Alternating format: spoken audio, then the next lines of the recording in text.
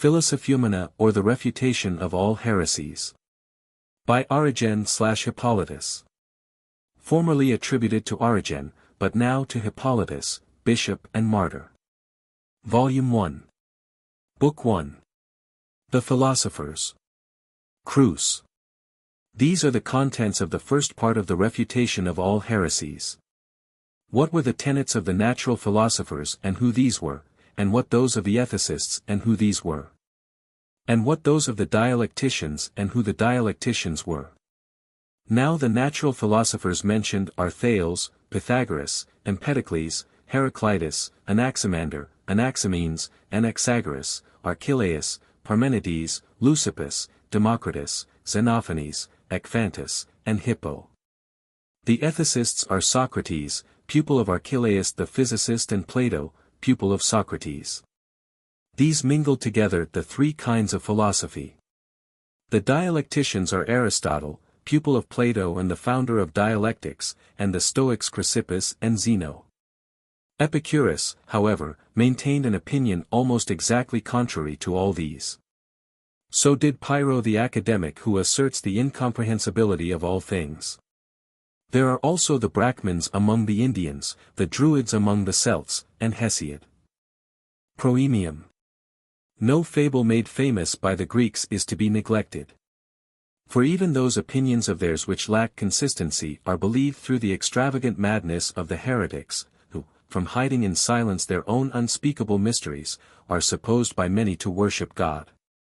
Whose opinions also we aforetime set forth within measure, not displaying them in detail but refuting them in the rough, as we did not hold it fit to bring their unspeakable deeds to light. This we did that, as we set forth their tenets by hints only, they, becoming ashamed lest by telling outright their secrets we should prove them to be godless, might abate somewhat from their unreasoned purpose and unlawful enterprise. But since I see that they have not been put to shame by our clemency, and have not considered God's long-suffering under their blasphemies, I am forced, in order that they may either be shamed into repentance, or remaining as they are may be rightly judged, to proceed to show their ineffable mysteries which they impart to those candidates for initiation who are thoroughly trustworthy.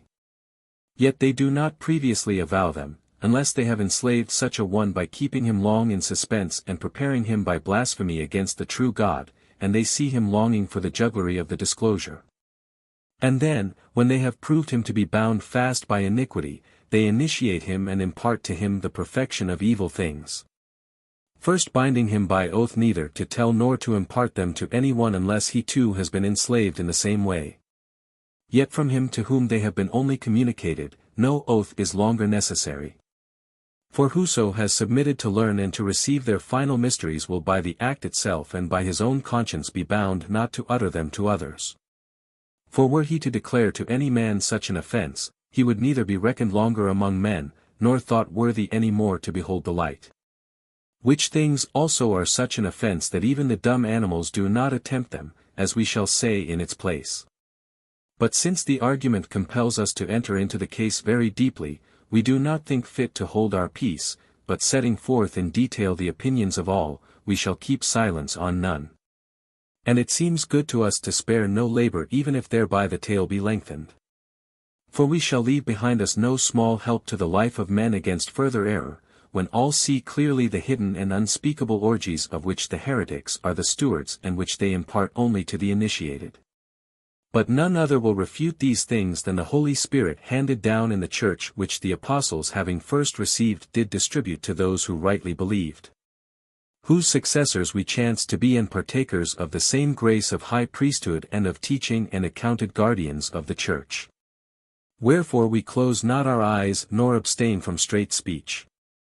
But neither do we tire in working with our whole soul and body worthily to return worthy service to the beneficent God. Nor do we make full return save that we slacken not in that which is entrusted to us. But we fill full the measures of our opportunity and without envy communicate to all whatsoever the Holy Spirit shall provide. Thus we not only bring into the open by refutation the affairs of the enemy, but also whatever the truth has received by the Father's grace and ministered to men. These things we preach as one who is not ashamed, both interpreting them by discourse and making them to bear witness by writings. In order then, as we have said by anticipation, that we may show these men to be godless alike in purpose, character and deed. And from what source their schemes have come, and because they have in their attempts taken nothing from the Holy Scriptures, nor is it from guarding the succession of any saint that they have been hurried into these things. But their theories take their origin from the wisdom of the Greeks, from philosophizing opinions, from would-be mysteries and from wandering astrologers.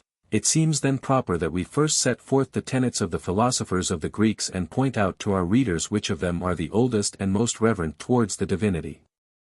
Then, that we should match each heresy with a particular opinion so as to show how the protagonist of the heresy, meeting with these schemes, gained advantage by seizing their principles and being driven on from them to worse things constructed his own system.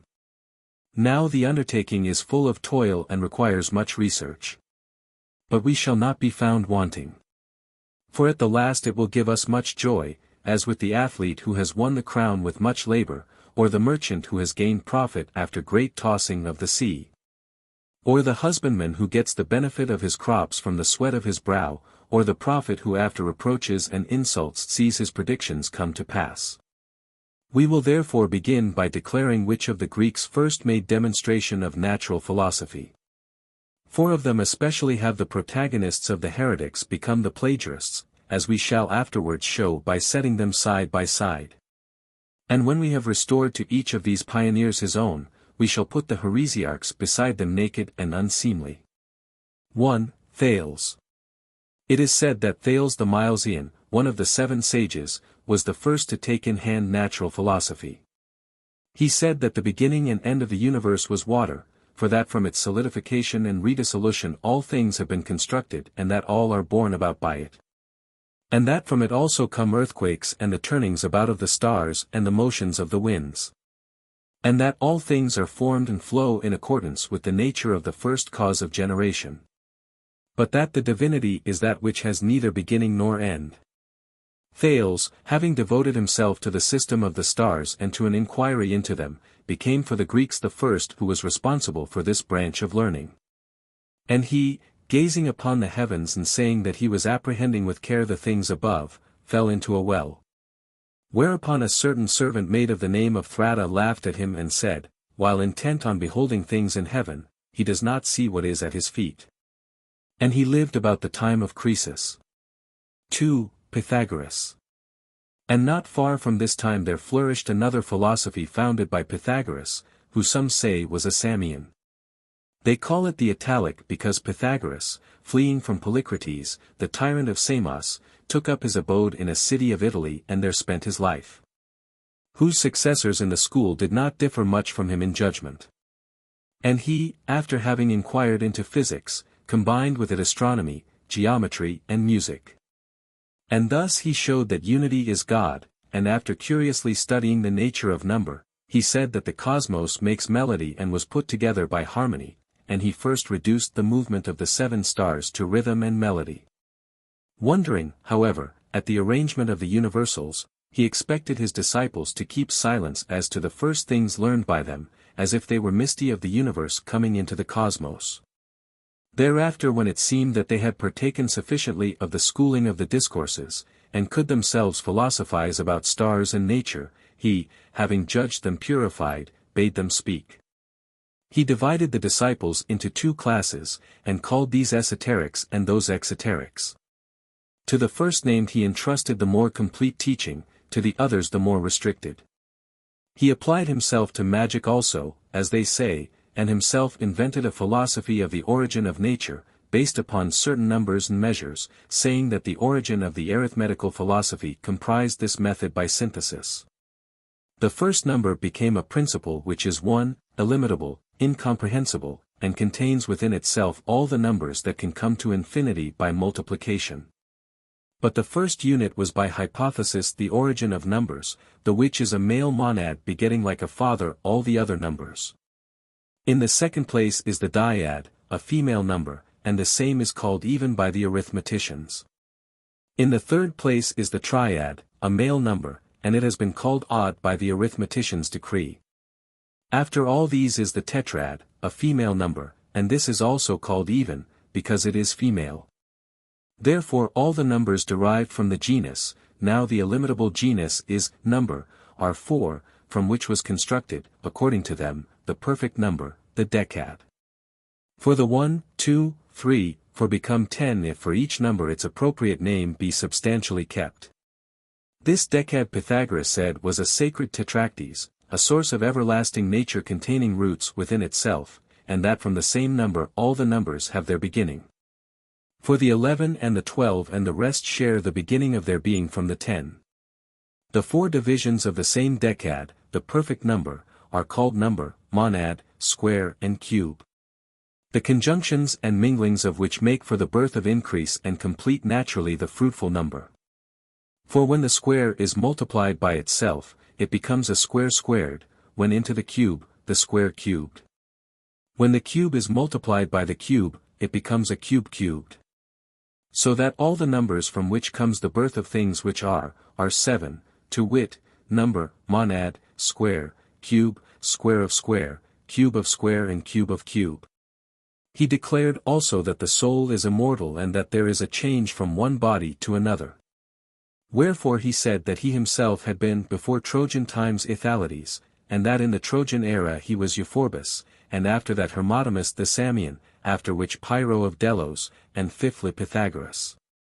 But Diodorus the Eretrian and Aristoxenus the writer on music say that Pythagoras went to visit Zaratas the Chaldean. And Zaratas explained to him that there are from the beginning 2 causes of things that are, a father and mother, and that the father is light and the mother, darkness, and the divisions of the light are hot, dry, light, in weight, and swift. But those of the darkness cold, moist, heavy and slow. From these the whole cosmos was constructed, to wit, from a female and a male. And that the nature of the cosmos is according to musical harmony, wherefore the sun makes his journey rhythmically. And about the things which come into being from the earth and cosmos, they say Zaratas spoke thus, there are 2 demons, a heavenly one and an earthly. Of these the earthly one sent on high a thing born from the earth which is water. But that the heavenly fire partook of the air, hot and cold.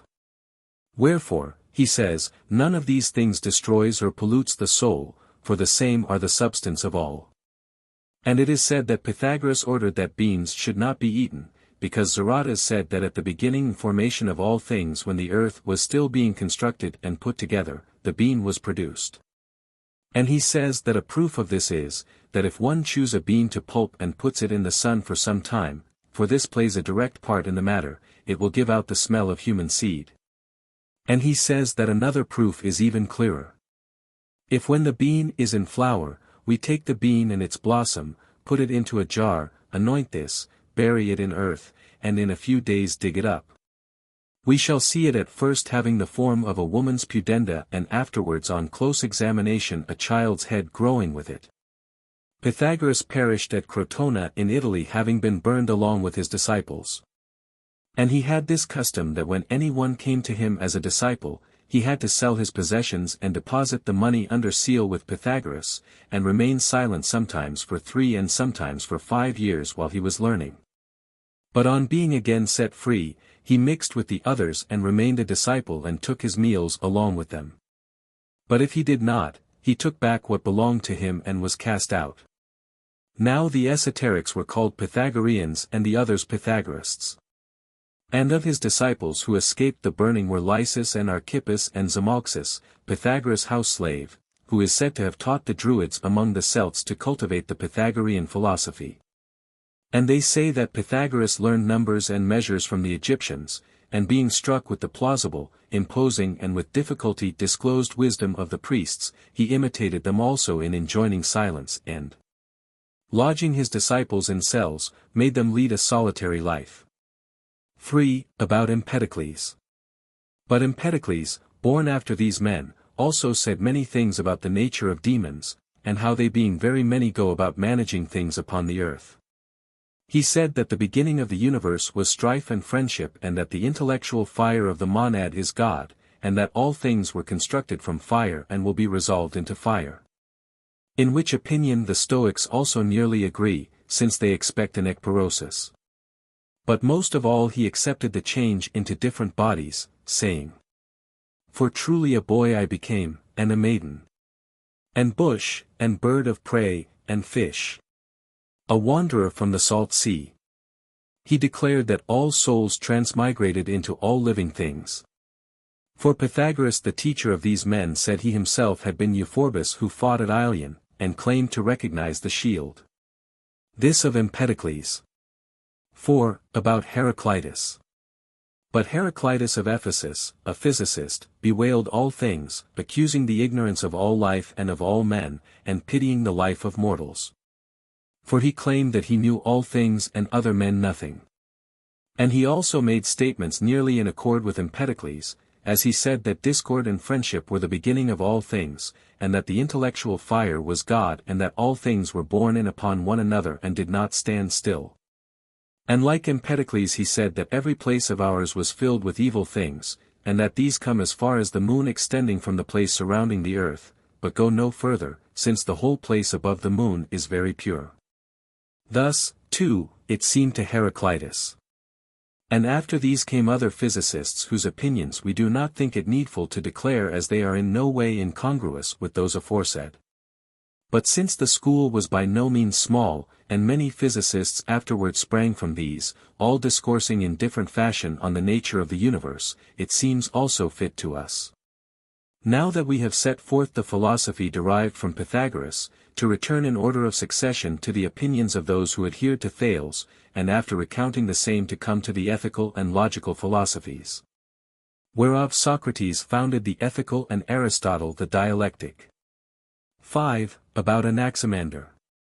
Now Anaximander was a hearer of Thales. He was Anaximander of Miletus, son of Praxiades. He said that the beginning of the things that are was a certain nature of the boundless from which came into being the heavens and the ordered worlds within them. And that this principle is eternal and grows not old and encompasses all the ordered worlds. And he says time is limited by birth, substance, and death. He said that the boundless is a principle and element of the things that are and was the first to call it by the name of principle. But that there is an eternal movement towards him wherein it happens that the heavens are born. And that the earth is a heavenly body supported by nothing, but remaining in its place by reason of its equal distance from everything. And that its form is a watery cylinder like a stone pillar. And that we tread on one of its surfaces, but that there is another opposite to it. And that the stars are a circle of fire distinct from the fire in the cosmos, but surrounded by air. And that certain fiery exhalations exist in those places where the stars appear, and by the obstruction of these exhalations come the eclipses. And that the moon appears sometimes waxing and sometimes waning through the obstruction or closing of her paths. And that the circle of the sun is 27 times greater than that of the moon, and that the sun is in the highest place in the heavens and the circles of the fixed stars in the lowest. And that the animals came into being in moisture evaporated by the sun. And that mankind was at the beginning very like another animal, to wit, a fish.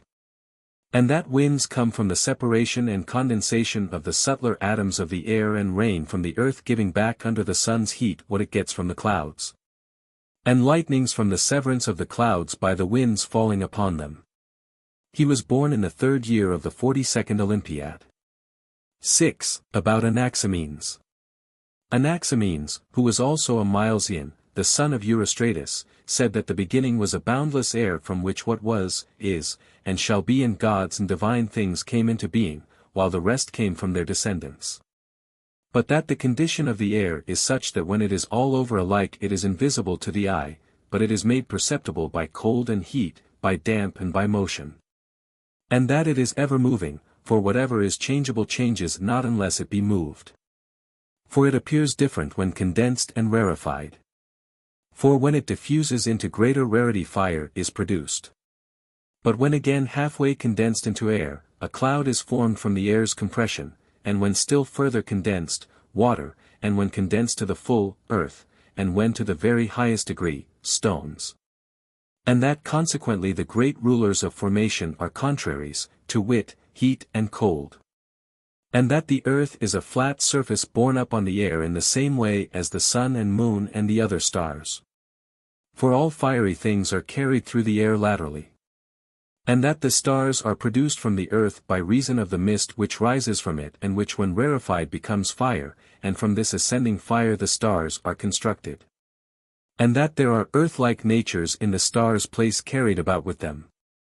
But he says that the stars do not move under the earth, as others assume, but round the earth as a cap is turned on one's head, and that the sun is hidden, not because it is under the earth, but because it is hidden by the earth's higher parts. And by reason of its greater distance from us. And because of their great distance, the stars give out no heat. And that winds are produced and the air after condensation escapes rarefied. But that when it collects and is thus condensed to the full, it becomes clouds and thus changes into water. Also that hail is produced when the water brought down from the clouds is frozen, and snow when the same clouds are wetter when freezing. And lightning come when the clouds are forced apart by the strength of the winds, for when thus driven apart, there is a brilliant and fiery flash. Also that a rainbow is produced by the solar rays falling upon solidified air, and an earthquake from the earth's increasing in size by heating and cooling. This then Anaximenes. He flourished about the first year of the 58th Olympiad. 7. About Anaxagoras. After him was Anaxagoras of Clazomene, son of Hegesibulus. He said that the beginning of the universe was mind and matter, mind being the creator and matter that which came unto being. For that when all things were together, mind came and arranged them. He says, however, that the material principles are boundless, even the smallest of them. And that all things partake of movement, being moved by mind, and that like things come together. And that the things in heaven were set in order by their circular motion. That therefore what was dense and moist and dark and cold and everything heavy came together in the middle, and from the compacting of this the earth was established. But that the opposites, to wit, the hot, the brilliant and the light were drawn off to the distant ether. Also that the earth is fat in shape and remains suspended through its great size, and from there being no void and because the air which is strongest bears, up, the upheld earth. And that the sea exists from the moisture on the earth and the waters in it evaporating and then condensing in a hollow place, and that the sea is supposed to have come into being by this and from the rivers flowing into it. And the rivers, too, are established by the rains and the waters within the earth, for the earth is hollow and holds water in its cavities. But that the Nile increases in summer when the snows from the northern parts are carried down into it. And that the sun and moon and all the stars are burning stones and are carried about by the rotation of the ether. And that below the stars are the sun and moon and certain bodies not seen by us whirled round together. And that the heat of the stars is not felt by us because of their great distance from the earth, but yet their heat is not like that of the sun from their occupying a colder region. Also that the moon is below the sun and nearer to us. And that the size of the sun is greater than that of the Peloponnesus. And that the moon has no light of her own, but only one from the sun. And that the revolution of the stars takes place under the earth.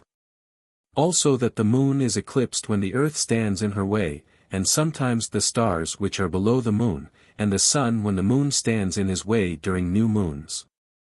And that both the sun and moon make turnings, solstices, when driven back by the air, but that the moon turns often through not being able to master the cold. He was the first to determine the facts about eclipses and renewals of light. And he said that the moon was like the earth and had within it plains and ravines. And that the Milky Way was the reflection of the light of the stars which are not lighted up by the sun.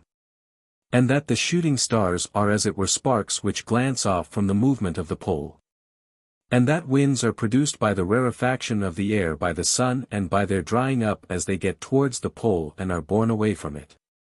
And that thunderstorms are produced by heat falling upon the clouds.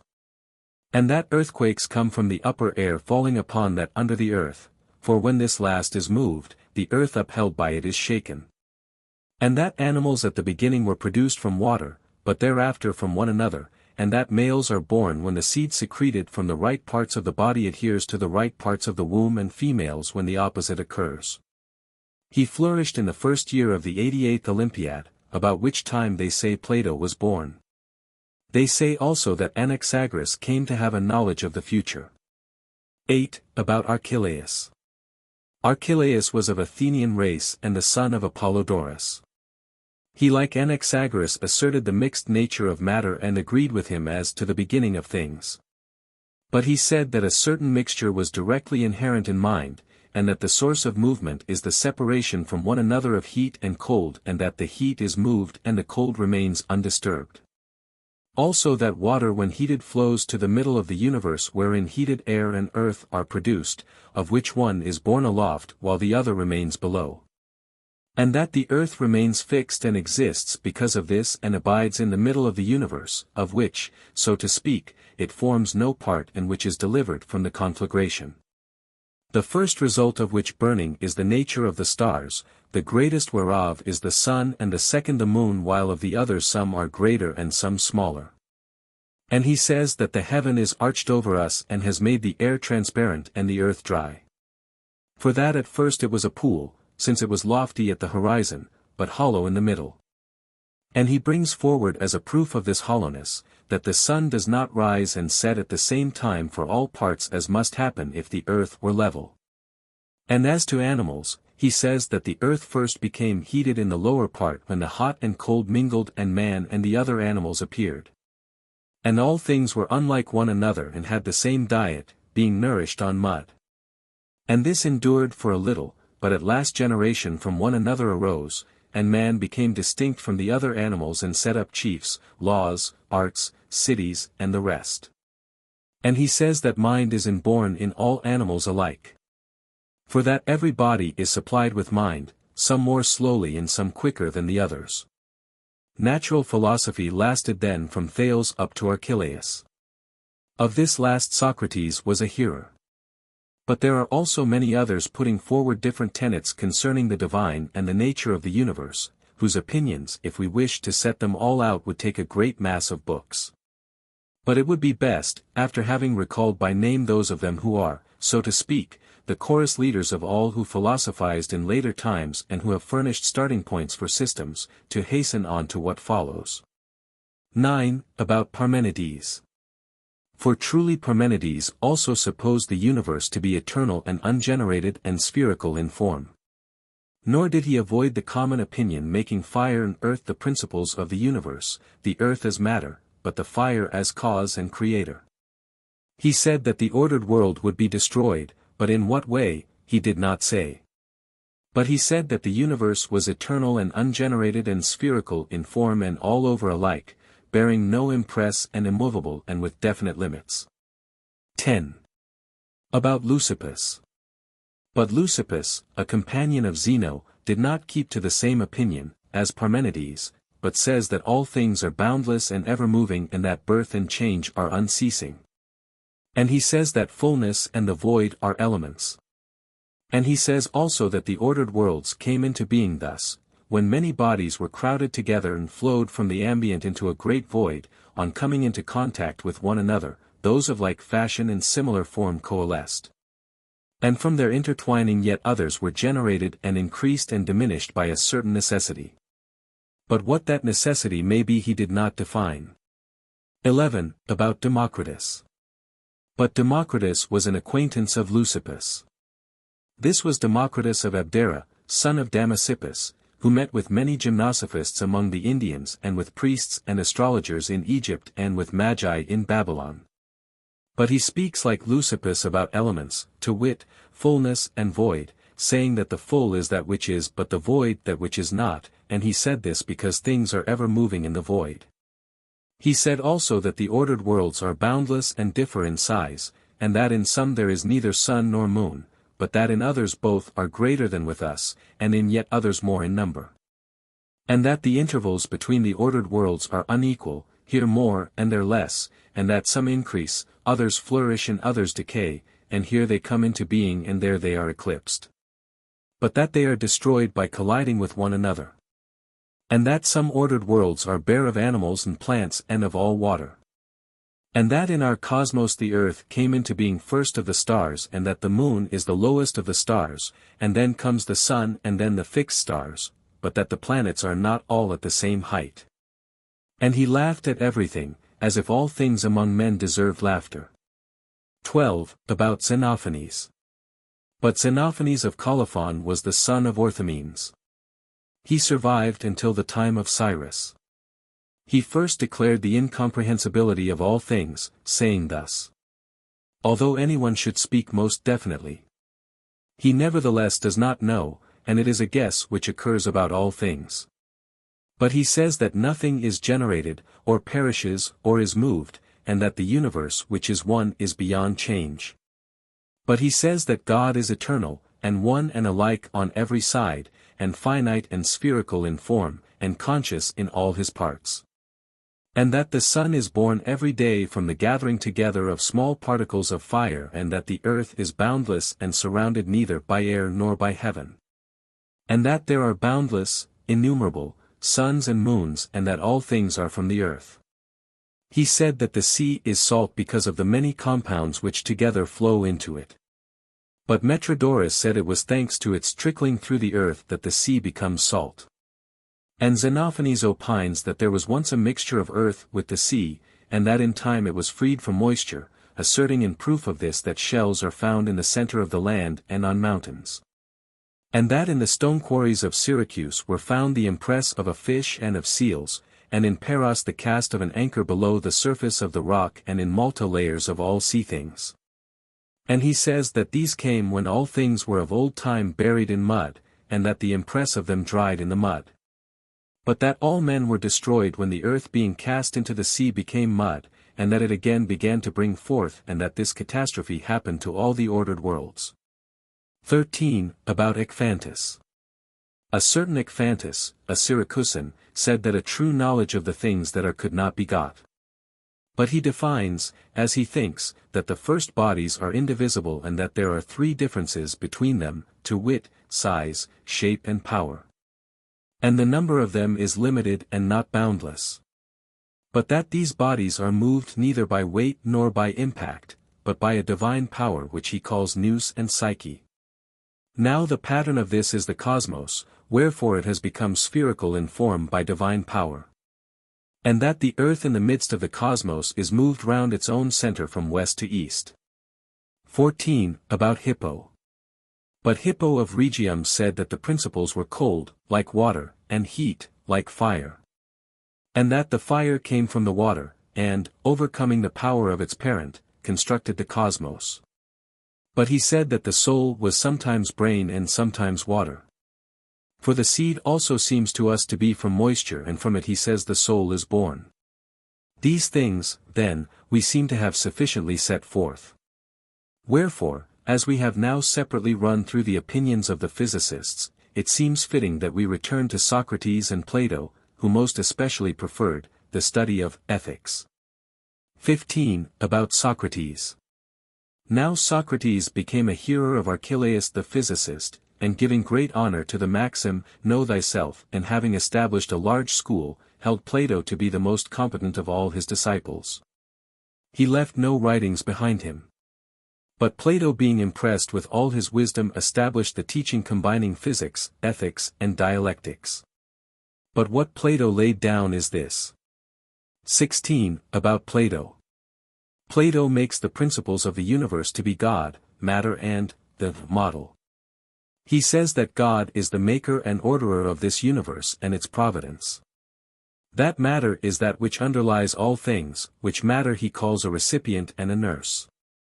From which, after it had been set in order, came the four elements of which the cosmos is constructed, to wit, fire, air, earth and water, whence in turn all the other so-called compound things, viz., animals and plants, have been constructed.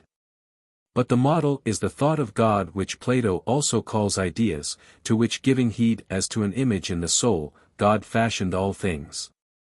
He said that God was without body or form and could only be comprehended by wise men. But that matter is potentially body, but not yet actively. For that being itself without form or quality, it receives forms and qualities to become body. That matter, therefore, is a principle, and the same is coeval with God, and the cosmos is unbegotten. For, he says, it constructed itself out of itself. And in all ways it is like the unbegotten and is imperishable. But in so far as body is assumed to be composed of many qualities and ideas, it is so far begotten and perishable. But some Platonists mix together the two opinions, making up some such parable as this, to wit, that, as a wagon can remain undestroyed forever if repaired part by part, as even though the parts perish every time, the wagon remains complete. So, the cosmos, although it perish part by part, is yet reconstructed and compensated for the parts taken away, and remains eternal. Some again say that Plato declared God to be one, unbegotten and imperishable, as he says in the Laws. God, therefore, as the old story goes, holds the beginning and end and middle of all things that are. Thus he shows him to be one through his containing all things. But others say that Plato thought that there are many gods without limitation when he said, God of gods, of whom I am the fashioner and father. And yet others that he thinks them subject to limitation when he says, Great Zeus, indeed, driving his winged chariot in heaven, and when he gives the pedigree of the children of Uranos and Gu. Others again that he maintained the gods to be originated, and that because they were originated they ought to perish utterly, but that by the will of God they remain imperishable, as he says in the passage before quoted, God of gods, of whom I am the fashioner and father, and who are formed by my will indissoluble. So that if he wished them to be dissolved they would easily be. But he accepts the nature of demons, and says some are good, and some bad. And some say that he declared the soul to be unoriginated and imperishable when he says, All soul is immortal, for that which is ever moving is immortal, and when he shows that it is self-moving and the beginning of movement. But others say that he makes it originated but imperishable through God's will, and yet others composite and originated and perishable. For he also supposes that there is a mixing bowl for it, and that it has a splendid body, but that everything originated must of necessity perish. But those who say that the soul is immortal are partly corroborated by those words wherein he says that there are judgments after death, and courts of justice in the house of Hades. And that the good meet with a good reward, and that the wicked are subjected to punishments. Some therefore say that he also admits a change of bodies and the transfer of different predetermined souls into other bodies according to the merit of each. And that after certain definite peregrinations they are again sent into this ordered world to give themselves another trial of their own choice. Others, however, say not, but that they obtain a place according to each one's deserts. And they call to witness that he says some souls are with Zeus, but that others of good men are going round with other gods, and that others abide in everlasting punishments, that is, so many as in this life have wrought evil and unjust deeds. And they say that he declared some conditions to be without intermediates, some with intermediates and some to be intermediates. Waking and sleep are without intermediates, and so are all states like these. But there are those with intermediates like good and bad, and intermediates like gray, which is between black and white or some other color. And they say that he declares the things concerning the soul to be alone supremely good, but those of the body or external to it to be no longer supremely good, but only said to be so. And that these last are very often named intermediates also. For they can be used both well and ill. He says therefore that the virtues are extremes as to honor, but means as to substance. For there is nothing more honorable than virtue. But that which goes beyond or falls short of these virtues ends in vice. For instance, he says that these are the four virtues, to wit, prudence, temperance, justice, and fortitude, and that there follow on each of these two vices of excess and deficiency respectively. Thus on prudence follow thoughtlessness by deficiency and cunning by excess, on temperance, intemperance by deficiency and sluggishness by excess, on justice, overmodesty by deficiency and greediness by excess. And on fortitude, cowardice by deficiency and foolhardiness by excess. And these virtues when inborn in a man operate for his perfection and give him happiness. But he says that happiness is likeness to God as far as possible. And that anyone is like God when he becomes holy and just with intention. For this he supposes to be the aim of the highest wisdom and virtue. But he says that the virtues follow one another in turn and are of one kind, and never oppose one another, but that the vices are many-shaped and sometimes follow and sometimes oppose one another. He says, again, that there is destiny, not indeed that all things are according to destiny, but that we have some choice, as he says in these words, the blame is on the chooser, God is blameless, and again, this is a law of adrastia. And if he thus affirms the part of destiny, he knew also that something was in our choice. But he says that transgressions are involuntary. For to the most beautiful thing in us, which is the soul, none would admit something evil, that is, injustice, but that by ignorance and mistaking the good, thinking to do something fine, they arrive at the evil. And his explanation on this is most clear in the Republic, where he says, and again do you dare to say that vice is disgraceful and hateful to God? How then does anyone choose such an evil? He does it, you would say, who is overcome by the pleasures of sense. Therefore this also is an involuntary action, if to overcome be a voluntary one. So that from all reasoning, reason proves injustice to be involuntary. But someone objects to him about this, why then are men punished if they transgress involuntarily? He answers, so that they may be the more speedily freed from vice by undergoing correction. For that to undergo correction is not bad but good, if thereby comes purification from vices, and that the rest of mankind hearing of it will not transgress, but will be on their guard against such error. He says, however, that the nature of evil comes not by God nor has it any special nature of its own, but it comes into being by contrariety and by following upon the good either as excess or deficiency as we have before said about the virtues. Now Plato, as we have said above, bringing together the three divisions of general philosophy, thus philosophized. 17. About Aristotle. Aristotle, who was a hearer of this last, turned philosophy into a science and reasoned more strictly, affirming that the elements of all things are substance and accident. He said that there is one substance underlying all things, but 9 accidents, which are quantity, quality, relation, the where, the when, possession, position, action and passion. And that therefore substance was such as God, man and every one of the things which can fall under the like definition, but that as regards the accidents, quality is seen in expressions like white or black. Quantity in 2 cubits or 3 cubits long or broad, relation in father or son, the where in such as Athens or Megara, the when in such as in the XTH Olympiad, for possession in such as to have acquired wealth. Action in such as to write and generally to do anything, and passion in such as to be struck. He also assumes that some things have means and that others have not, as we have said also about Plato. And he is in accord with Plato about most things save in the opinion about the soul. For Plato thinks it immortal.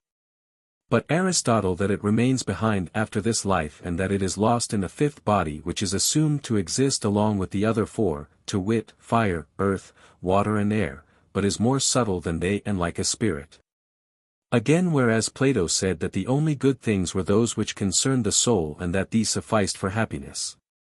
Aristotle brings in a triad of benefits and says that the sage is not perfect unless there are at his command the good things of the body and those external to it.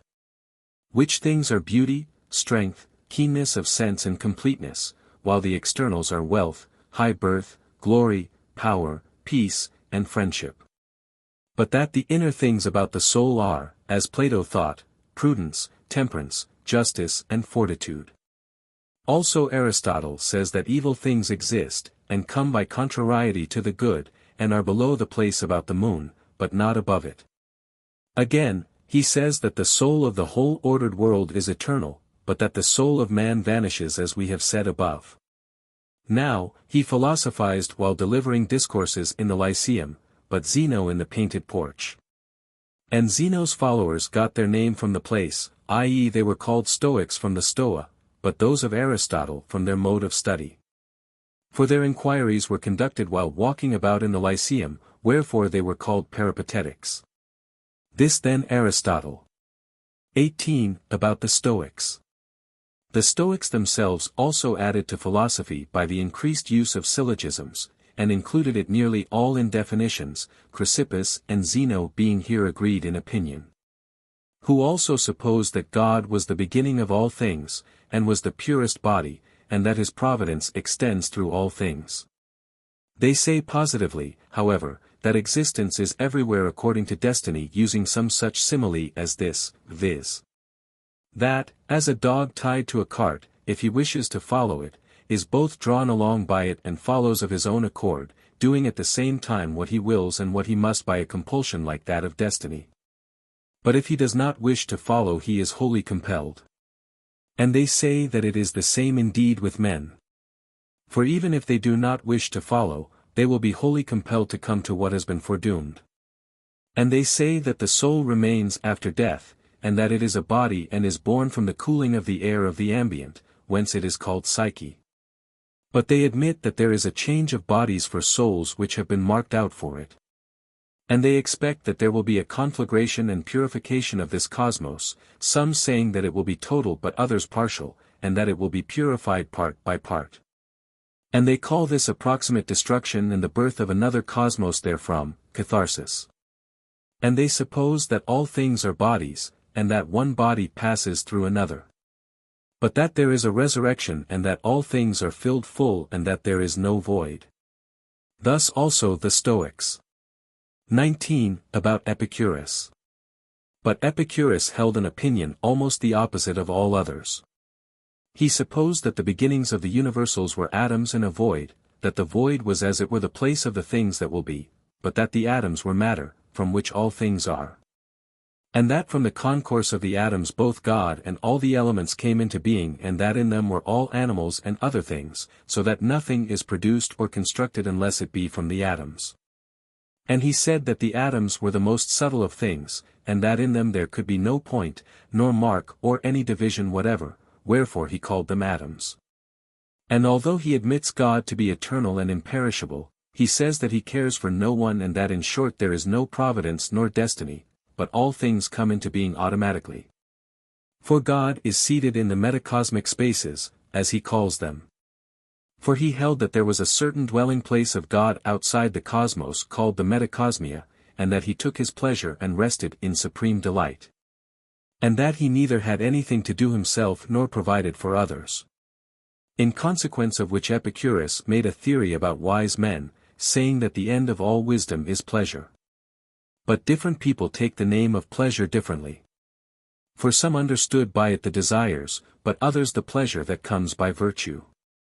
But he held that the souls of men were destroyed with their bodies as they are born with them. For that these souls are blood, which having come forth or being changed, the whole man is destroyed. Whence it follows that there are no judgments nor courts of justice in the house of Hades, so that whatever any one may do in this life and escapes notice, he is in no way called to account for it. Thus then Epicurus. 20. About the academics. But another sect of philosophers was called academic, from their holding their discussions in the academy, whose founder was Pyrrho, after whom they were called Pyrrhonian philosophers. He first introduced the dogma of the incomprehensibility of all things, so that he might argue on either side of the question, but assert nothing dogmatically. For he said that there is nothing grasped by the mind or perceived by the senses which is true, but that it only appears to men to be so. And that all substance is flowing and changing and never remains in the same state. Now some of the academics say that we ought not to make dogmatic assertions about the principle of anything, but simply argue about it and let it be. While others favored more the no preference adage, saying that fire was not fire rather than anything else. For they did not assert what it is, but only what sort of a thing it is. 21. About the Brahmins among the Indians. The Indians have also a sect of philosophizers in the Brahmins who propose to themselves an independent life and abstain from all things which have had life and from meats prepared by fire. They are content with fruits but do not gather even these, but live on those fallen on the earth and drink the water of the river Tagabina. But they spend their lives naked, saying that the body has been made by God as a garment to the soul. They say that God is light. Not such light as one sees, nor like the sun and fire, but that it is to them the divine word, not that which is articulated, but that which comes from knowledge, whereby the hidden mysteries of nature are seen by the wise. But this light which they say is the Word, the God, they declare that they themselves as Brahmins alone know, because they alone put away vain thinking, which is the last tunic of the soul. They scorn death, but are ever naming God in their own tongue, as we have said above, and send up hymns to him. But neither are there women among them, nor do they beget children. Those, however, who have desired a life like theirs, after they have crossed over to the opposite bank of the river, remain there always and never return, but they also are called Brahmins. Yet they do not pass their life in the same way.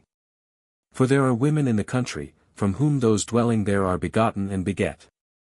But they say that this word, which they style God, is corporeal, girt with the body outside himself, as if one should wear a garment of sheepskins. But that the body which is worn, when taken off, appears visible to the eye. But the Brahmins declare that there is war in the body worn by them, and they consider their body full of warring elements, against which body, as if arrayed against foes, they fight, as we have before made plain. And they say that all men are captives to their own congenital enemies, to wit, the belly and genitals, greediness, wrath, joy, grief, desire and the like. But that he alone goes to God who has triumphed over these. Wherefore the Brahmins make Dandames, to whom Alexander of Macedon paid a visit, divine as one who had won the war in the body. But they accuse Calenus of having impiously fallen away from their philosophy.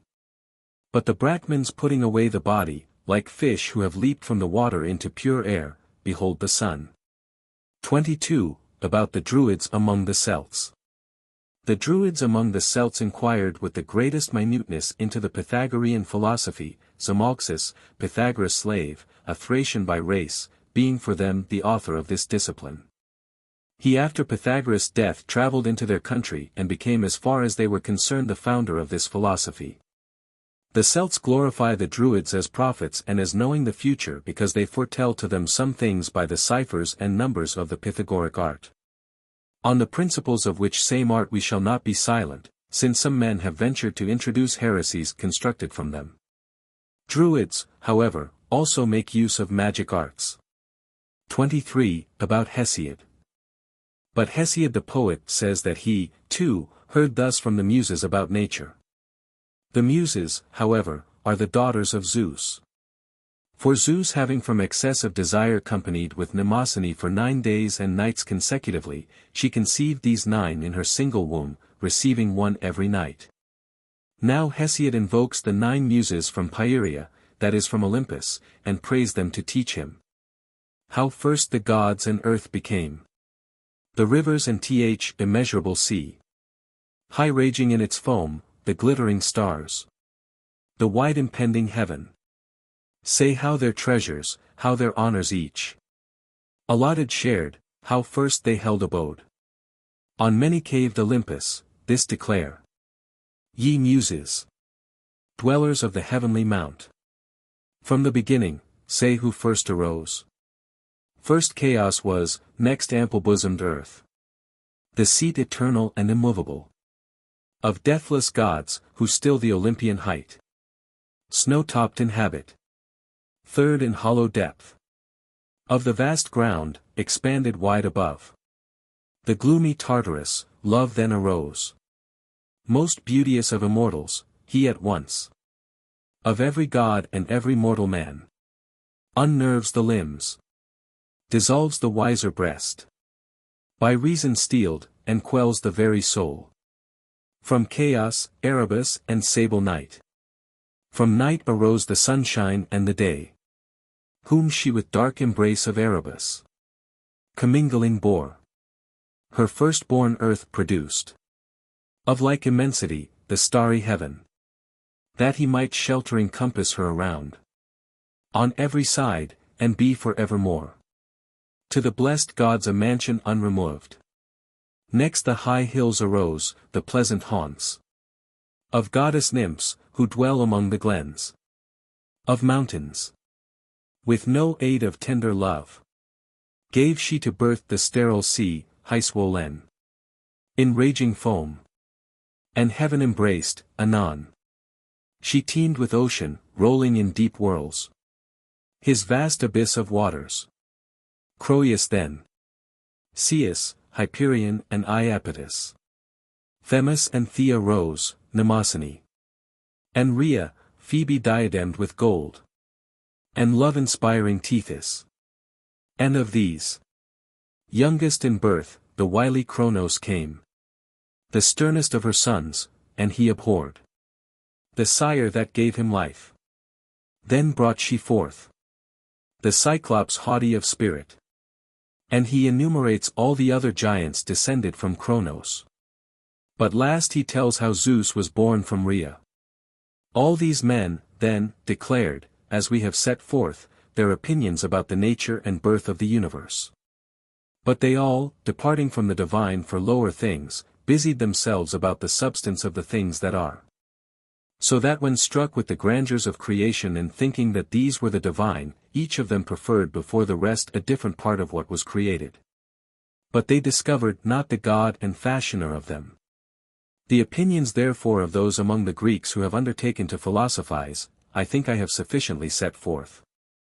Starting from which opinions the heretics have made the attempts we shall shortly narrate. It seems fitting, however, that we, first making public the mystic rites, should also declare whatever things certain men have superfluously fancied about stars or magnitudes. For truly those who have taken their starting points from these notions are deemed by the many to speak prodigies. Thereafter, we shall make plain consecutively the vain opinions invented by them. End of Book I. Footnotes. As has been said in the introduction, p. Supra, for early codices of the first book exist, the texts being known from the libraries where they are to be found as the Medicean, the Turin, the Ottobonian and the Barbarine respectively. That published by Miller was a copy of the Medicean Codex already put into print by Fabricius, but was carefully worked over by Roper, Scott and others who like Gronovius, Wolff and Deleru, collated it with the other three codices. The different readings are, I think, all noted by Cruse in his edition of 1860, but are not of great importance, and I have only noticed them here when they make any serious change in the meaning of the passage. Hermann Diels has again revised the text in his Doxography Greci, Berlin, 1879, with a result that Salmon, DCBS v. Hippolytus Romanus, declares to be thoroughly satisfactory, and the reading of this part of our text may now, perhaps, be regarded as settled. Only the opening and concluding paragraphs are of much value for our present purpose, the account of philosophic opinions which lies between being, as has been already said, a compilation of compilations, and not distinguished by any special insight into the ideas of the authors summarized, with the works of most of whom Hippolytus had probably but slight acquaintance. An exception should perhaps be made in the case of Aristotle, as it is probable that Hippolytus, like other students of his time, was trained in Aristotle's dialectic and analytic system for the purpose of disputation. But this will be better discussed in connection with Book 7. Tau delta epsilon nu epsilon sigma tau iota nu tau pi rho tau tau omicron kappa alpha tau pi alpha sigma nu alpha rho sigma epsilon omega nu lambda gamma chi omicron upsilon. This formula is repeated at the head of books Vx with the alteration of the number only. The word missing after pi rho tau was probably mu epsilon rho delta iota, the only likely word which would agree with the feminine adjective. It would be appropriate enough if the theory of the division of the work into spoken lectures be correct. The French and German editors alike translate in Libro Primo. There seems no reason for numbering Pyrrho of Elis among the members of the Academy, old or new. Diogenes Laertius, from whose account of his doctrines Hippolytus seems to have derived the dogma of incomprehensibility which he here attributes to Pyrrho, makes him the founder of the skeptics. He was a contemporary of Alexander the Great, and probably died before Arcesilaus founded the new academy in 280 BC. Mr. McMahon here reads, Brahmins. Their habits appear more like those of yogis or sannyasis. Delta rho omicron mu epsilon rho, in contradistinction to kappa alpha tau lambda epsilon pi tau nu just above. Lambda omicron gamma sigma tau omicron upsilon gamma nu mu eta kappa alpha theta epsilon mu tau omicron upsilon pi iota chi epsilon iota rho sigma epsilon omega. The Turin MS transposes the adjectives. Pi rho tau omicron nu tau omega theta epsilon nu. The phrase is used frequently hereafter, particularly in Book X. Cf. The bond of iniquity, in St. Peter's speech to Simon Magus, Acts 8.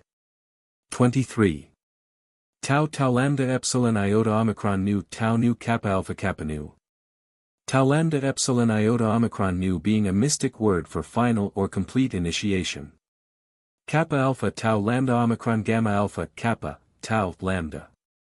Schneidwin and Kruse both read epsilon kappa alpha, Roper epsilon simply, others epsilon tau iota. The first seems the best reading, but none of the suggestions is quite satisfactory. The promise to say what it was that even the dumb animals would not have done is unfulfilled. It cannot have involved any theological question, but probably refers to the obscene sacrament of the Pistis Sophia, the Bruce Papyrus and Huysmans Law.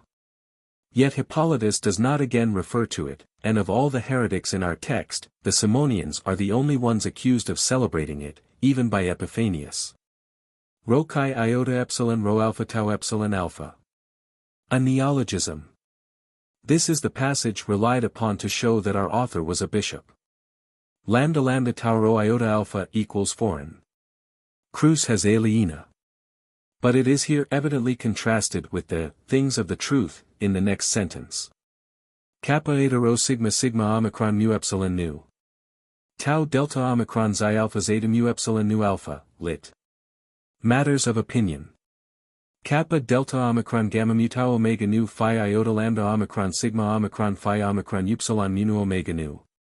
The context shows that here, and probably elsewhere in the book, the phrase is used contemptuously. Tau omicron nu tau upsilon gamma chi nu omicron upsilon sigma iota nu. As in Polybius, the word can be translated in this sense throughout. Yet as meaning those who fall in with this, it is as applicable to spoken as to written words. Tau theta epsilon omicron nu. Both here and in Book X our author shows a preference for this phrase instead of the more usual theta epsilon. Sigma upsilon mu beta lambda lambda omega. Delta gamma mu alpha. Tau lambda alpha lambda eta theta nu tau alpha pi omicron beta alpha nu omicron nu tau alpha.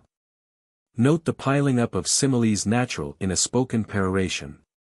Gamma upsilon mu nu omicron kappa alpha sigma chi mu omicron nu alpha, nudos et terps, cr, stripped of originality seems to be the threat intended. Phi iota lambda omicron sigma omicron phi alpha nu phi upsilon sigma iota kappa nu. What we should now call physics. Tau pi nu is the phrase here and elsewhere used for the universe or whole of nature, and includes chaos or unformed matter. The kappa sigma mu omicron or ordered world is only part of the universe. Diog. Lert, I, vit. Thales, c.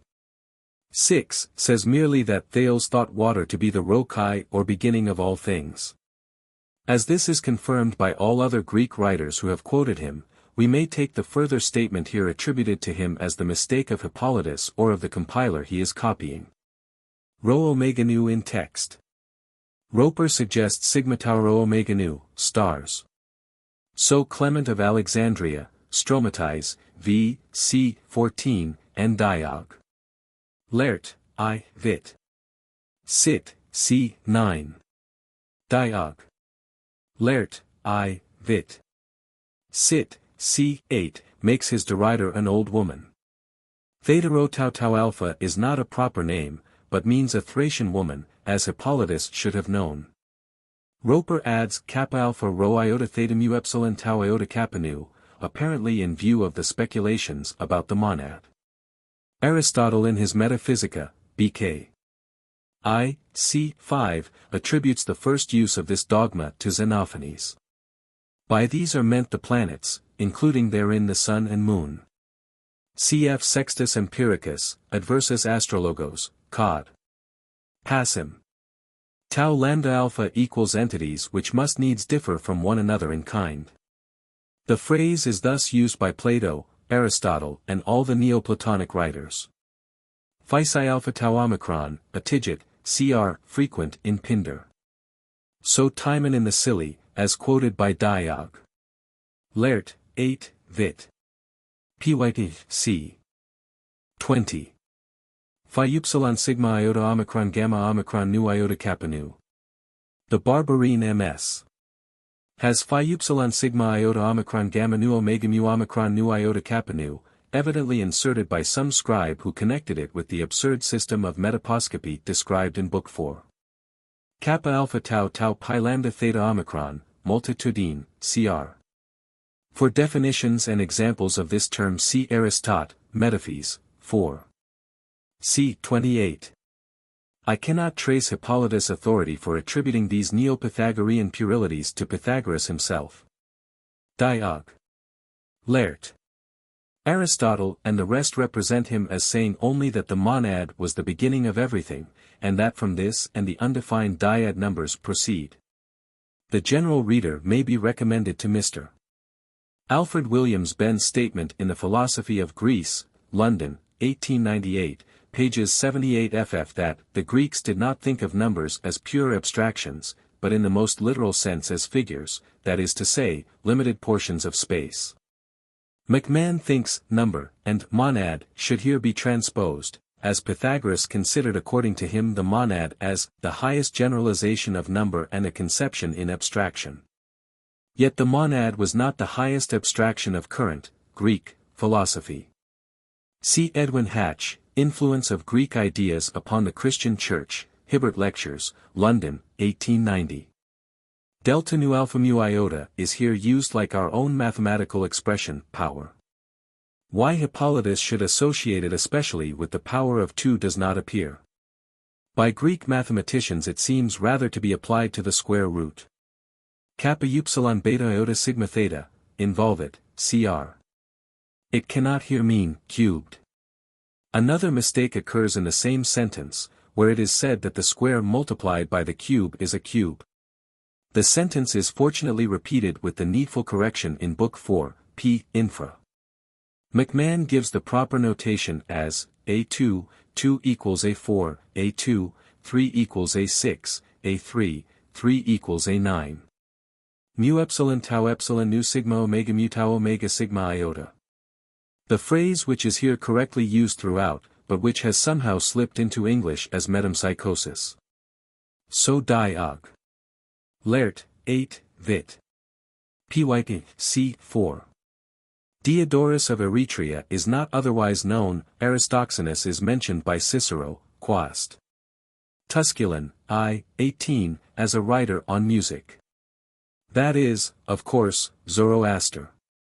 The account here given of his doctrines does not agree with what we know of them from other sources. The minimum date for his activity, 700 BC, makes it impossible for him to have been a contemporary of Pythagoras. See the translator's Forerunners and Rivals of Christianity, I, 2. Reading with Roper tau nu kappa sigma mu omicron upsilon phi sigma iota nu kappa alpha. Cruz has tau nu kappa sigma mu omicron nu phi sigma iota nu kappa alpha tau, that the cosmos is a nature according to, etc. Delta alpha mu omicron nu epsilon, spirits or demons in the Greek sense, not necessarily evil. But Aetius, de Placet. Philosophe. A.P. Diels Doxigr. 306, makes Pythagoras use the word as equivalent to tau kappa alpha kappa nu. Cf. pages 52, 92 infra. Hippolytus, like nearly every other writer of his time here, confuses the Egyptians with the Alexandrian Greeks. It was these last and not the subjects of the pharaohs who were given to mathematics and geometry, of which sciences they laid the foundations on which we have since built. Certain devotees of the Alexandrian god Serapis also shut themselves up in cells of the Serapeum, which they could hardly have done in any temple in pharaonic times. See Forerunners, I, 79. Hippolytus gives a much more elaborate and detailed account of Pythagorean teaching in Book 6, 2, pages 20 ff infra. Diog. Laert, 8, vit. Heraclitus, c. 6, attributes this opinion to Heraclitus. This verse appears in Diog. Laert, 8, vit. Empedocles, c. 6. So Diog. Laert, Gubi. Cit. This sentence seems to have got out of place. It should probably follow that on Lysis and Archippus, etc., on the last page. The story of the shield is told by Diog. Laert, 8, Vit. Pyt. c. 4, and by Ovid, Metamorph, 15, 162 ff. For more about Empedocles see Book 7, 2, pages 82 ff infra. Diog. Laert, 8, Vit. Heraclitus, from whom Hippolytus is probably quoting, says that in his boyhood, Heraclitus used to say, he knew nothing, in his manhood everything. Has Hippolytus garbled this? There is nothing of this in what Hippolytus, Diogenes Laertius or any other author extant gives as Empedocles' opinions. Tau kappa alpha kappa seems to be equivalent to delta alpha mu omicron nu epsilon, as suggested in N on P supra. Hippolytus returns to Heraclitus' opinions in Book 9, 2, pages 119 ff infra.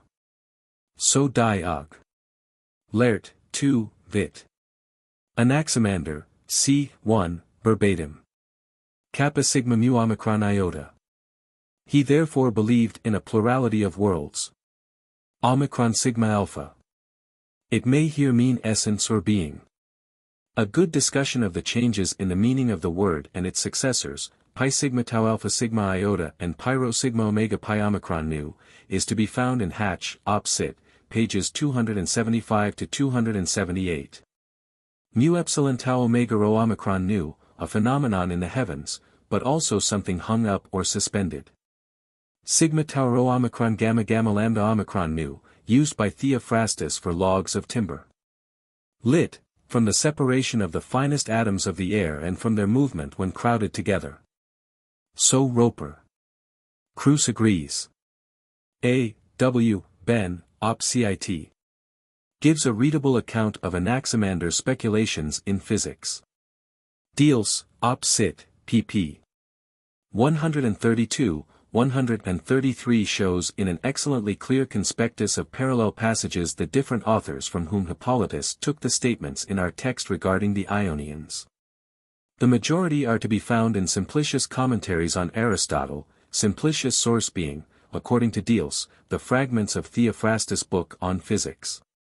Next in order come Plutarch's Stramata and Aetius de Placitis Philosophorum, many passages being common to both. Mu alpha lambda tau omicron, equabilis, cr, homogeneous. Lit. Whatever changes. Planets. Cn on P supra. Delta iota pi lambda tau omicron.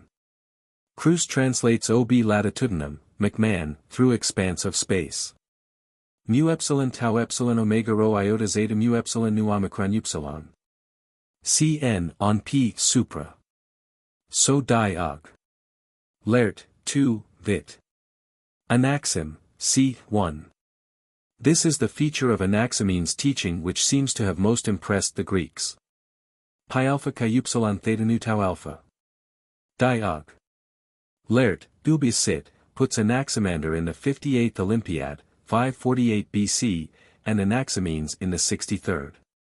This is more probable than the dates in our text. For Anaximenes' sources, mostly Aetius and Theophrastus, see Deals conspectus mentioned in N on P supra. Tau nu delta lambda eta nu gamma iota nu omicron mu nu eta nu, fieri mater iam, cr. Tau gamma kappa upsilon kappa lambda omicron upsilon kappa iota nu sigma epsilon omega. McMahon says, orbicular, but it means if anything centripetal and centrifugal, as appears in next sentence. Pi omicron sigma tau nu alpha iota. Hippolytus seems most frequently to use the word in this sense. Mu epsilon tau omega rho omicron nu. Cn on P supra. Tau tau epsilon nu alpha tau xi alpha tau mu iota sigma theta nu tau alpha, pi omicron sigma tau nu tau alpha omicron tau omega gamma epsilon gamma omicron nu alpha iota. I propose to fill the lacuna with kappa alpha pi upsilon kappa nu omega theta nu tau alpha nu kappa omicron lambda. For a description of this cavity see the Phaedo of Plato, c. 138. I do not understand Roper's suggested emendation as given by Cruz. There must be some mistake here. He has just said that the sun and moon are below the stars. Phi omega tau iota sigma mu omicron, illuminations, cr. So McMahon. It clearly means here, shinings forth again, or lightings up. Diog. Laert. Quotes from Apollodorus Chronica that Anaxagoras died in the first year of the 78th Olympiad, or 10 years before Plato's birth. For Hippolytus sources for his teaching, mainly Diog. Laert, Aetius and Theophrastus, C. Diels, ubi cit. Mu gamma mu alpha, not mu xi iota. But of what could the creative mind be compounded before anything else had come into being? Kappa tau pi upsilon rho sigma epsilon omega. Does he mean the heated air, and why should the earth form no part of the universe? Something is probably omitted here. Pi iota kappa lambda iota theta nu alpha iota, de super incumbra, cr, inclined at an angle, McMahon. Evidently Archelaus imagined a concave heaven fitting over the earth like a dish cover or an upturned boat or coracle. This was the Babylonian theory. Cf. Maspero, Histoire Encni de l'Orient Classique, Paris, 1895, I, and illustration. Many of the Ionian ideas about physics doubtless come from the same source. Reading, as Cruz suggests, kappa alpha nu theta rho pi omicron upsilon for kappa alpha nu mu omicron iota alpha. So Diog. Laert, 2, Vit. Archel, c. 17. Chi sigma alpha theta alpha iota, UTI, cr, employed, McMahon. A fair specimen of Hippolytus' verbose and inflated style. No other philosopher has yet been quoted as saying that the earth was spherical. This sentence is said to have been interpolated. Kappa tau omicron pi epsilon rho iota chi omicron nu tau omicron, from the surrounding ether. An expression much used by writers on astrology and generally translated ambient. Diog. Laert, 9, Vit. Democratic, c. 1, says either Leucippus or Hegesistratus or Athenocritus. It is doubtful whether astrology was known in Egypt before the Alexandrian age. Diog. Laert, Vit. Cit. Quotes from Antisthenes that Democritus studied mathematics there, and astrology was looked on by the Romans as a branch of mathematics. Cf. Sextus Empiricus, ubi cit, supra. Kappa alpha tau mu nu gamma nu epsilon sigma theta alpha iota, tau delta kappa lambda epsilon pi epsilon iota nu. So Apollodorus. Diog. Laert, 9, Vit. Xenophane, c. 1, says of Dexius. Diog. Laert, ubi cit. Says Sotion of Alexandria is the authority for this, but that he was mistaken. Hippolytus says later in Book I, p. infra, that Pyrrho was the first to assert the incomprehensibility of everything. If, as Sotion asserted, Xenophanes was a contemporary of Anaximander, he must have died 2 centuries before Pyrrho was born. Delta kappa omicron delta, pi sigma iota tau tau upsilon kappa tau alpha iota, said in omnibus opinio est, cr. Yet delta kappa omicron is surely a guess. Alpha sigma theta eta tau iota kappa. Nu tau beta theta epsilon iota tau omicron lambda theta omicron upsilon, deep down in the stone. Perhaps the earliest mention of fossils. Is this a survival of the Babylonian legends of the flood? Pi alpha rho alpha lambda alpha gamma gamma, differentias, cr. Perhaps alternations. The whole of this section on Ecphantus is corrupt. He is not alluded to again in the book. Hippo is mentioned by Iamblichus in his Life of Pythagoras. Pi omicron mu alpha xi mu epsilon nu omicron, been sealed with, or copied. Cf. Diog. Laert, 2, Vit. Socrates, c. 12. Pyro omicron nu omicron mu epsilon nu omicron nu alpha tau omicron. The tau delta epsilon tau pi nu of the line above shows that Plato did not mean that the forethought extended to other worlds than this. This expression, like many others in this epitome of Plato's doctrines, is found in the epsilon tau tau omicron pi lambda tau omega nu omicron epsilon sigma alpha gamma omega gamma of Alcinous, who flourished in Roman times. The best edition still seems to be Bishop Fell's, Oxford, 1667. Alcinous' work was, as will appear, the main source from which Hippolytus drew his account of Plato's doctrines. Alcinous, Op. Cit., c. 12. Ibid, cc. 9, 12. Delta eta mu iota omicron rho gamma epsilon iota. Not created ex nihilo, but made out of existing material as an architect makes a house. Alcinous, Op. Cit., cc. 8, 10. Xi alpha tau omicron sigma upsilon nu epsilon sigma tau nu alpha iota alpha tau nu. So Cruz. McMahon reads with Roper alpha tau for alpha tau omicron, the world was made out of it, i.e. matter. The body of the cosmos is evidently meant. Cf. Alcinous, c. 12. De Leg, 4, 7. Omicron rho sigma tau omega. Timaeus, c. 16. Phaedrus, c. 166. Gamma epsilon nu epsilon alpha lambda omicron gamma. Alcinous, c. 25. Phaedrus, cc. 51, 52. For this see the Timaeus, c. 17. This sentence is corrupt throughout, and there are at least 3 readings which can be given to it.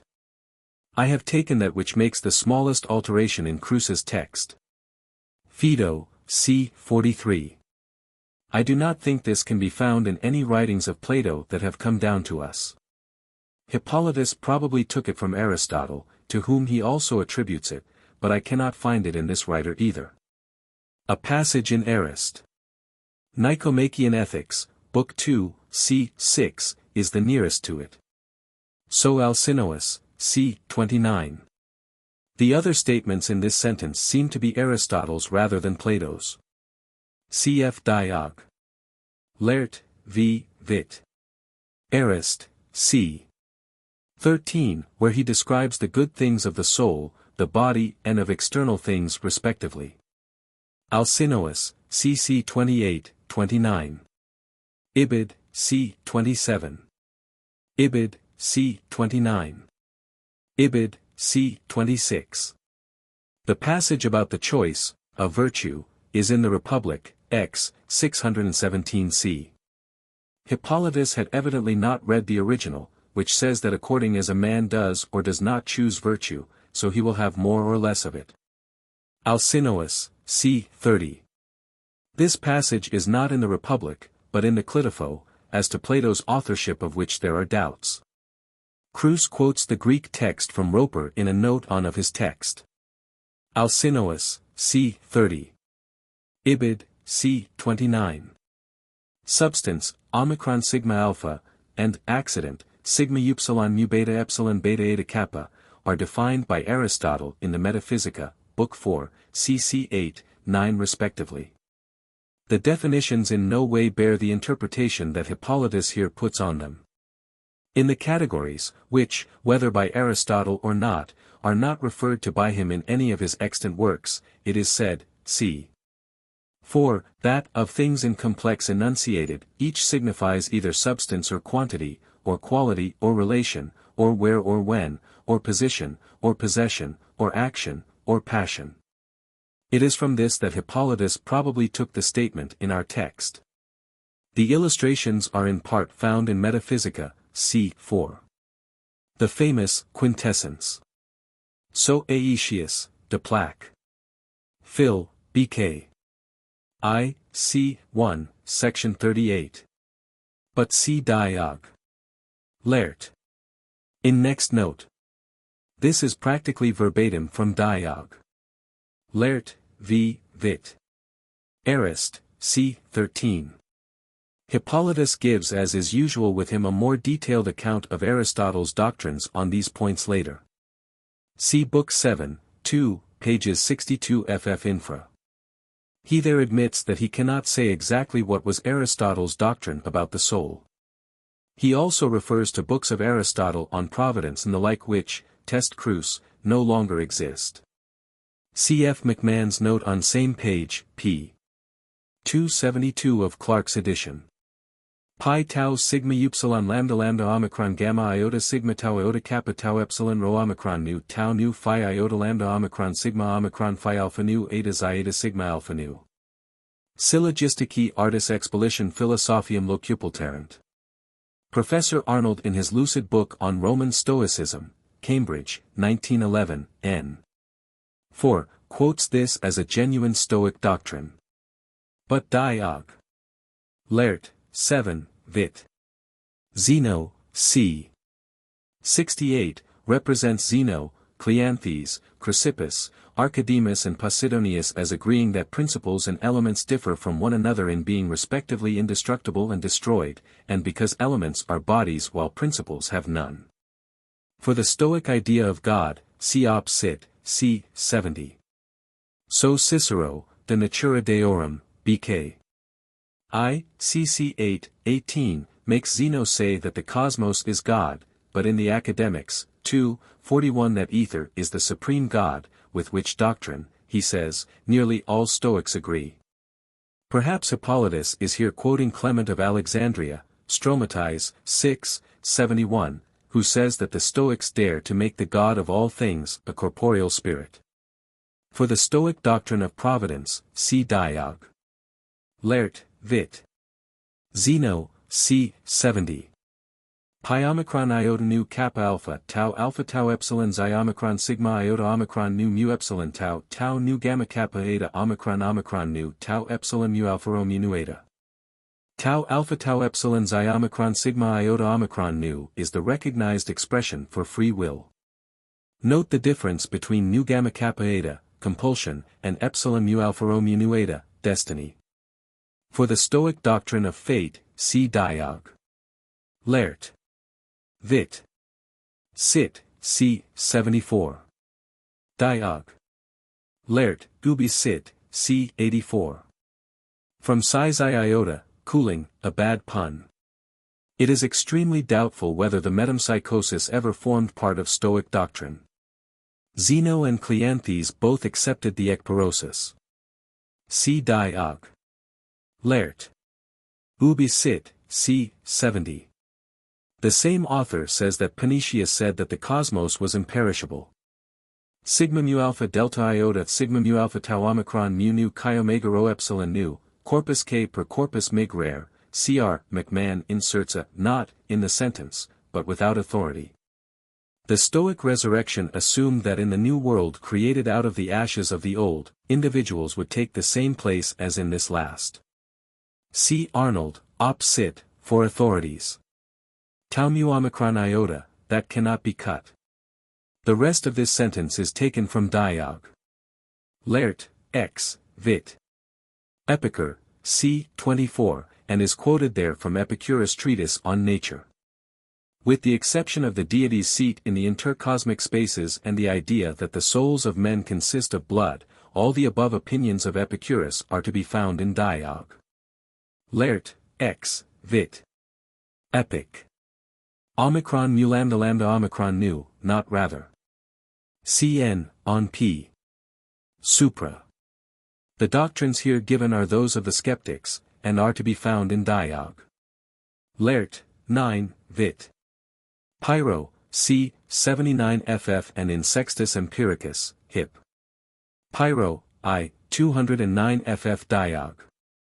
Laert. Quotes from Ascanius of Abdera that Pyrrho introduced the dogma of incomprehensibility, and Hippolytus seems to have copied this without noticing that he has said the same thing about Xenophanes. Diog. Laert, I. Proem, c.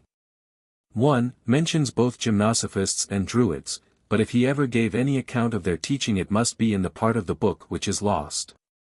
Clem. Alex, Stromatis, c. 15, describes the two classes of gymnosophists as Sarmeni and Brahmins.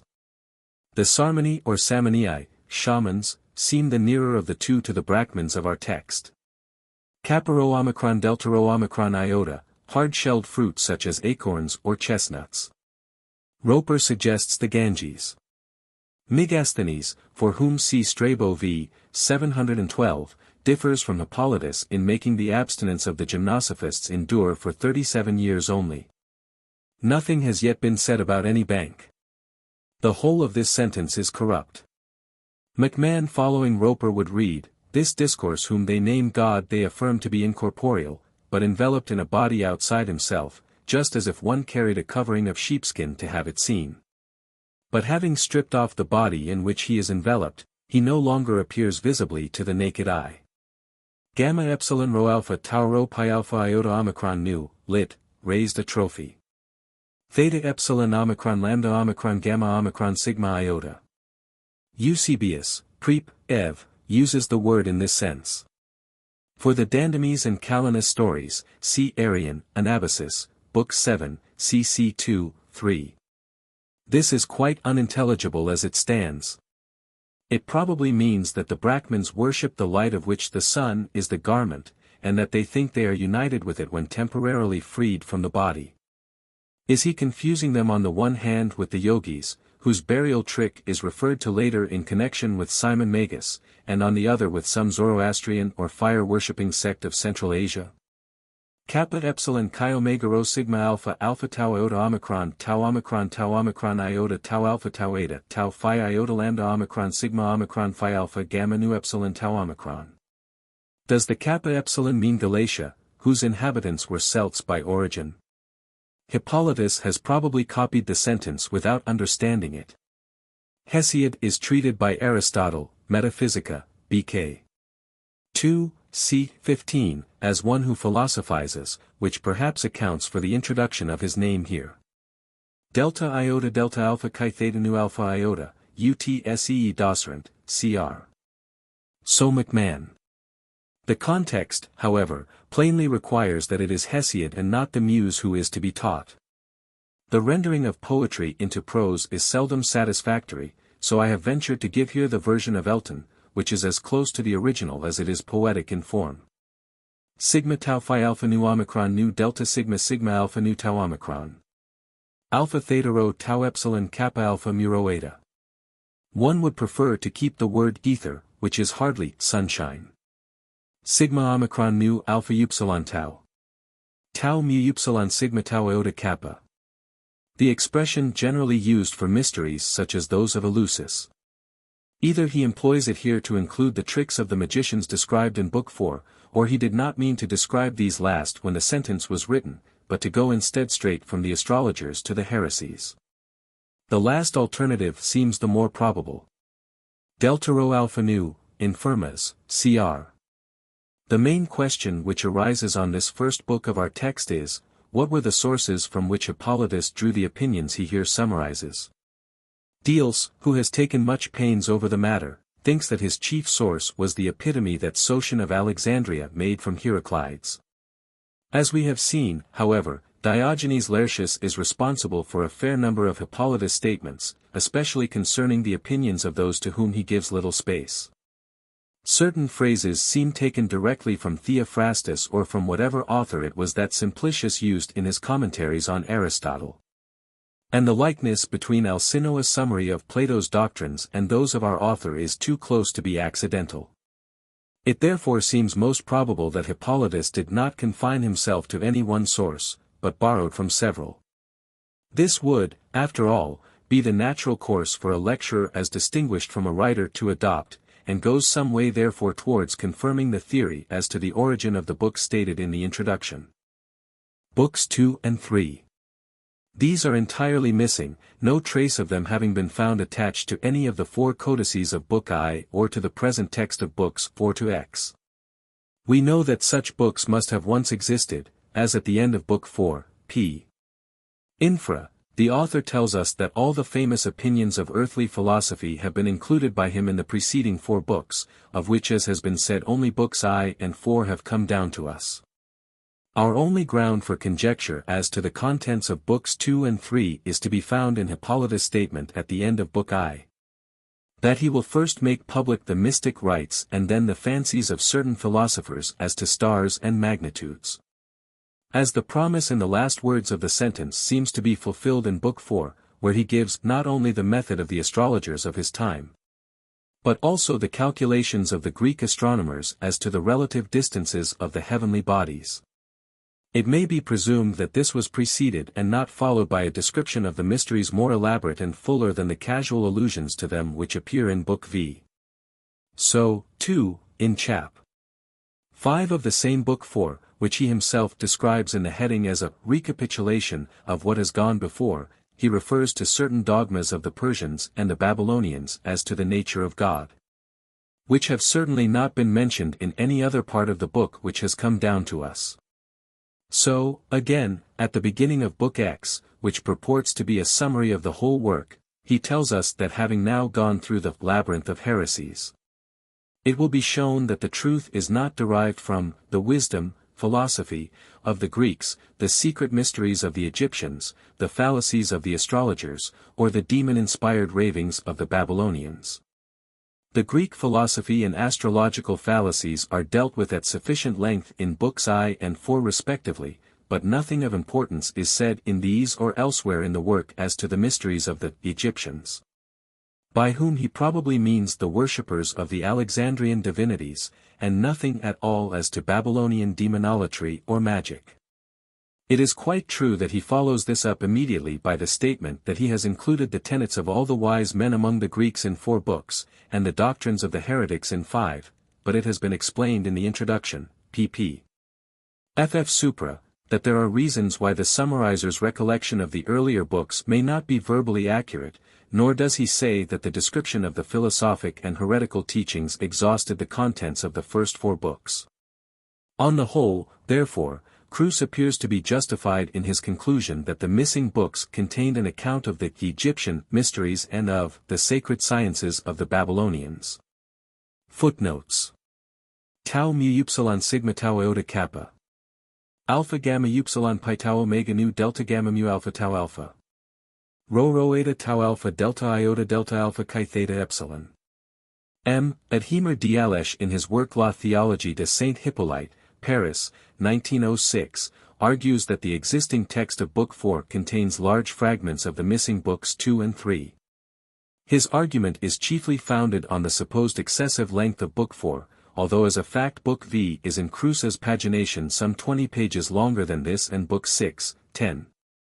Apart from this, it seems very doubtful if any author would describe the arithmomantic and arithmetical nonsense in Book 4 as either mu upsilon sigma tau iota kappa or delta gamma mu alpha tau alpha rho eta tau alpha, and it is certain that he cannot be alluding, when he speaks of the beta alpha beta upsilon lambda omega nu lambda omicron gamma sigma tau mu alpha nu delta iota nu, epsilon rho gamma, alpha delta alpha iota mu nu omega nu kappa alpha tau alpha pi lambda alpha gamma epsilon, to the jugglery in the same book, which he there attributes not to the agency of demons but to the tricks of charlatans.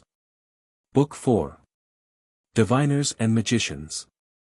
The first pages of this book have been torn away from the MS, and we are therefore deprived of the small table of contents which the author has prefixed to the other 7. From the headings of the various chapters it may be reproduced in substance thus. 1. The Chaldeans, or astrologers, and the celestial measurements of the Greek astronomers. 2. The mathematicians or those who profess to divine by the numerical equivalence of the letters in proper names. 3. The metaposcopists or those who connect the form of the body and the disposition of the mind with the zodiacal sign rising at birth. 4. The magicians and the tricks by which they read sealed letters, perform divinations, produce apparitions of gods and demons, and work other wonders. 5. Recapitulation of the ideas of Greek and barbarian on the nature of God, and the views of the Egyptians, or Neo-Pythagoreans as to the mysteries of number. 6. The star diviners or those who find religious meaning in the grouping of the constellations as described by Aratus. 7. The Pythagorean doctrine of number and its relation to the heresies of Simon Magus and Valentinus. 1. About astrologers. And they, i.e. the Chaldeans, declare there are terms of the stars in each zodiacal sign extending from one given part to another given part in which some particular star has most power, about which there is no mere chance difference among them, as appears from their tables. But they say that the stars are guarded, when they are midway between 2 other stars, in zodiacal succession. For instance, if a certain star should occupy the first part, of a zodiacal sign and another, the last parts, and a third those of the middle, the one in the middle is said to be guarded, by those occupying the parts at the extremities. And they say that the stars behold one another and are in accord with one another, when they appear triangularly or quadrangularly. Now those form a triangular figure and behold one another which have an interval of 3 zodiacal signs between them and a square those which have one of 2 signs. Such then seems to be the character of the Chaldean method. And in that which has been handed down it remains easy to understand and follow the contradictions noted. And some indeed try to teach a rougher way as if earthly things have no sympathy at all with the heavenly ones. For thus they say, that the ambient is not united as is the human body, so that according to the condition, of the head the lower parts, suffer with it and the head with the lower, parts. And earthly things should suffer along with those above the moon. But there is a certain difference and want of sympathy between them as they have not one and, the, same unity. 2. Making use of these statements, Euphrates the Piratic and Achemes the Christian and the rest of the band of these people, miscalling the word of truth, declare that there is a war of aeons and a falling away of good powers to the bad. Calling them toparchs and proastii and many other names. All which heresy undertaken by them, I shall set forth and refute when we come to the discussion concerning them. But now, lest any one should deem trustworthy in unfailing the rules laid down by the Chaldeans for the astrological art, we shall not shrink from briefly setting forth their refutation and pointing out that their art is vain and rather deceives and destroys the soul which may hope for vain things than helps it. In which matters we do not hold out any expertness in the art, but only that drawn from knowledge of the practical words. Those who, having been trained in this science, become pupils of the Chaldeans and who having changed the names only, have imparted mysteries as if they were strange and wonderful to men, have constructed a heresy out of this. But since they consider the astrologer's art a mighty one and making use of the witness of the Chaldeans wish to get their own systems believed because of them, we shall now prove that the astrological art as it appears today is unfounded. And then that the Piratic heresy is to be put aside as a branch growing from a root which does not hold. 3. Now the beginning and as it were the basis of the affair is the establishment of the horoscope. From this the rest of the cardinal points, and the cadence and succedence and the trines and the squares and the configuration of the stars in them are known, from all which things the predictions are made. Wherefore if the horoscope be taken away, of necessity neither the mid-heaven or the descendant nor the antimeridian is known. But the whole Chaldaic system vanishes if these are not disclosed. And how the zodiacal sign ascending is to be discovered is taught in divers ways. For in order that this may be apprehended, it is necessary first of all that the birth of the child falling under consideration be carefully taken, and secondly that the signaling of the time be unerring. And thirdly that the rising in the heaven of the ascending sign be observed with the greatest care. For at the birth the rising of the sign ascending in the heaven must be closely watched, since the Chaldeans determining that which ascends, on its rising make that disposition of the stars which they call the theme, from which they declare their predictions. But neither is it possible to take the birth of those falling under consideration, as I shall show, nor is the time established unerringly, nor is the ascending sign ascertained with care. How baseless the system of the Chaldeans is, we will now say.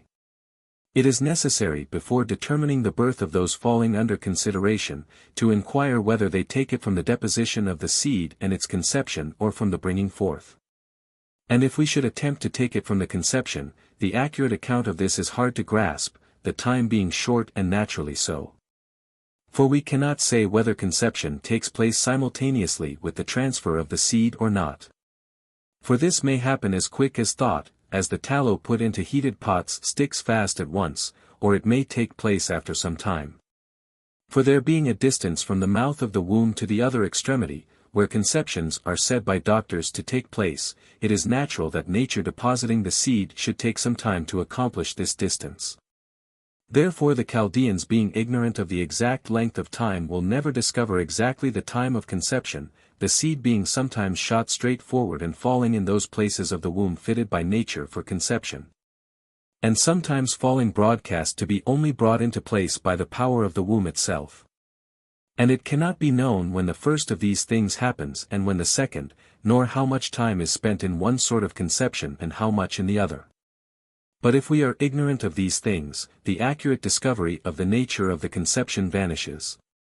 Nor if, as some physiologists say, seed being first seethed and altered in the womb then goes forward to its gaping vessels as the seeds of the earth go to the earth.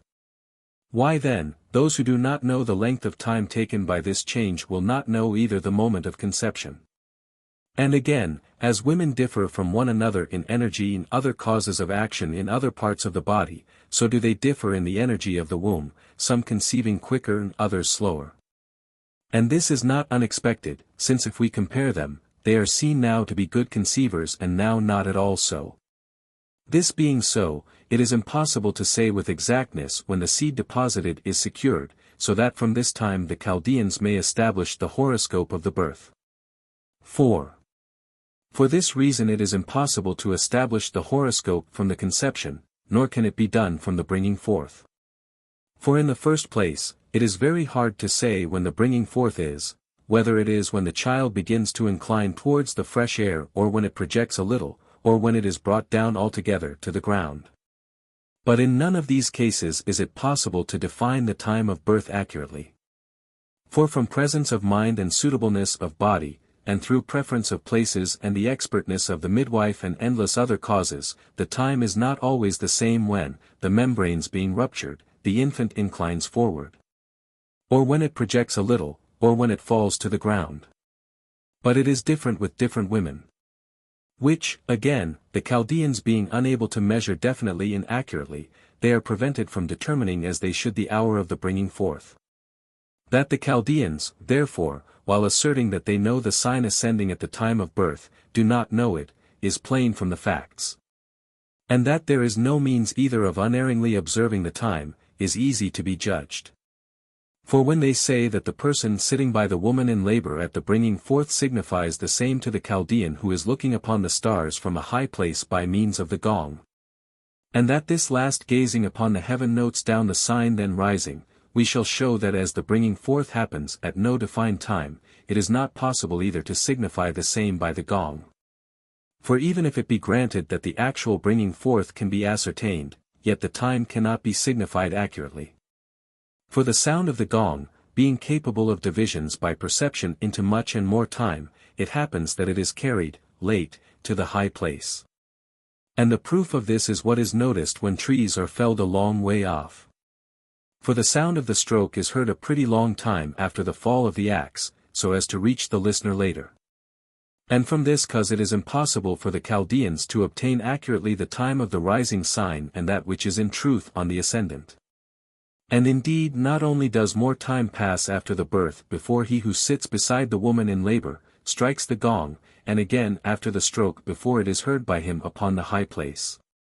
But also before he can look about and see in which sign is the moon and in which is each of the other stars. It seems inevitable then that there must be a great change in the disposition of the stars. From the movement of the pole being whirled along with indescribable swiftness, before the hour of him who has been born as it is seen in heaven can be observed carefully. 5. Thus the art according to the Chaldeans has been shown to be baseless. But if any one should fancy that by inquiries, the geniture of the inquirer is to be learned, we may know that not in this way either can it be arrived at with certainty. For if such great care in the practice of the art is necessary, and yet as we have shown they do not arrive at accuracy, how can an unskilled person take accurately the time of birth? So that the Chaldean on learning it may set up the horoscope truthfully. But neither by inspection of the horizon will the star ascending appear the same everywhere, but sometimes the cadent sign will be considered the ascendant and sometimes the succedent. According as the coming in view of the places is higher or lower. So that in this respect the prediction will not appear accurate, many people being born all over the world at the same hour, while every observer will see the stars differently. But vain also is the customary taking of the time by water jars. For the pierced jar will not give the same flow when full as when nearly empty, while according to the theory of these people the pole itself is borne along in one impulse with equal speed. But if they answer to this that they do not take the time accurately but as it chances in common use, they will be refuted merely by the starry influences themselves. For those who have been born at the same time have not lived the same life. But some, for example, have reigned as kings while others have grown old in chains. None at any rate of the many throughout the inhabited world at the same time as Alexander of Macedon were like unto him, and none to Plato the philosopher. So that if the Chaldean observes carefully the time in common use, he will not be able to say if he who is born at that time will be fortunate. For many at any rate born at that time, will be unfortunate, so that the likeness between the genitures is vain. Having therefore refuted in so many different ways the vain speculation of the Chaldeans, we shall not omit this, that their prognostications lead to impossibility. For if he who is born under the point of Sagittarius' arrow must be slain, as the astrologers say, how was it that so many barbarians who fought against the Greeks at Marathon or Salamis were killed at the same time? For there was not at any rate the same horoscope for all. And again, if he who is born under the urn of Aquarius will be shipwrecked, how was it that some of the Greeks returning from Troy were sunk together in the furrows of the Euboean Sea? For it is incredible that all these differing much from one another in age should all have been born under Aquarius' urn. For it cannot be said often that because of one who was destined to perish by sea, all those in the ship should be destroyed along with him. For why should the destiny of this one prevail over that of all, and yet that not all should be saved because of one who was destined to die on land? 6. But since also they make a theory about the influence of the zodiacal signs to which they say the things brought forth are likened, we shall not omit this. For example, they say that he who is born under Leo will be courageous, and he who is born under Virgo straight-haired, pale-complexioned, childless and bashful. But these things and those like them deserve laughter rather than serious consideration. For according to them an Ethiopian can be born under Virgo, and if so they allow he will be white, straight-haired and the rest. But I imagine that the ancients gave the names of the lower animals to the stars rather because of arbitrariness than from natural likeness of shape. For what likeness to a bear have the 7 stars which stand separate from one another? Or to the head of a dragon those 5 of which Aratus says, 2 hold the temples, 2 the eyes, and 1 beneath marks the chin point of the monster dread. Aratus, Phenomena, verses 56, 57. 7. That these things are not worthy of so much labor is thus proved to the right thinkers aforesaid, and to those who give no heed to the inflated talk of the Chaldeans, who with assurance of indemnity make kings to disappear and incite private persons to dare great deeds. But if he who has given way to evil fails, he who has been deceived does not become a teacher to all whose minds the Chaldeans wish to lead endlessly astray by their failures. For they constrain the minds of their pupils when they say that the same configuration of the stars cannot occur otherwise than by the return of the great year in 77 years. How then can human observation agree in so many ages upon one geniture? And this not once but many times, since the destruction of the cosmos as some say will interrupt the observation, or its gradual transformation will cause to disappear entirely the continuity of historical tradition.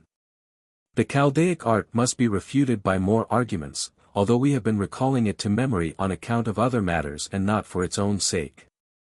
But since we have before said that we will omit none of the opinions current among the Gentiles, by reason of the many-voiced craft of the Heresies, let us see what they say also who have dared to speculate about magnitudes.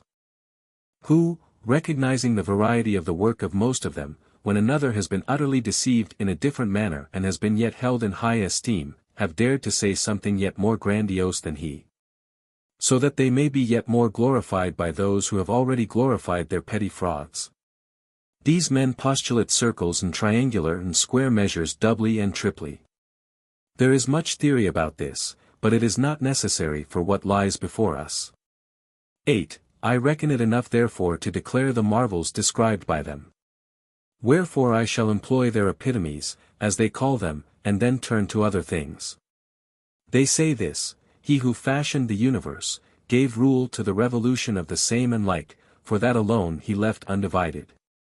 But the inner motion he divided 6 times and made 7 unequal circles divided by intervals in ratios of 2 and 3, 3 of each, and bade the circles revolve in directions opposite to one another, 3 of them to revolve at equal pace.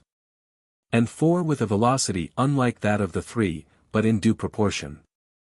And he says that rule was given to the orbit of the 7, not only because it embraces the orbit of the other, i.e., the wanderers, but because it has so much rule, i.e., so much power, that it carries along with it the wanderers to the opposite positions, bearing them from west to east and from east to west by its own strength.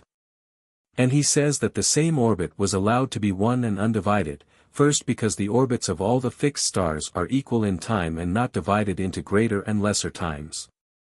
And next because they all have the same appearance, which is that of the outermost orbit, while the wanderers are divided into more and different kinds of movements and into unequal distances from the earth. And he says that the other orbit has been cut in 6 places into 7 circles according to ratio.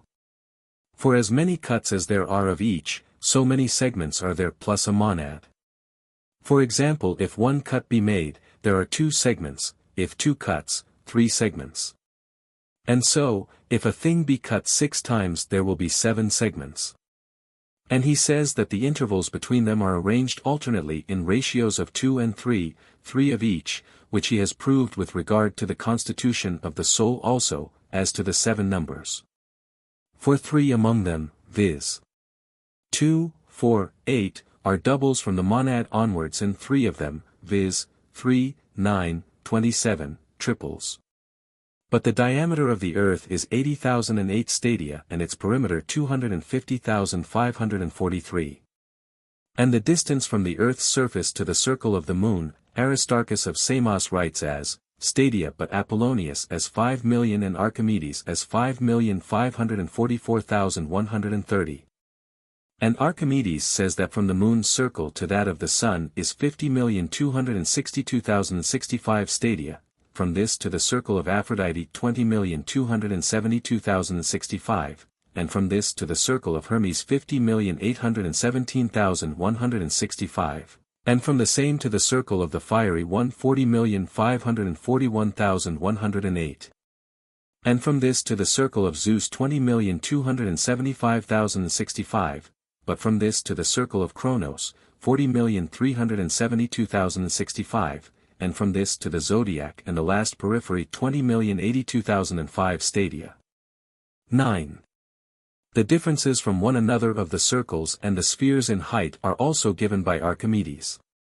He takes the perimeter of the zodiac at 447,310,000 stadia, so that a straight line from the center of the earth to its extreme surface is the 6th part of the said number.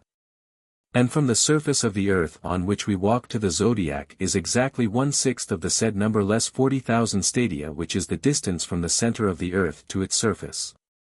And from the circle of Kronos to the earth, he says, the interval is 2,226,912,711 stadia, and from the circle of the fiery one to the earth, 132,418,581, and from the sun to the earth, 121,604,454, from the shining one to the earth, 526,882,259. And from Aphrodite to the earth, 50,815,160. 10. And about the moon we have before spoken. The distances and depths of the spheres are thus given by Archimedes, but Hipparchus speaks differently about them, and Apollonius the mathematician differently again. But it is enough for us in following the Platonic theory to think of the intervals between the wanderers as in ratios of 2 and 3. For thus is kept alive the theory of the harmonious construction of the universe in accordant ratios by the same distances. But the numbers set out by Archimedes and the ratios quoted by the others concerning the distances, if they are not in accordant ratios, that is in those called by Plato twofold and threefold, but are found to be outside the chords, would not keep alive the theory of the harmonious construction of the universe. For it is neither probable nor possible that their distances should have no ratio to one another, that is, should be outside the chords and enharmonic scales.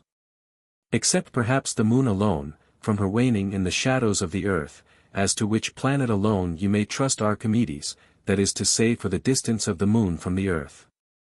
And it will be easy for those who accept this calculation to ascertain the number and the other distances according to the Platonic method by doubling and tripling as Plato demands.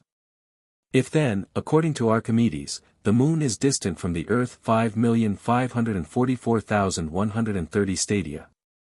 It will be easy by increasing these numbers in ratios of 2 and 3 to find her distance from the rest by taking one fraction of the number of stadia by which the moon is distant from the earth.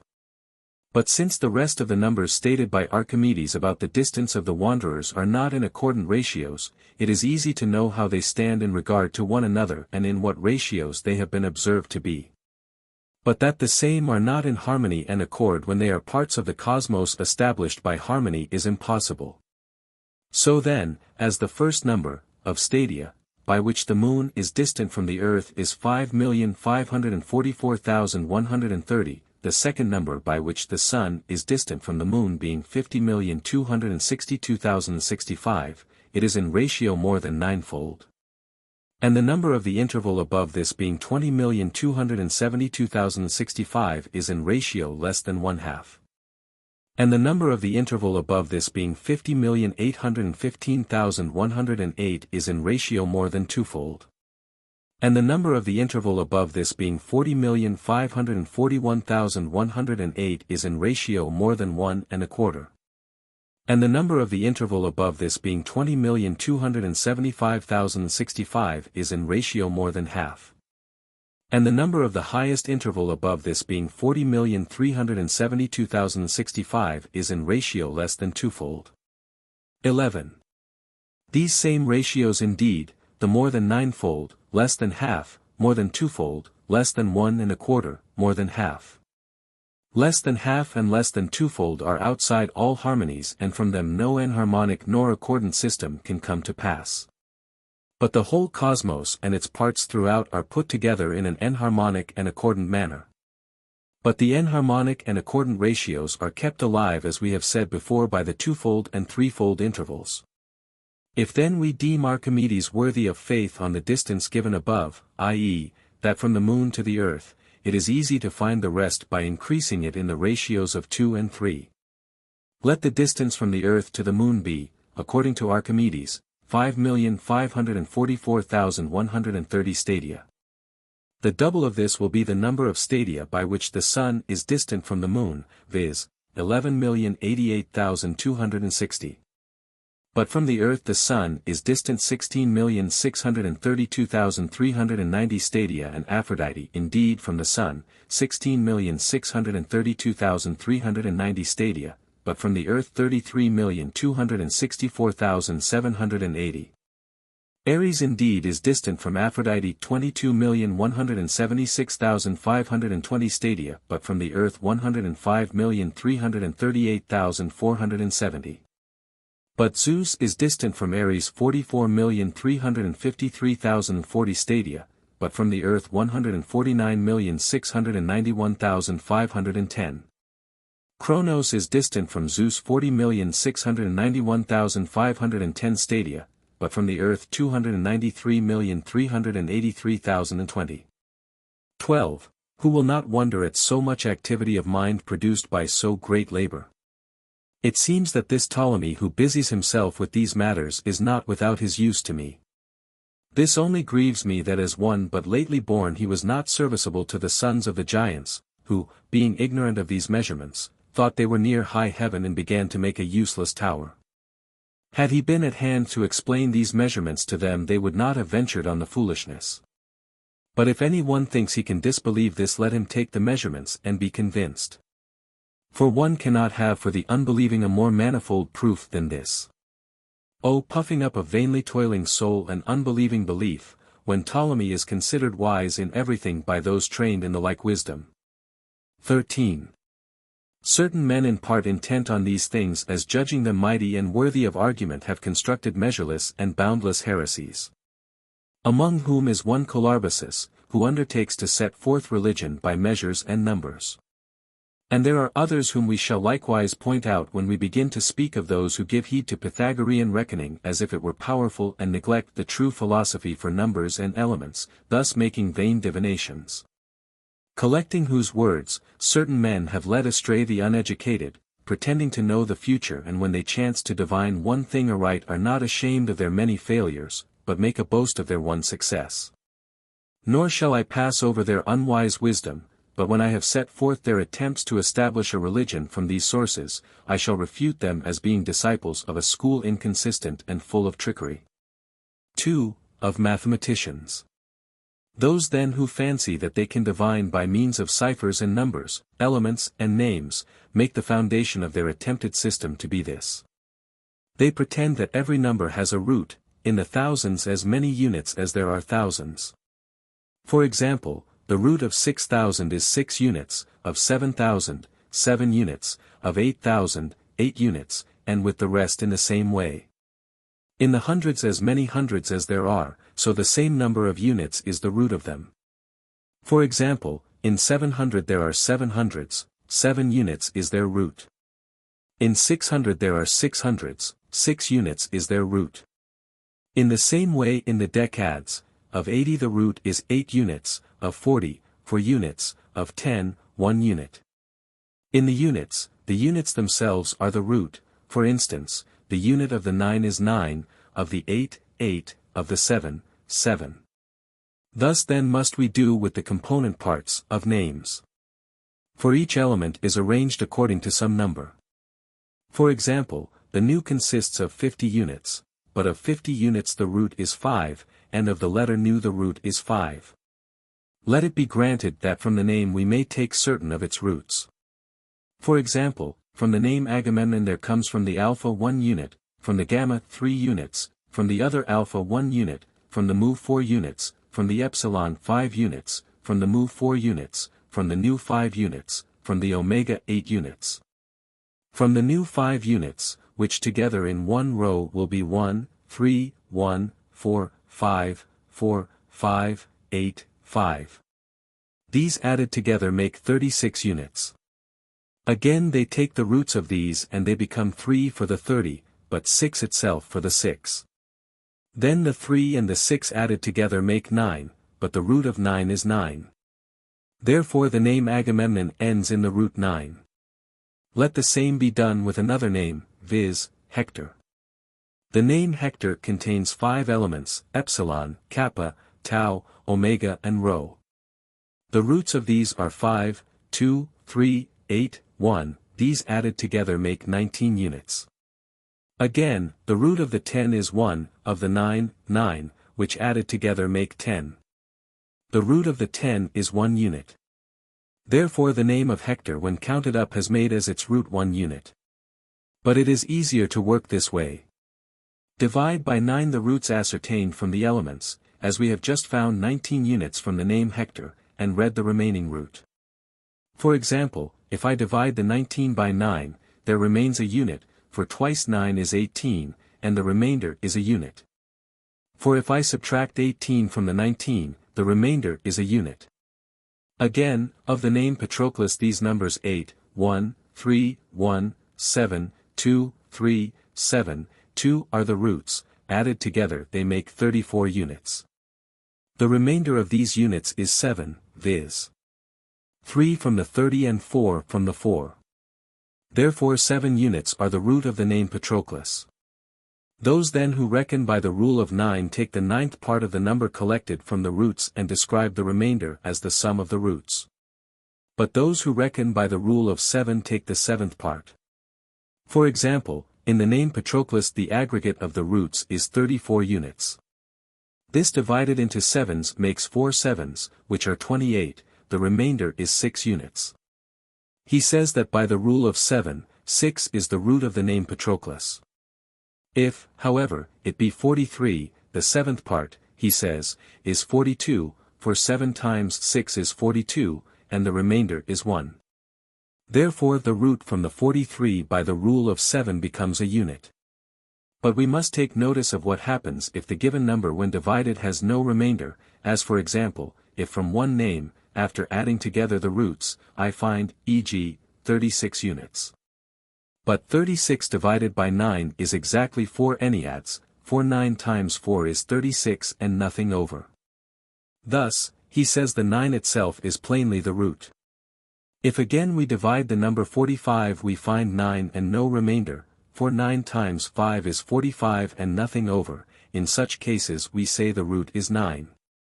And in the same way with the rule of 7, if, e.g., we divide 28 by 7 we shall have nothing over, for 7 times 4 is 28 and nothing left, and, they say the root is 7. Yet when he reckons up the names and finds the same letter twice, he counts it only once. For example, the name Patroclus has the alpha twice and the omicron twice, therefore he counts the alpha only once and the omicron only once. According to this, then, the roots will be 8, 3, 1, 7, 2, 3, 2, and added together make 27, and the root of the name by the rule of 9 will be the 9 itself and by that of 7, 6. In the same way Sarpedon, when counted, makes by the rule of 9, 2 units. But Patroclus makes 9, Patroclus conquers. For when one number is odd and the other even, the odd conquers if it be the greater. But again if there were an 8, which is even, and a 5, which is odd, the 8 conquers, for it is greater. But if there are two numbers, for example, both even or both odd, the lesser conquers. But how does Sarpedon by the rule of 9 make 2 units? The element omega is omitted. For when there are in a name the elements omega and eta, they omit the omega and use one element. For they say that they both have the same power, but are not to be counted twice, as has been said above. Again, Ajax, alpha alpha, makes 4 units, and Hector by the rule of 9 only 1. But the 4 is even while the unit is odd. And since we have said that in such cases the greater conquers, Ajax is the victor. Take again Alexandros and Menelaus. Alexandros has an individual name, Paris. The name Paris makes by the rule of 9, for Menelaus by the same rule 9, and the 9 conquers the 4. For it has been said that when one is odd and the other even, the greater conquers, but when both are even or both odd, the lesser. Take again Amycus and Polydeuces. Amycus makes by the rule of 9, 2 units, and Polydeuces 7, Polydeuces conquers. Ajax and Odysseus contended together in the funereal games. Ajax makes by the rule of 9, 4 units, and Odysseus by the same rule 8. Is there not, here, then some epithet of Odysseus and not his individual name, for he conquered? According to the numbers Ajax conquers, but tradition says Odysseus. Or take again Achilles and Hector. Achilles by the rule of 9 makes 4, Hector 1, Achilles conquers. Take again Achilles and Asteropaeus. Achilles makes 4, Asteropaeus 3. Achilles conquers. Take again Euphorbus and Menelaus. Menelaus has 9 units, Euphorbus 8, Menelaus conquers. But some say that by the rule of 7, they use only the vowels, and others that they put the vowels, semi-vowels and consonants by themselves, and interpret each column separately. But yet others do not use the usual numbers, but different ones. Thus, for example, they will not have pi to have as a root 8 units, but 5 and the element she as a root 4 units, and turning about every way, they discover nothing sane. When, however, certain competitors contend a second time, they take away the first element, and when a third, the 2 first elements of each, and counting up the rest, they interpret them. 2. I should think that the design of the arithmeticians has been plainly set forth, who deem that by numbers and names they can judge life. And I notice that, as they have time to spare and have been trained in counting, they have wished by means of the art handed down to them by children to proclaim themselves well-approved diviners, and, measuring the letters topsy-turvy, have strayed into nonsense. For when they fail to hit the mark, they say in propounding the difficulty that the name in question is not a family name but an epithet, as also they plead as a subterfuge in the case of Ajax and Odysseus. Who that founds his tenets on this wonderful philosophy and wishes to be called heresiarch, will not be glorified. 3. Of divination by metaposcopy. 1. But since there is another and more profound art among the all-wise investigators of the Greeks, whose disciples the heretics profess themselves because of the use they make of their opinions for their own designs, as we shall show before long. We shall not keep silence about this. This is the divination or rather madness by metaposcopy. There are those who refer to the stars the forms of the types and patterns and natures of men, summing them up by their births under certain stars. This is what they say: those born under Aries will be like this, to wit, long-headed, red-haired, with eyebrows joined together, narrow forehead, sea-green eyes, hanging cheeks, long nose, expanded nostrils, thin lips, pointed chin, and wide mouth. They will partake, he says, of such a disposition as this: forethinking, versatile, cowardly, provident, easygoing, gentle, inquisitive, concealing their desires, equipped for everything, ruling more by judgment than by strength. Laughing at the present, skilled writers, faithful, lovers of strife, provoking to controversy, given to desire, lovers of boys, understanding, turning from their own homes, displeased with everything, litigious, madmen in their cups, contemptuous.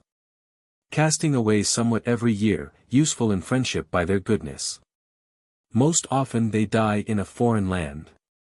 2. Those born under Taurus will be of this type: round-headed, coarse-haired, with broad forehead, oblong eyes and great eyebrows if dark. If fair, thin veins, sanguine complexion, large and heavy eyelids, great ears, round mouth, thick nose, widely open nostrils, thick lips. They are strong in their upper limbs, but are sluggish from the hips downwards from their birth. The same are of a disposition pleasing, understanding, naturally clever, religious, just, rustical, agreeable, laborious after 12 years old, easily irritated, leisurely. Their appetite is small, they are quickly satisfied, wishing for many things, provident, thrifty towards themselves, liberal towards others. As a class they are sorrowful, useless in friendship, useful because of their minds, enduring ills. 3. The type of these under Gemini: red-faced, not too tall in stature, even-limbed, eyes black and beady, cheeks drawn downwards, coarse mouth, eyebrows joined together. They rule all that they have, are rich at the last, niggardly, thrifty of their own, profuse in the affairs of Venus, reasonable, musical, cheats. The same are said, by other writers, to be of this disposition: learned, understanding, inquisitive, self-assertive, given to desire, thrifty with their own, liberal, gentle, prudent, crafty, wishing for many things, calculators, litigious. Untimely, not lucky. They are beloved by women, are traders, but not very useful in friendship. 4. The type of those under Cancer: not great in stature, blue-black hair, reddish complexion, small mouth, round head, narrow forehead, greenish eyes, sufficiently beautiful, limbs slightly irregular. Their disposition: evil, crafty, skilled in plots, insatiable, thrifty, unraced, servile, unhelpful, forgetful. They neither give back what is another's nor demand back their own, useful in friendship. 5. The type of those under Leo: round head, reddish hair, large wrinkled forehead, thick ears, stiff-necked, partly bald, fiery complexion, green-gray eyes, large jaws, coarse mouth, heavy upper limbs, great breast, lower part small. Their disposition is: self-assertive, immoderate, self-pleasers, wrathful, courageous, scornful, arrogant, never deliberating, no talkers, indolent, addicted to custom, given up to the things of Venus, fornicators, shameless, wanting in faith. Importunate for favor, audacious, niggardly, rapacious, celebrated, helpful to the community, useless in friendship.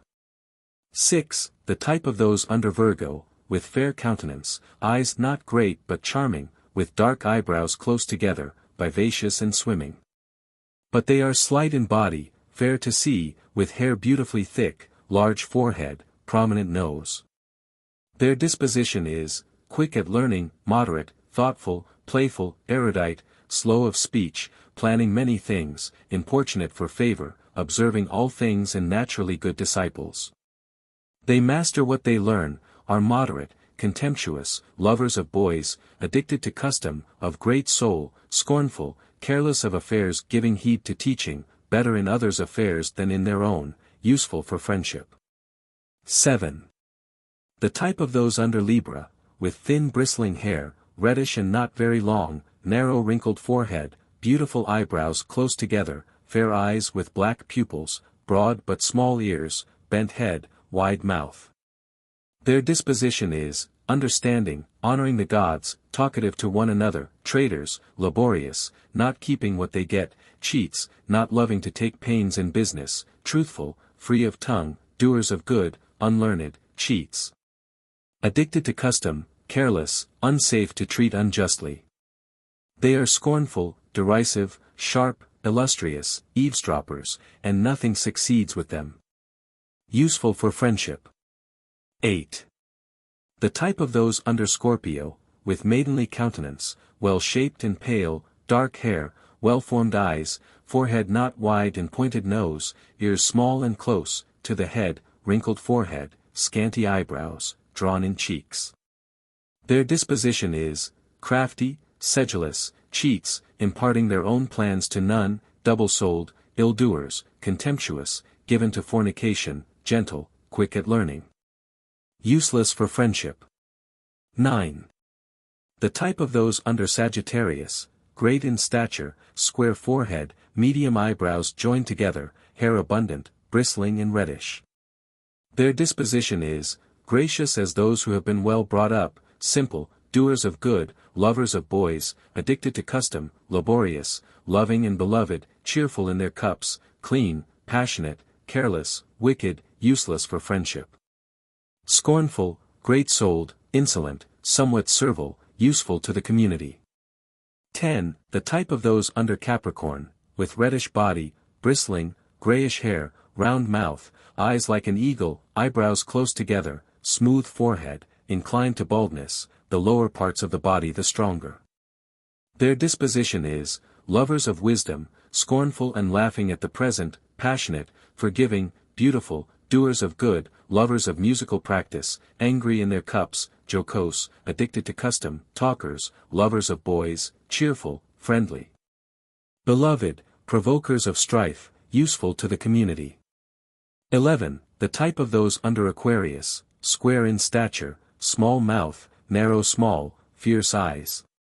Their disposition is, commanding, ungracious, sharp, seeking the easy path, useful for friendship and to the community. Yet they live on chance affairs and lose their means of gain. Their disposition is, reserved, modest, addicted to custom, fornicators, niggards, painstaking in business, turbulent, clean, well-disposed, beautiful, with great eyebrows. Often they are in small circumstances and work at, several, different trades. If they do good to any, no one gives them thanks. 12. The type of those under Pisces, medium stature, with narrow foreheads like fishes, thick hair. They often become gray quickly. Their disposition is, great-souled, simple, passionate, thrifty, talkative. They will be sleepy at an early age, they want to do business by themselves, illustrious, venturesome, envious, litigious, changing their place of abode, beloved, fond of dancing. Useful for friendship. 13. Since we have set forth their wonderful wisdom, and have not concealed their much-labored art of divination by intelligence, neither shall we be silent on the folly into which their mistakes in these matters lead them. For how feeble are they in finding a parallel between the names of the stars and the forms and dispositions of men. For we know that those who at the outset chanced upon the stars, naming them according to their own fancy, called them by names for the purpose of easily and clearly recognizing them. For what likeness is there in these names to the appearance of the zodiacal signs, or what similar nature of working and activity, so that any one born under Leo should be thought courageous, or he who is born under Virgo moderate, or under Cancer bad, and those under 4. The magicians. The gap here caused by the mutilation of the MS was probably filled by a description of the mode of divination by inquiry of a spirit or demon, which was generally made in writing, as Lucian describes in his account of the imposture of Alexander of Abonotikos. The MS proceeds. And he, i.e., the magician, taking some paper, orders the inquirer to write down what it is he wishes to inquire of the demons. Then he, having folded up the paper and given it to the boy, sends it away to be burned so that the smoke carrying the letters may go hence to the demons. But while the boy is doing what he is commanded, he first tears off equal parts of the paper, and on some other parts of it, he pretends that the demons write in Hebrew letters. Then, having offered up the Egyptian magician's incense called Siphi, he scatters these pieces of paper over the offering. But what the inquirer may have chanced to write having been put on the coals is burned. Then, seeming to be inspired by a god, the magician rushes into the inner chamber with a loud and discordant cry unintelligible to all. But he bids all present to enter and cry aloud, invoking Phren or some other demon. When the spectators have entered and are standing by, he flings the boy on a couch and reads to him many things, sometimes in the Greek tongue, sometimes in the Hebrew, which are the incantations usual among magicians. And having made libation, he begins the sacrifice. And he, having put copperas in the libation bowl, and when the drug is dissolved, sprinkling with it the paper which had forsooth been discharged of writing, he compels the hidden and concealed letters again to come to light. Whereby he learns what the inquirer has written. And if one writes with copperas and fumigates it with a powdered gallnut, the hidden letters will become clear. Also if one writes, with milk, and the paper is burned and the ash sprinkled on the letters written with the milk, they will be manifest. And urine and garum also and juice of the spurge and of the fig will have the same effect. But when he has thus learned the inquiry, he thinks beforehand in what fashion he need reply. Then he bids the spectators come inside bearing laurel branches and shaking them and crying aloud invocations to the demon Phren. For truly it is fitting that he should be invoked by them and worthy that they should demand from demons what they do not wish to provide on their own account, seeing that they have lost their brains. But the confusion of the noise and the riot prevents them following what the magician is thought to do in secret. What this is, it is time to say.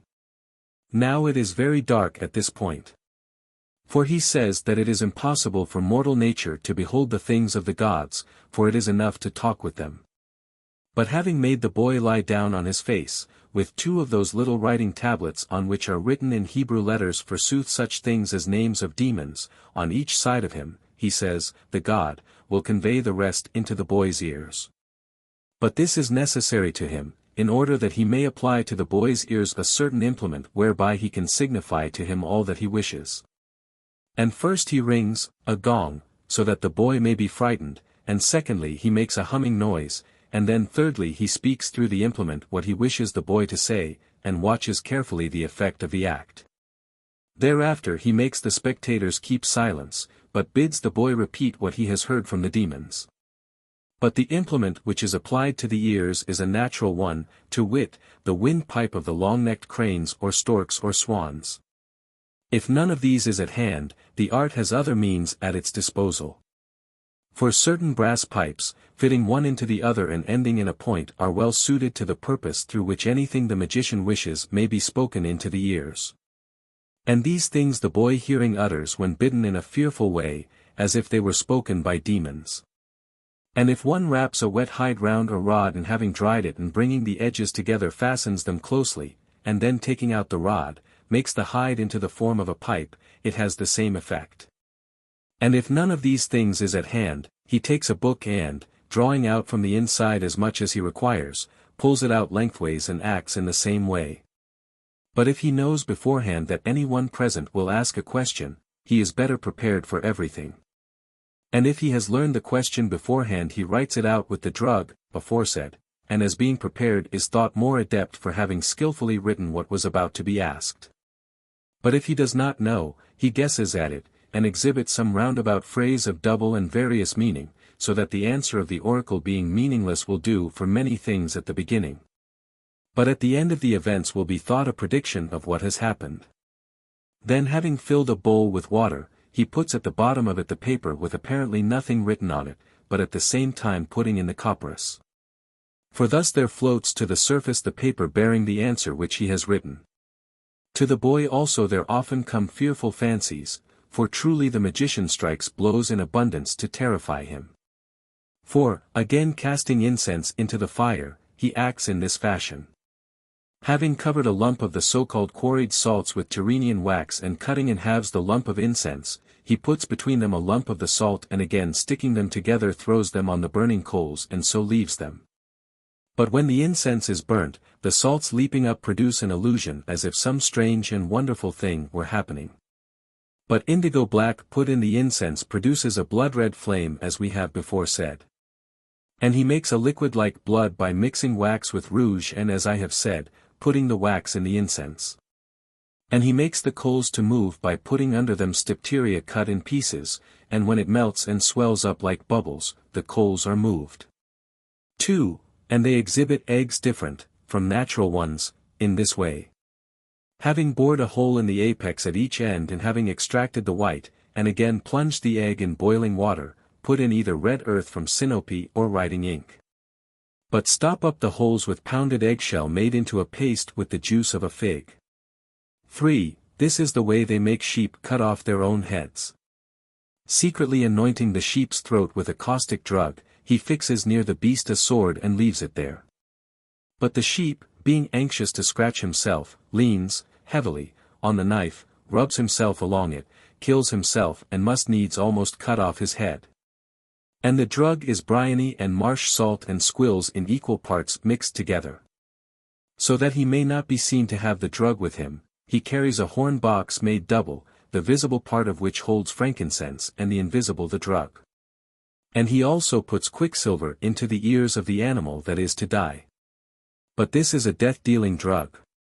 4. But if one stops up the ears of goats with salve, they say they will shortly die because prevented from breathing. For they say that this is with them the way in which the Intican air is breathed forth.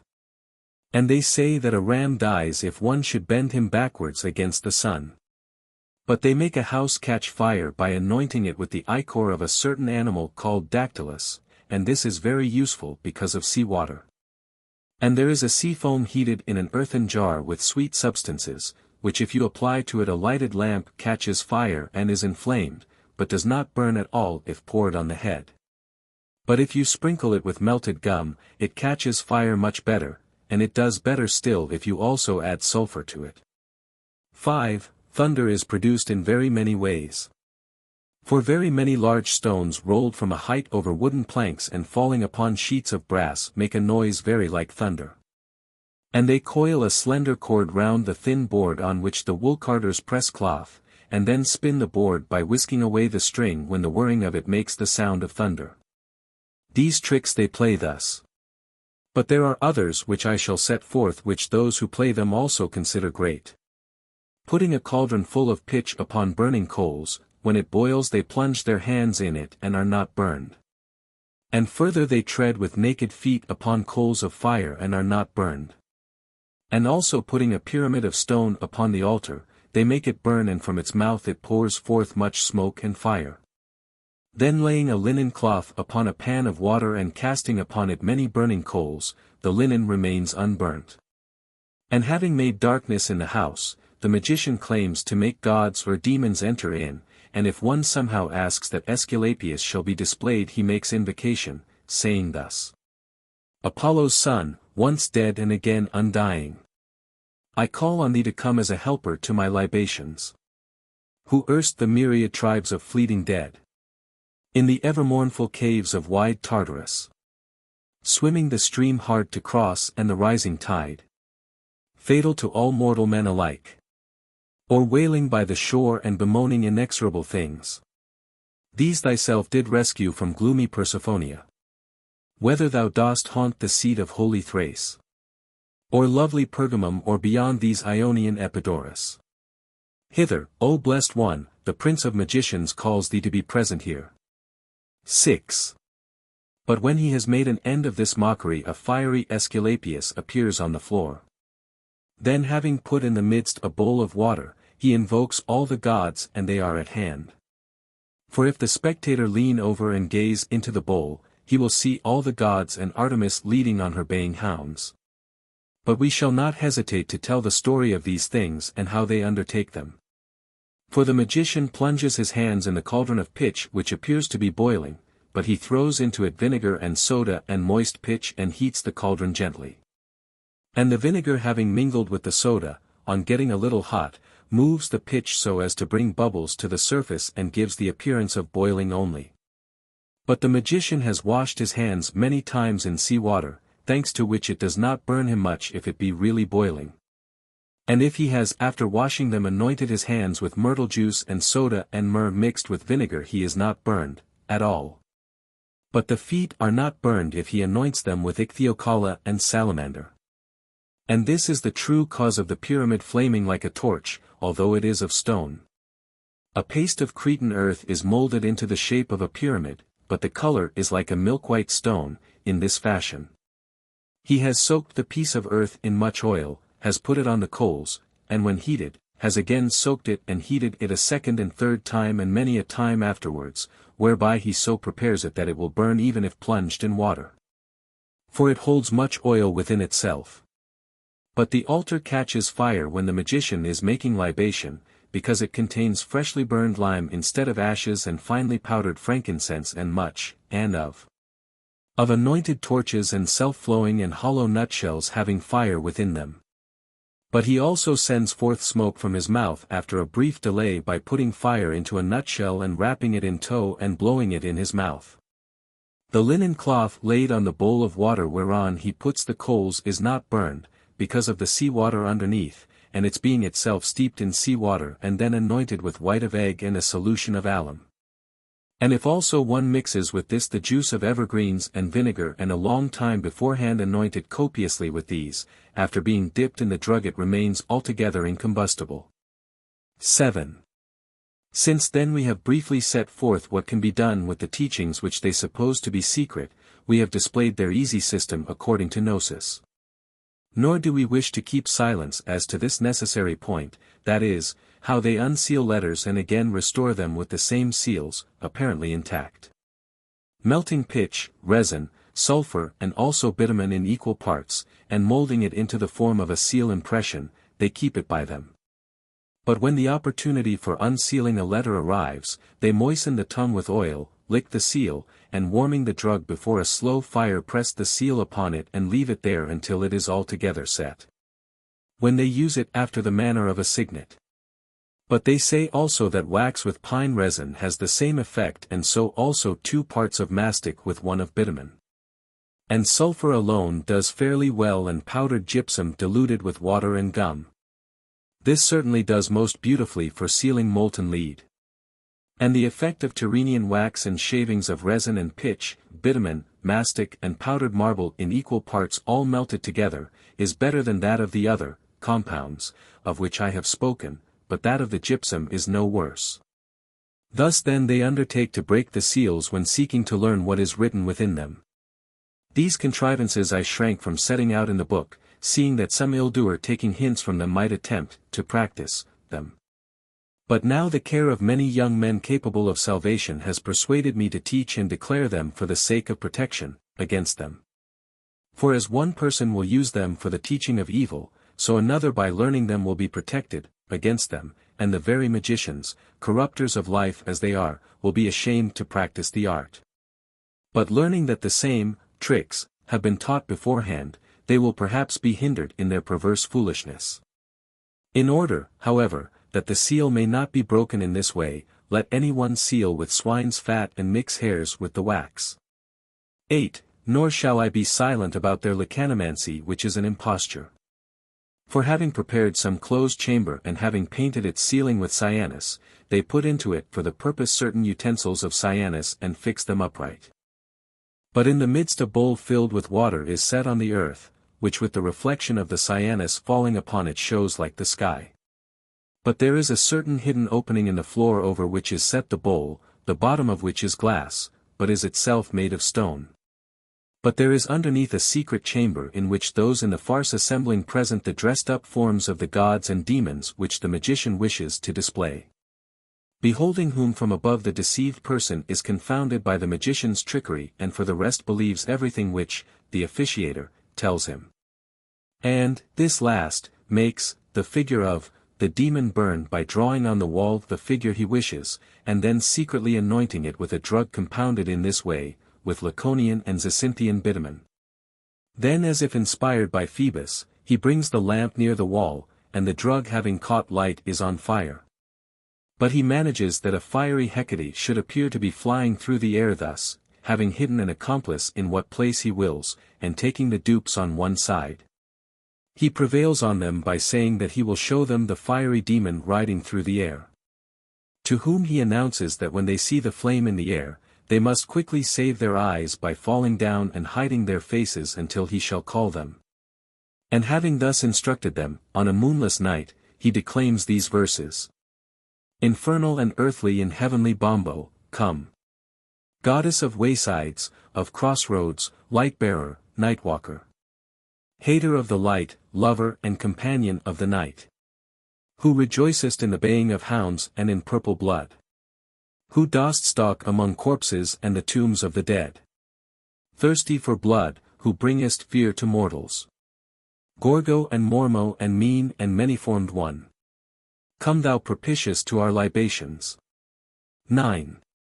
While he speaks thus, fire is seen borne through the air, and the spectators terrified by the strangeness of the sight, cover their eyes and cast themselves in silence on the earth. But the greatness of the art contains this device. The accomplice, hidden as I have said, when he hears the incantation drawing to a close, holding a hawk or kite wrapped about with tow, sets fire to it and lets it go. And the bird scared by the flame is carried into the height and makes very speedy flight. Seeing which, the fools hide themselves as if they had beheld something divine. But the winged one whirled about by the fire, is borne whither it may chance and burns down now houses and now farm buildings. Such is the prescience of the magicians. 10. But they show the moon and stars appearing on the ceiling in this way. Having previously arranged in the center part of the ceiling a mirror, and having placed a bowl filled with water in a corresponding position in the middle of the earthen floor. But a lamp showing dimly has been placed between them and above the bowl, he thus produces the appearance of the moon from the reflection by means of the mirror. But often the magician hangs aloft near the ceiling a drum on end, the same being kept covered by the accomplice by some cloth so that it may not show before its time. And a lamp having been put behind it, when he makes the agreed signal to the accomplice, the last named takes away so much of the covering as will give a counterfeit of the moon in her form at that time. But he anoints the transparent parts of the drum with cinnabar and gum. And having cut off the neck and bottom of a glass flask, he puts a lamp within and places around it somewhat of the things necessary for the figures shining through, which one of the accomplices has concealed on high. After receiving the signal, this last lets fall the contrivances from the receptacle hung aloft, so that the moon appears to have been sent down from heaven. And the like effect is produced by means of jars in glass-like forms. And it is by means of the jar that the trick is played within doors. For an altar having been set up, the jar containing a lighted lamp stands behind it, but there being many more lamps about, this nowise appears. When therefore the enchanter invokes the moon, he orders all the lamps to be put out, but one is left dim and then the light from the jar is reflected onto the ceiling and gives the illusion of the moon to the spectators. The mouth of the jar being kept covered for the time which seems to be required at the image of the crescent moon may be shown on the ceiling. 11. But the scales of fishes or of the Hipparus make stars seem to be when they are moistened with water and gum and stuck upon the ceiling here and there. 12. And they create the illusion of an earthquake, so that everything appears to be moving, Ichneumons' dung being burned upon coal with magnetic iron ore. 13. But they display a liver appearing to bear an inscription. On his left hand, the magician writes what he wishes, adapting it to the inquiry, and the letters are written with nutgalls and strong vinegar. Then taking up the liver, which rests in his left hand, he makes some delay, and it receives the impression and is thought to have been inscribed. 14. And having placed a skull on the earth, they make it speak in this fashion. It is made out of the omentum of an ox, molded with Tyrrhenian wax and gypsum, and when it is made and covered with the membrane, it shows the semblance of a skull. The which seems to speak by the use of the implement and in the way we have before explained in the case of the boys. Having prepared the windpipe of a crane or some such long-necked bird and putting it secretly into the skull, the accomplice speaks what, the magician, wishes. And when he wants it to vanish, he appears to offer incense and putting round it a quantity of coals, the wax receiving the heat of which melts, and thus the skull is thought to have become invisible. 15. These and 10,000 such are the works of the magicians, which, by the suitableness of the verses and of the belief-inspiring acts performed, beguile the fancy of the thoughtless. The heresiarchs, struck with the arts of these magicians, imitate them, handing down some of their doctrines in secrecy and darkness, but paraphrasing others as if they were their own. Thanks to this, as we wish to remind the public, we have been the more anxious to leave behind us no place for those who wish to go astray. But we have been led away not without reason into certain secrets of the magicians which were not altogether necessary for the subject, but which were thought useful as a safeguard against the rascally and inconsistent art of the magicians. Since, now, as far as one can guess, we have set forth the opinions of all, having bestowed much care on making it clear that the things which the heresiarchs have introduced into religion as new are vain and spurious, and probably are not even among themselves thought worthy of discussion, it seems proper to us to recall briefly and summarily what has been before said. 5. Recapitulation.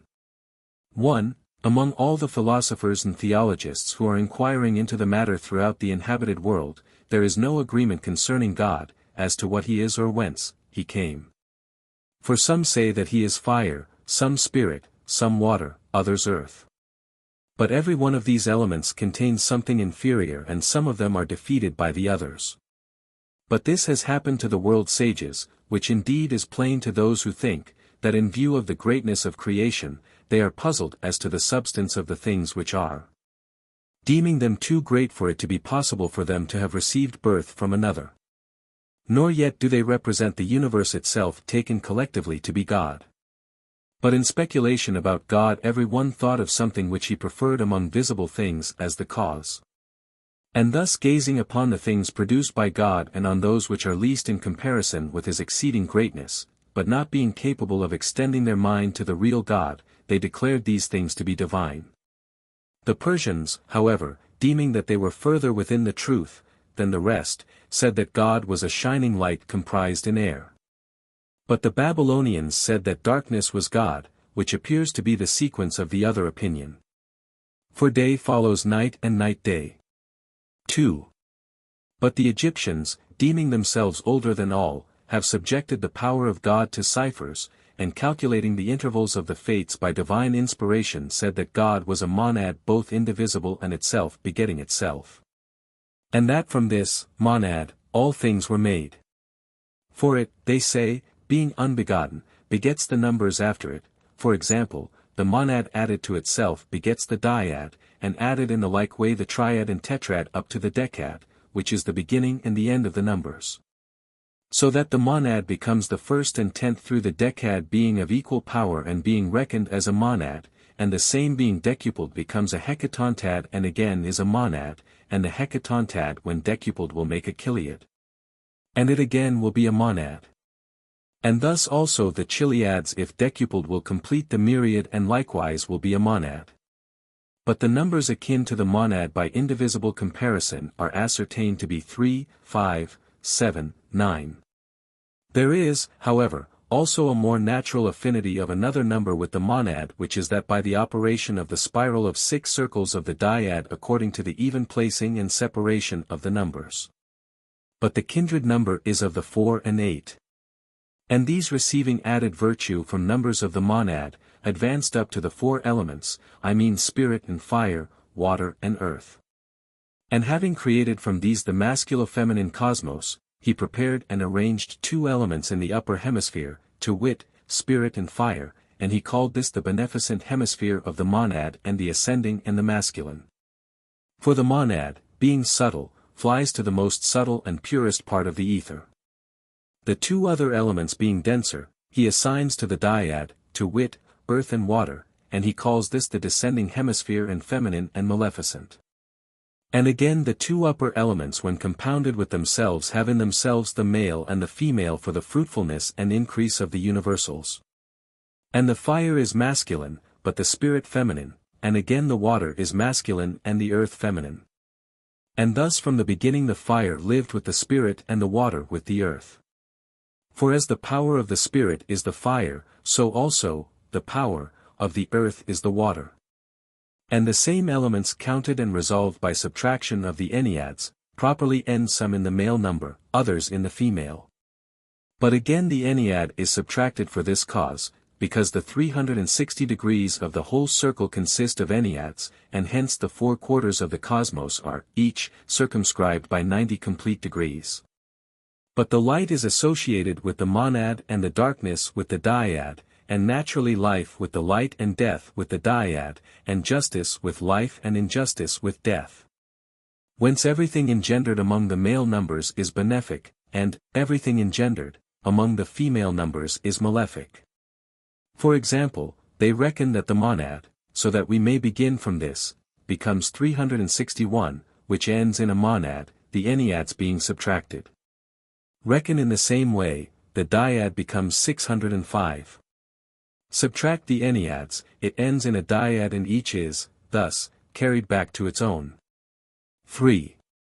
With the monad, then, as it is benefic, there are associated names which end in the uneven number, and they say that they are ascending male and benefic when observed. But that those which end in an even number are considered descending and female and malefic.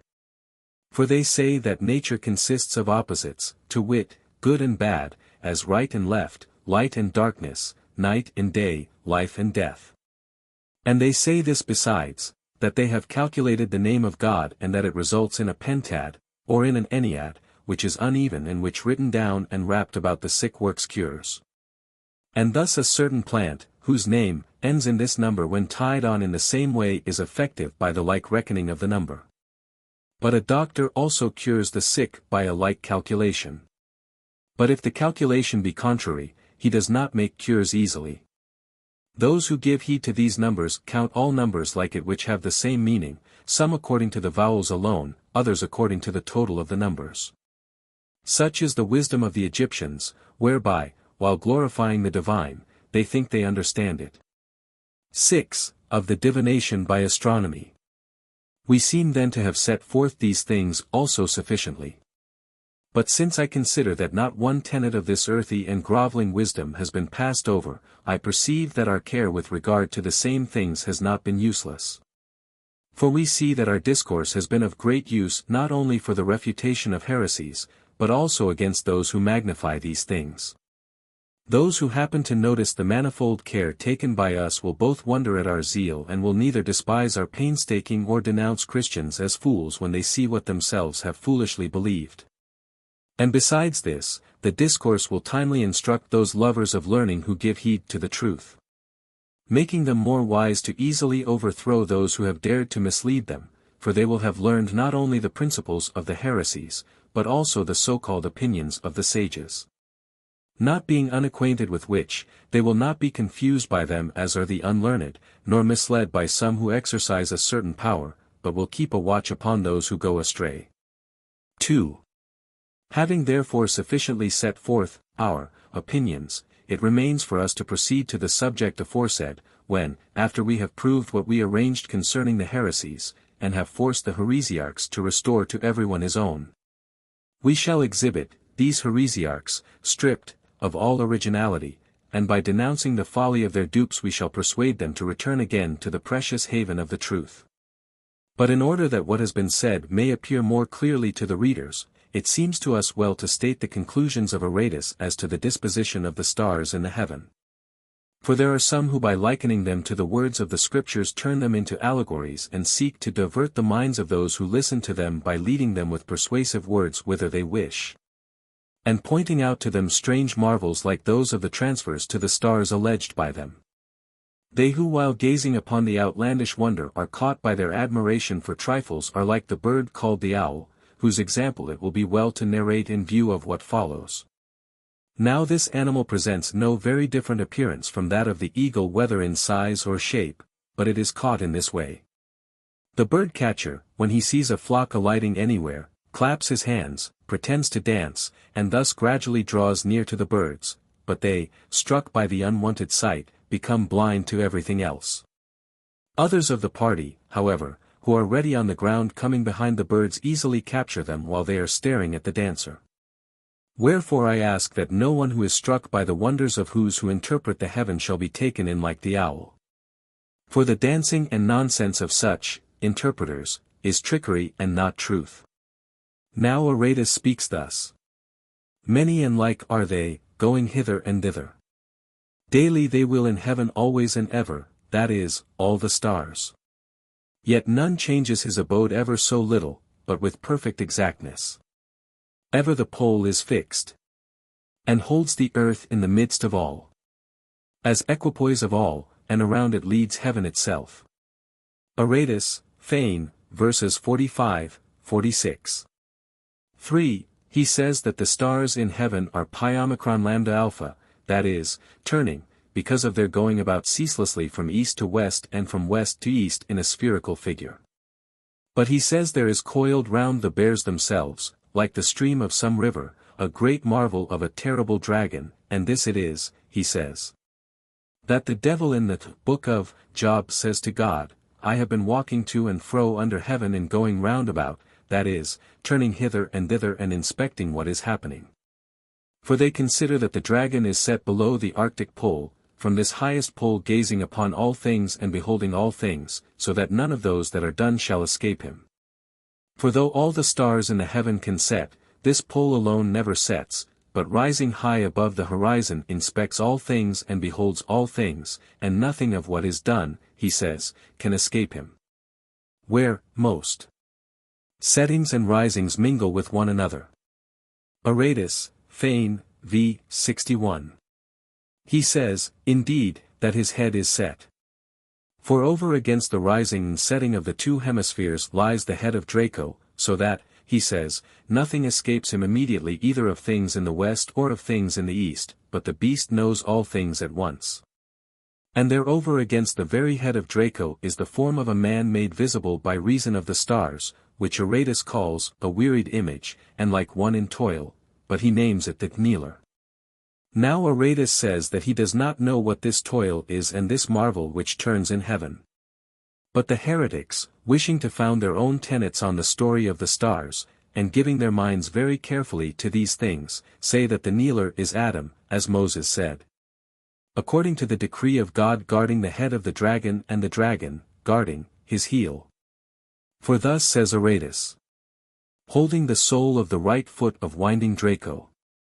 Fane, verses 63 to 65. 4. But he says there are placed on either side of him, I mean the kneeler, Lyra and Corona. But that he bends the knee and stretches forth both hands as if making confession of sin. And that the lyre is a musical instrument fashioned by the Logos in extreme infancy. But that Hermes is called among the Greeks Logos. And Aratus says about the fashioning of the lyre. Which, while he was yet in his cradle, Hermes bored and said it was to be called lyre. Fane, v. 268. It is 7-stringed, and indicates by its 7 strings the entire harmony and constitution with which the cosmos is suitably provided. For in 6 days the earth came into being and there was rest on the 7th.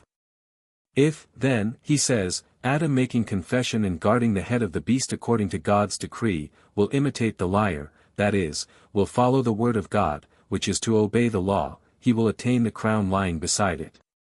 But if he takes no heed, he will be carried downwards along with the beast below him, and will have his lot, he says, with the beast. But the kneeler seems to stretch forth his hands on either side and here to grasp the lyre and there the crown, and this is to make confession, as is to be seen from the very posture. But the crown is plotted against and at the same time drawn away by another beast, Draco the less, who is the offspring of the one which is guarded by the foot of the kneeler. But, another, man stands firmly grasping with both hands the serpent, and draws him backwards from the crown, and does not permit the beast to forcibly seize it. Him Aratus calls serpent holder, because he restrains the rage of the serpent striving to come at the crown. But he says, who in the shape of man forbids the beast to come at the crown is Logos, who has mercy upon him who is plotted against by Draco and his offspring at once. And these bears, he says, are two hebdomads, being made up of 7 stars each, and are images of the two creations. For the first creation, he says, is that according to Adam in his labors who is seen as the kneeler. But the second creation is that according to Christ whereby we are born again. He is the serpent holder fighting the beast and preventing him from coming at the crown prepared for man. But Helica is the great bear, he says, the symbol of the great creation, whereby Greeks sail, that is by which they are taught, and borne onwards by the waves of life they follow it, such a creation being a certain revolution or schooling or wisdom. Leading back again those who follow such, to the point whence they started. For the name Helica seems to be a certain turning and circling back to the same position. But there is also another lesser bear, as it were an image of the second creation created by God. For few, he says, are they who travel by this narrow way. For they say that Cynosura is narrow, by which, Aratus says, the Sidonians navigate. But Aratus in turn says the Sidonians are Phoenicians on account of the wisdom of the Phoenicians being wonderful. But they say that the Greeks are Phoenicians who removed from the Red Sea to the land where they now dwell. For thus it seemed to Herodotus. But this bear he says is Cynosura, the second creation, the small, the narrow way and not Helica. For she leads not backwards, but guides those who follow her forwards to the straight way, being the tail of the dog. For the Logos is the dog, Scion, who at the same time guards and protects the sheep against the plans of the wolves, and also chases the wild beasts from creation and slays them, and who begets all things. For Scion, they say, indeed means the begetter. Hence, they say, Aratus, speaking of the rising of Canis, says thus. But when the dog rises, no longer do the crops play false. Fane v. 332. This is what he means. Plants that have been planted in the earth up to the rising of the dog star take no root, but yet grow leaves and appear to beholders as if they will bear fruit and are alive, but have no life from the root in them. But when the rising of the dog star occurs, the living plants are distinguished by Canis from the dead, for he withers entirely those which have not taken root. This Scion, he says then, being a certain divine Logos has been established judge of quick and dead, and as Scion is seen to be the star of the plants, so the Logos, he says, is for the heavenly plants, that is for men. For some such cause as this, then, the second creation Cynosura stands in heaven as the image of the rational creature. But between the two creations Draco is extended below, hindering the things of the great creation from coming to the lesser. And watching those things which are fixed in the great creation like the kneeler lest they see how and in what way every one is fixed in the little creation. But Draco is himself watched as to the head, he says, by Ophiuchus. The same, he says, is fixed as an image in heaven, being a certain philosophy for those who can see.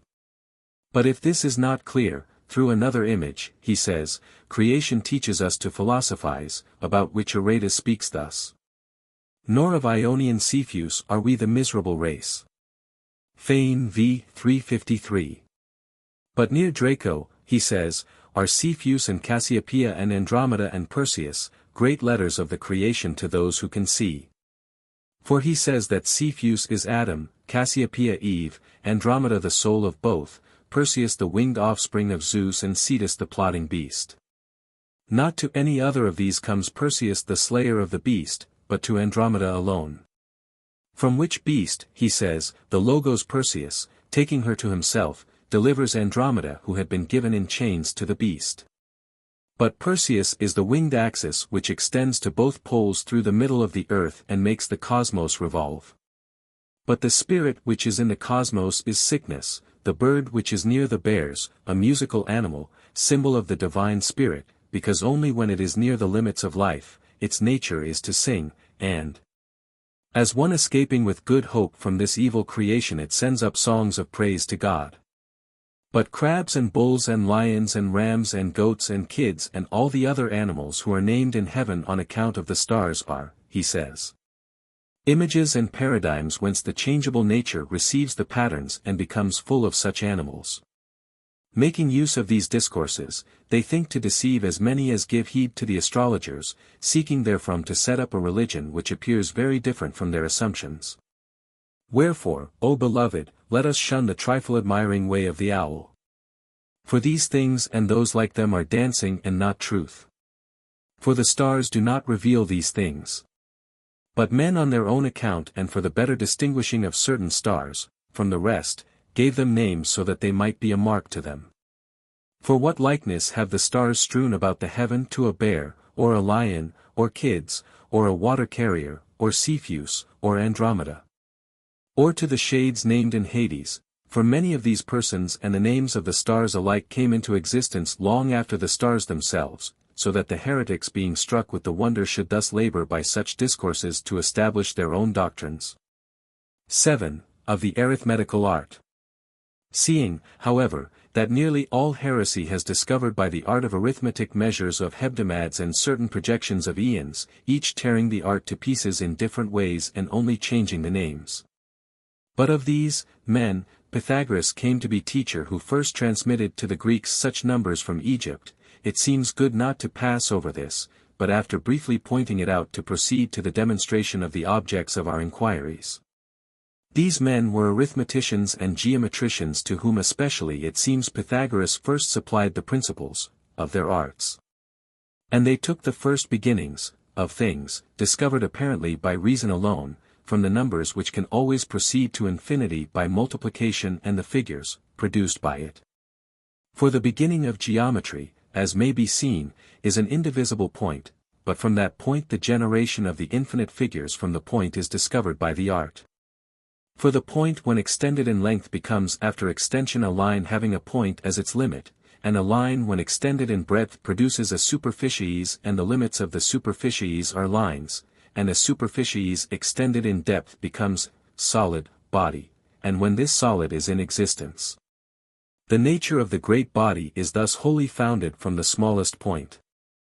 And this is what Simon says thus, the little will be great, being as it were a point, but the great will be boundless, in imitation of that geometrical point. But the beginning of arithmetic, which includes by combination philosophy, is a number which is boundless and incomprehensible, containing within itself all the numbers capable of coming to infinity by multitude. But the beginning of the numbers becomes by hypostasis the first monad, which is a male unit begetting as does a father all the other numbers. Second comes the dyad, a female number, and the same is called even by the arithmeticians. Third comes the triad, a male number, this also has been ordained to be called odd by the arithmeticians. After all these comes the tetrad, a female number, and this same is also called even, because it is female. Therefore all the numbers taken from the genus are 4, but the boundless genus is number, wherefrom is constructed their perfect number, the decad. For 1, 2, 3, for become 10, as has before been shown, if the name which is proper to each of the numbers be substantially kept. This is the sacred tetractys according to Pythagoras, which contains within itself the roots of eternal nature, that is, all the other numbers. For the 11, 12 and the rest take the principle of birth from the 10. Of this decad, the perfect number, the 4 parts are called, number, monad, square and cube. The conjunctions and minglings of which are for the birth of increase, they completing naturally the fruitful number. For when this square is multiplied into itself, it becomes a square squared, but when a square into a cube, it becomes a square cubed, but when a cube into a cube, it becomes a cube cubed. So that all the numbers are 7, in order that the birth of the existing numbers may come from a hebdomad, which is number, monad, square, cube, square of a square, cube of a square, cube of a cube. Of this hebdomad Simon and Valentinus, having altered the names, recount prodigies, hastening to base upon it their own systems. For Simon calls it, thus, mind, thought, name, voice, reasoning, desire and he who has stood, stands and will stand, and Valentinus, mind, truth, word, life, man, church and the Father who is counted with them. According to these ideas, of those trained in the arithmetic philosophy, which they admired as something unknowable by the crowd, and in pursuance of them, they constructed the heresies excogitated by them. Now there are some also who try to construct hebdomads from the healing art, being struck by the dissection of the brain, saying that the substance, power of paternity, and divinity of the universe can be learned from its constitution. For the brain, being the ruling part of the whole body, rests calm and unmoved, containing within itself the breath. Now such a story is not incredible, but a long way from their attempted theory. For the brain when dissected has within it what is called the chamber, on each side of which are the membranes which they call wings, gently moved by the breath, and again driving the breath into the cerebellum. And the breath, passing through a certain reed-like vein, travels to the pineal gland.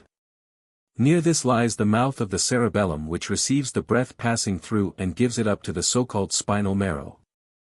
From this the whole body gets a share of pneumatic force, all the arteries being dependent like branches on this vein, the extremity of which finishes in the genital veins. Whence also the seeds proceeding from the brain through the loins are secreted. But the shape of the cerebellum is like the head of a dragon, concerning which there is much talk among those of the Gnosis, falsely so called, as we have shown. But there are other 6 pairs of vessels, growing from the brain, which making their way round the head and finishing within it, connect the bodies together. But the 7th goes from the cerebellum to the lower parts of the rest of the body, as we have said. And about this there is much talk, since Simon and Valentinus have found in it hints which they have taken, although they do not admit it, being first cheats and then heretics.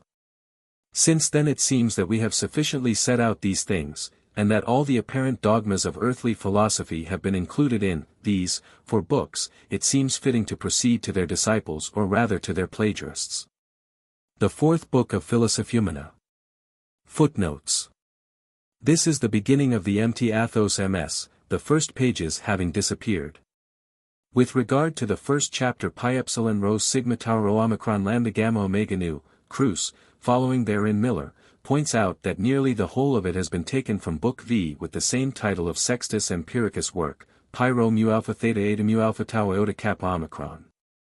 And also that the copying is so faulty that to make sense it is necessary to restore the text in many places from that of Sextus.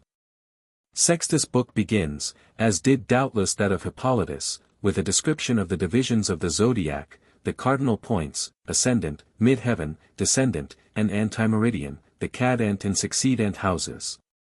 The use of the clepsydra or water clock, the planets and their dignities, exaltations, and falls, and finally, their terms, with a description of which our text begins. It is, perhaps, a pity that Miller did not restore the whole of the missing part from Sextus Empiricus. But the last-named author is not very clear, and the reader who wishes to go further into the matter and to acquire some knowledge of astrological jargon is recommended to consult also James Wilson's Complete Dictionary of Astrology. Reprinted at Boston, U.S.A., in 1885, or, if he prefers a more learned work, M. Bouchleclerc's L'Astrologie Grecque, Paris, 1899. But it may be said here that the astrologers of the early centuries made their predictions from a theme, or geniture, which was in effect a map of the heavens at the moment of birth, and showed the ecliptic or sun's path through the zodiacal signs divided into 12 houses, to each of which a certain significance was attached. The foundation of this was the horoscope or sign rising above the horizon at the birth, from which they were able to calculate the other 3 cardinal points given above. The cadent houses being those 4 which go just before the cardinal points, and the 4 succedents those which follow after them. The places of the planets, including in that term the sun and moon, in the ecliptic were then calculated and their symbols placed in the houses indicated.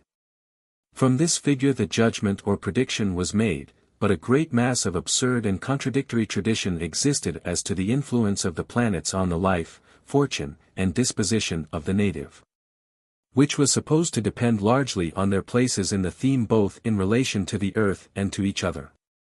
Bouchlecler, op. cit., rightly defines these terms as fractions of signs separated by internal boundaries and distributed in each sign among the 5 planets. Cf. J. Firmicus Maternus, Mathesios, 2, 6, and Cicero, De Divination, 40. Wilson, op. cit., SHV, says they are certain degrees in a sign, supposed to possess the power of altering the nature of a planet to that of the planet in the term of which it is posited. All the authors quoted say that the astrologers could not agree upon the extent or position of the various terms, and that in particular the Chaldeans and the Egyptians were hopelessly at variance upon the point. In the translation I have distinguished Miller's additions to the text from Sextus Empiricus by enclosing them in square brackets, reserving the round brackets for my own additions from the same source, which I have purposely made as few as possible. So with other alterations. Delta omicron rho upsilon phi omicron rho epsilon sigma theta alpha iota, lit, have spearbearers. Stars, in Sextus Empiricus nearly always means planets. This is the famous trine figure or aspect of modern astrologers. Its influence is supposed to be good. That of the square next described, the reverse. Hippolytus here omits a long disquisition by Sextus on the position of the planets and the Chaldean system. Where the text resumes the quotation it is in such a way as to alter the sense completely. Wherefore I have restored the sentence preceding from Sextus. Sigma upsilon mu pi sigma chi epsilon iota, suffer with. Tau pi epsilon rho epsilon chi omicron nu. The term used by astrologers to denote the whole ether surrounding the stars or, in other words, the whole disposition of the heavens. Ambient is its equivalent in modern astrology. This is an anticipation of the Pyrrhatic heresy to which a chapter in Book V, pages ff infra, is devoted. Kappa epsilon mu beta is there spelt kappa epsilon lambda beta, but kappa epsilon mu beta is restored in Book X and is copied by Theodoret. Pyrrhatic is thought by Salmon, DCB, SHV, to mean mead. Toparch means simply ruler of a place. Proastius, Pyro omicron sigma tau iota omicron, generally the dweller in a suburb. Here it probably means the powers in some part of the heavens which is near to a place or constellation without actually forming part of it. Nu epsilon nu omicron mu iota sigma mu nu alpha. Cf nu epsilon nu omicron mu iota sigma mu nu omega, in the established manner, Callistratus, Ecpher, 897. Tau pyro alpha kappa tau iota kappa nu lambda gamma omega nu, or, perhaps, of the systems used. Sigma sigma tau alpha tau omicron nu, lit, not holding together, punningly used as epithet for both the art and the heresy. What follows to the concluding paragraph of chap. 7 is taken nearly verbatim from Sextus Empiricus. For these terms cn on p supra.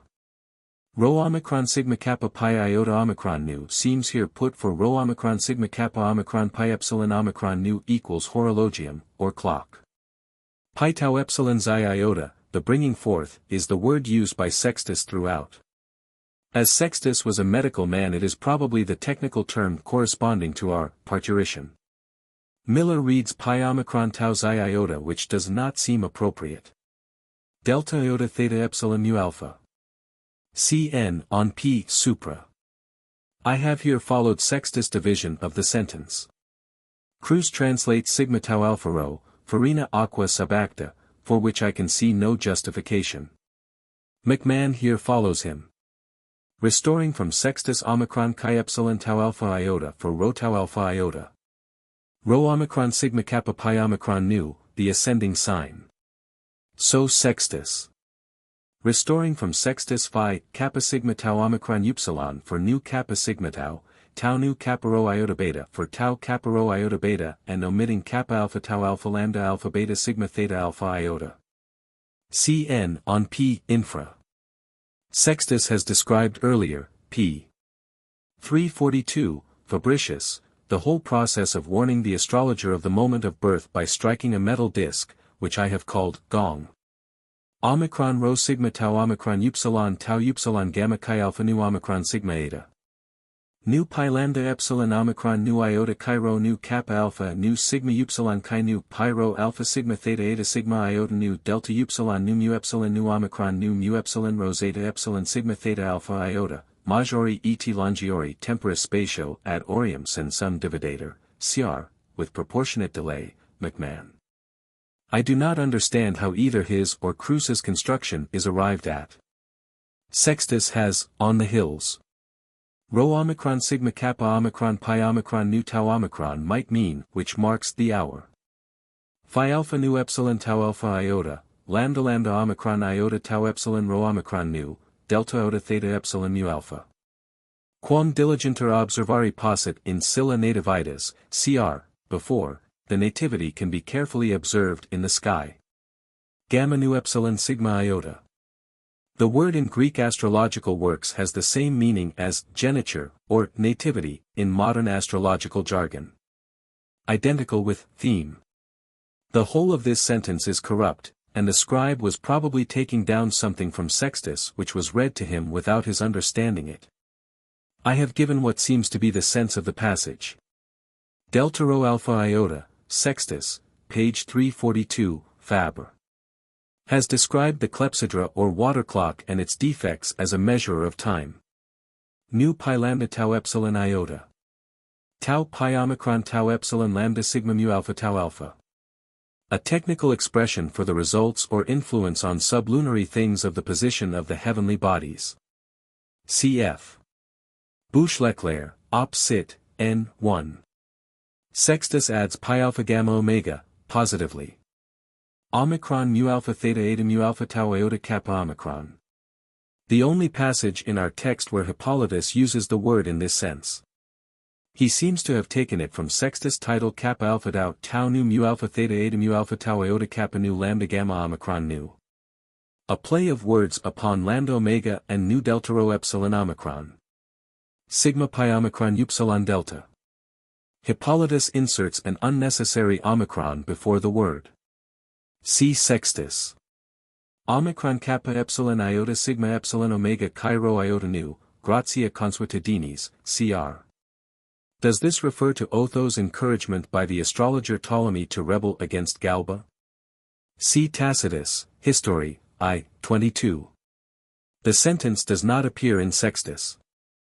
Sextus says 9,977 years.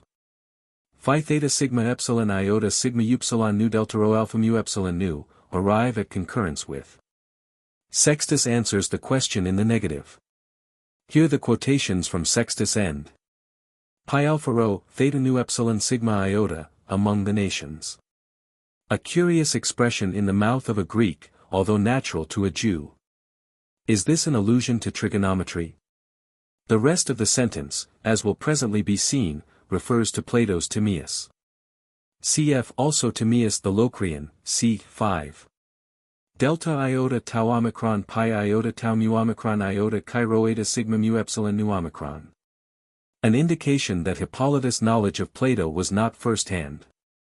The passage which follows is from the Timaeus, 12, where Plato describes how the world-maker set in motion two concentric circles revolving different ways, the external called the same and like, and the internal the other, or different. This seems to be generally accepted as Plato's meaning. Jowett says the three are the orbits of the Sun, Venus and Mercury, the four those of the Moon, Saturn, Mars and Jupiter. The wanderers are of course the planets. I.e., swifter and slower. Pi iota phi alpha nu epsilon alpha.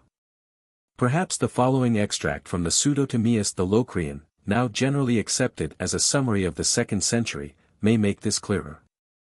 After explaining that the cosmos and its parts are divided into the same and the different, he says, the first of these leads from without all that are within them, along the general movement from east to west. But the latter, belonging to the different, lead from within the parts that are carried along from west to east, and are self-moved, and they are whirled round and along, as it may happen, by the movement of the same which possesses in the cosmos a superior power. Now the movement of the different, being divided according to a harmonical proportion, takes the form of 7 circles, and he then goes on to describe the orbits of the planets. Lit. If one section be severed. Cf. Plato, Timaeus, c. 12. A palpable mistake. As Cruz points out, if the Earth's diameter is as said in the text, its perimeter must be 251,768 stadia, which is not far from the 252,000 stadia assigned to it by Eratosthenes. Lacunae in both these sentences. The common Greek name for the planet Ares or Mars. All these numbers are hopelessly corrupt in the text and the scribe varies the notation repeatedly. I have given the figures as finally settled by Crus and his predecessors. The shining one is the planet Hermes or Mercury. Beta theta eta, depths, rather height if we consider the orbits of the planets as concentric and fitting into one another like jugglers' caps or the skins of an onion. Nu lambda gamma omicron iota sigma upsilon mu phi nu omicron iota.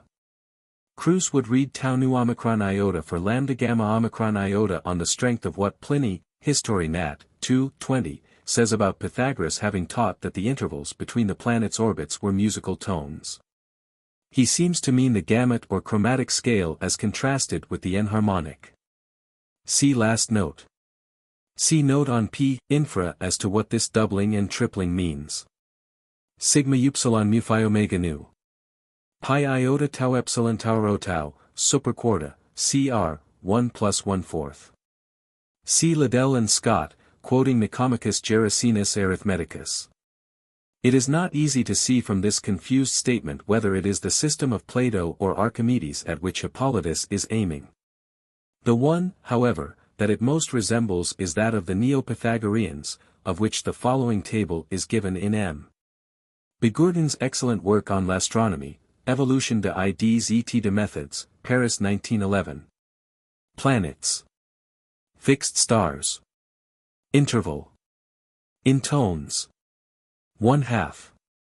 1/2. 1.5. 1/2. 1/2. 1/2. In thousands of stadia. 63. 189. 63. 63. Absolute distances in thousands of stadia. 126. 252. 567. 693. The object of all these figures is apparently to prove that those of Archimedes are wrong and that the Platonic theory, said. One does not know with what truth, to have been inherited from Pythagoras, viz. That the intervals between the orbits of the different bodies of the cosmos are arranged like the notes on a musical scale, is to be preferred. This was perhaps to be expected from a churchman as favoring the doctrine of creation by design. It is difficult at first sight to see how the figures in the text bear out Hippolytus' contention. Inasmuch as the distances here given of the 7 planets, including therein the sun and moon, from the earth proceed in an irregular kind of arithmetical progression ranging from 1 to 54. The distance from the earth to the moon which Hippolytus accepts from Archimedes as correct being taken as unity. Thus, let us call this unit of distance x, and we have the table which follows. Table I, of distances. Distance. Of. Earth. From. Equals. 5,544,130. Stadia or. X. Equals. 16,632,390. 3x. Equals. 33,264,780. 6x. Equals. 55,441. 300. 10x. Equals. 105,338,470. 19x. Equals. 149,691,510. 27x. Equals. 299,383,020. 54x. But let us take the figures given in the text for the intervals between the Earth and the 7 planets, arranged in the same order. And again taking the Earth to Moon distance as unity, we have Table 2, of intervals. Interval. Between. And. Equals. 5,554,130. Stadia or. X. Equals. 11,088,260. 2x. Equals. 16,632,390. 3x equals 22,176. 520. For x, 22 equals 49,897,170. 9x, 32 equals 44,353,040. 8x, 23 equals 149,691,510. 27x, 33. This agrees almost entirely with the theory which M. Begurden in the work mentioned in the last note has worked out as the Platonic theory of the distances of the different planets from the Earth, the supposed center of their movements, page 228. Thus, planets. Distances. 2. 4. 9. Which distances are, in his own words, les termes encheviters de deux progressions géométriques ayant respectivement pour raison 2 et 3, savoir 1, 2, 4, 8, 1, 3, 9, 27. En voit que l'unite est, comme chez Pythagore, la distance de la Terre à la Lune. This conclusion is amply borne out by Hippolytus' figures, which, as given in Table 2 above, show a regular progression from 2 and 3 to 22 and 32, then to 23 and 33, which explains what our author means by increasing the Earth to the Moon distance. Kappa alpha tau tau delta iota pi lambda sigma iota omicron nu kappa alpha tau rho iota pi lambda sigma iota omicron nu. The only discrepancy between this and M. Begurden's table is that he has transposed the distances between, and, respectively. But as I do not know the details of the calculation on which he bases his figures, I am unable to say whether the mistake is his or Hippolytus. Are we to conclude from this that these last calculations are those of Claudius Ptolemy, the author of the Almagest? He has certainly not been mentioned before, but his fame was so great that Hippolytus may have been certain that the allusion would be understood by his audience. Ptolemy lived, perhaps, into the last quarter of the 2nd century. Genesis 6. 4. The subject seems to have had irresistible fascination for Christian converts of Asiatic blood, whether orthodox or heretic. Manes also wrote a book upon the giants, C.F. Kessler, Mani, Berlin, 1899, pages 191 ff. Hippolytus seems to have been entirely ignorant that the calculations he derides were anything but mere guesswork. They were not only singularly accurate considering the imperfection of the observations at the disposal of their author, but have also been of the greatest use to science as laying the foundation of all future astronomy. Mu tau rho omicron upsilon. Another pun on their measurements. Nothing definite is known of this Colarbasus or his supposed astrological heresy.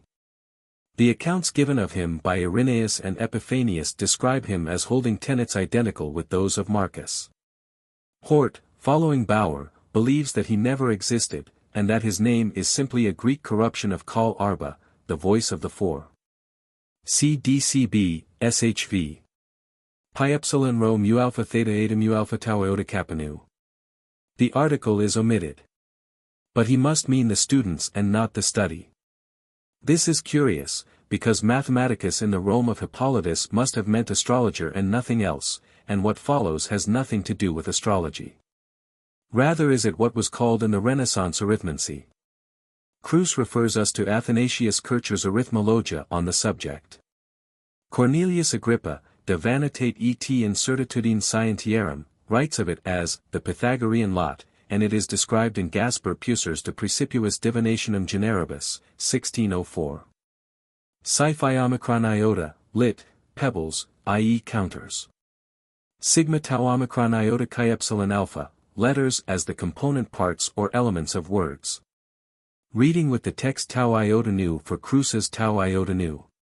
In the text the kappa and tau are written at full length, the other numbers in the usual Greek notation, a proof that the scribe was here writing from dictation and not copying ms. Psi eta phi iota sigma theta nu. The name is spelt pi tau rho omicron kappa lambda omicron. So that the root may be either 7 or 6 according as you use the rule of 9 or of 7. A reductio ad absurdum. Nu pi alpha rho tau sigma, is even or complete. I omit the rho, which in the codex precedes the alpha. Cruz suggests it is put for pi. They do not, but make 26. Cruz adds an alpha between the 8 and the 3, but in any case the rule just enunciated is broken by the reckoning in of two 2's. Alpha alpha, alpha equals 1, iota equals 10 equals 1, alpha equals 1, omitted, final sigma equals 200 equals 2. 1 plus 1 plus 2 is equal to 4. The Homeric name for Paris. Kappa rho iota omicron nu omicron mu alpha as opposed to mu epsilon tau alpha phi omicron rho nu omicron mu alpha, a name transferred from one to another, or family name. Not 8 but 4. Omicron equals 70 equals 7, delta equals 4, upsilon equals 400 equals 4, sigma equals 200 equals 2, epsilon equals 5, with duplicate omitted, equals 22, which divided by 9 leaves 4, or by 7, only 1. The next sentence and a similar remark at the last sentence but one of the chapter are probably by a commentator or scribe and have slipped into the text by accident. Oddly enough, nothing is said as to what happens if the roots are equal, as they seem to be in this case. Another mistake. Alpha equals 1, sigma equals 200 equals 2, tau equals 300 equals 3, epsilon equals 5, rho equals 100 equals 1, omicron equals 70 equals 7, pi equals 80 equals 8, iota equals 10 equals 1, with duplicates omitted, equals 28, which divided by 9 leaves 1, or by 7, 0 is equal to 7. Tau alpha nu mu nu tau omicron iota delta epsilon upsilon tau epsilon rho nu tau iota nu epsilon gamma omega nu zeta omega nu tau alpha iota. Quum vero quidem iterum discertant de numeris, cr. But the allusion is almost certainly to two charioteers or combatants meeting in successive contests. Half the divination and magic of the early centuries refers to the affairs of the circus, and the text has nothing about de numeris.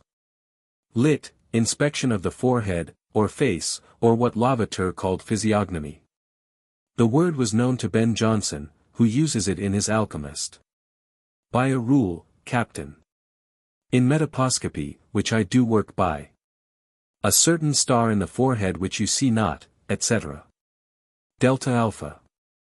I have not thought it worth while to set down the various readings suggested by the different editors and translators for these forms and qualities. The whole of this chapter is taken from Ptolemy's Tetrabiblos, and was corrupted by every copyist. The common type suggested with eyebrows meeting over the nose is plainly Alexandrian, as we know from the portraits on mummy cases in Ptolemaic times. Kappa omicron pi iota alpha tau alpha. The dictionaries give gravedigger, which makes no sense. Phi theta alpha lambda mu omicron mu lambda alpha sigma iota nu lambda epsilon iota mu mu nu omicron iota, eyes black as if oiled. Not a bad description of the eyes of a certain type of Levantine. The text has kappa omicron lambda upsilon mu beta sigma iota nu, which must refer to the eyes. Yet he twice calls them psi epsilon sigma tau alpha iota, or cheats. Miller thinks this last characteristic interpolated. Reading lambda epsilon upsilon kappa for lambda upsilon kappa, salt, which seems impossible. Reading pi omicron delta omicron lambda iota omicron iota for pi delta omicron upsilon lambda omicron iota. Is anyone born with gray hair? Omicron alpha tau omicron phi sigma epsilon omega. A similar phrase has just occurred under the same sign, a proof of the utter corruption of the text. Rho chi eta sigma tau alpha in codex. Probably a mistake for epsilon kappa omicron iota nu omega nu alpha nu epsilon chi rho eta sigma tau omicron iota, useful to the community. Delta iota pi iota nu omicron alpha, probably a sarcasm. It is hardly necessary to point out the futility of this astrology, its base being the theory that the Earth is the center of the universe. Nearly all the characteristics given above have, however, less to do with the stars than with those supposed to distinguish the different animals named. This is really sympathetic magic, or what was later called the signatures of things. A lacuna in the text here extending to the opening words of the next chapter. Richard Ganchenietz, in a study on Hippolytus Kapitalgegen die Magier appearing in Gebhardt's and Harnack's text und Untersuchungen, Drittreihe BD. 9, Leipzig, 1913, says it is not doubtful that Hippolytus took this chapter from Celsus' book Kappa Alpha Tau Mu Gamma Omega Nu, which he discovers in Origen's work against the last-named author. He assumes that Lucian of Samosata in his lambda xi alpha nu delta rho omicron psi epsilon upsilon delta mu alpha nu tau iota borrowed from the same source. Tau nu delta alpha iota mu nu omega nu, a demonibus, cr. But the word delta alpha mu omega nu is hardly ever used in classic or antique Greek for a devil or evil spirit, generally called delta alpha iota mu nu iota omicron nu. Delta alpha mu omega nu here and elsewhere in this chapter plainly means a god of lesser rank or spirit. Cf. Plutarch de is, etos, cc 25-30. Tau pi alpha iota delta, the magician's assistant necessary in all operations requiring confederacy or hypnotism. For the composition of this see Plutarch, op. cit., c. 81. Mu upsilon chi. Often used for the women's chamber or gymnasium. Clearly the Egyptian sun god Ra or Re, the phi in front being the Coptic definite article. It is a curious instance of the undying nature of any superstition that in the magical ceremonies of the extant Parisian sect of Vintricists, Amonare, the Theban form of this god, is invoked apparently with some idea that he is a devil. See Jules Bois Le Satanisme et la Magie, Paris, 1895. Chi alpha lambda kappa nu theta omicron nu, sulfate of iron, which, mixed with tincture or decoction of nutgalls, makes writing ink. Our own word copperas is an exact translation. Phi iota lambda eta. A broad flat pan used for sacrificial purposes. There is some muddle here, probably due to Hippolytus not having any practical acquaintance with the tricks described. The smoke of nutgalls would hardly make the writing visible. On the other hand, letters written in milk will turn brown if exposed to the fire without the application of any ash. A sauce made of brine and small fish. See the roughly drawn vignettes usual in magic papyri, e.g. Parthe, Zwei Griechisch Zauberpapiere, Berlin, 1866, Carl Wesley, Griechisch Zauberpapiere von Paris und London, Vienna, 1888. Tau Phi Rho Nu Alpha. One of Hippolytus' puns. Hebrew was used in these ceremonies, because they were largely in the hands of the Jews. See Forerunners and Rivals of Christianity, 2, pages 33, 34, for references. Chi epsilon. Particularly appropriate to the striking of a metal disc.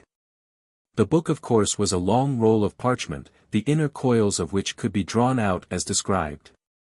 Rho upsilon kappa tau nu lambda nu. Kruse translates fossil salts. Does he mean rock salt? Tau nu delta iota kappa nu mu lambda alpha nu. Either indigo dye or pepper. Cayenne pepper put in the flame might have a startling effect on the audience.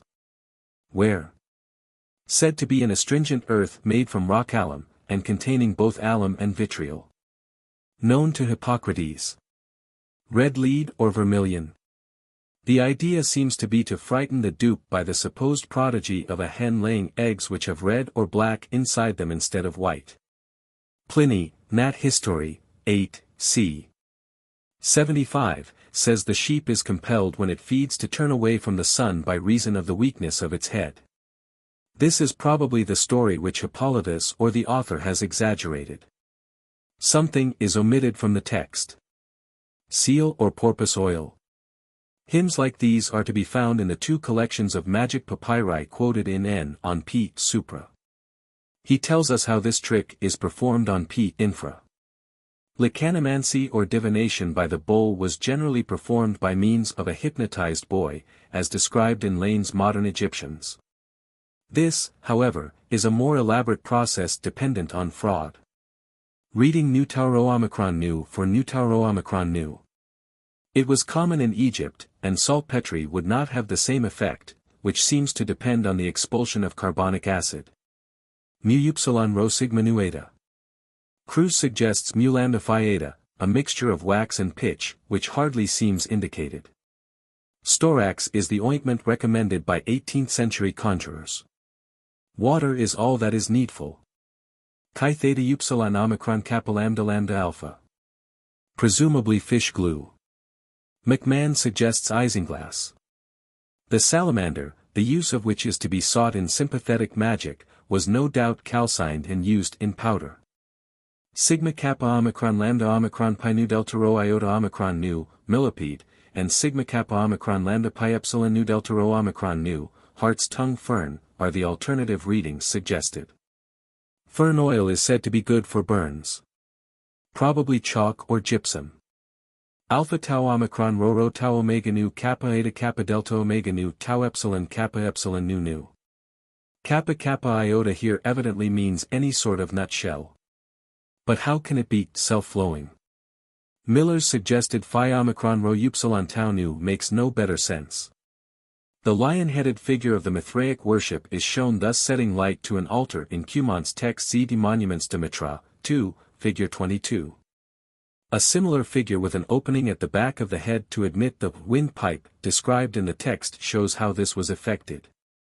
See the same author's Les Mystères de Mitra, Brussels, 1913, figures 26 and 27.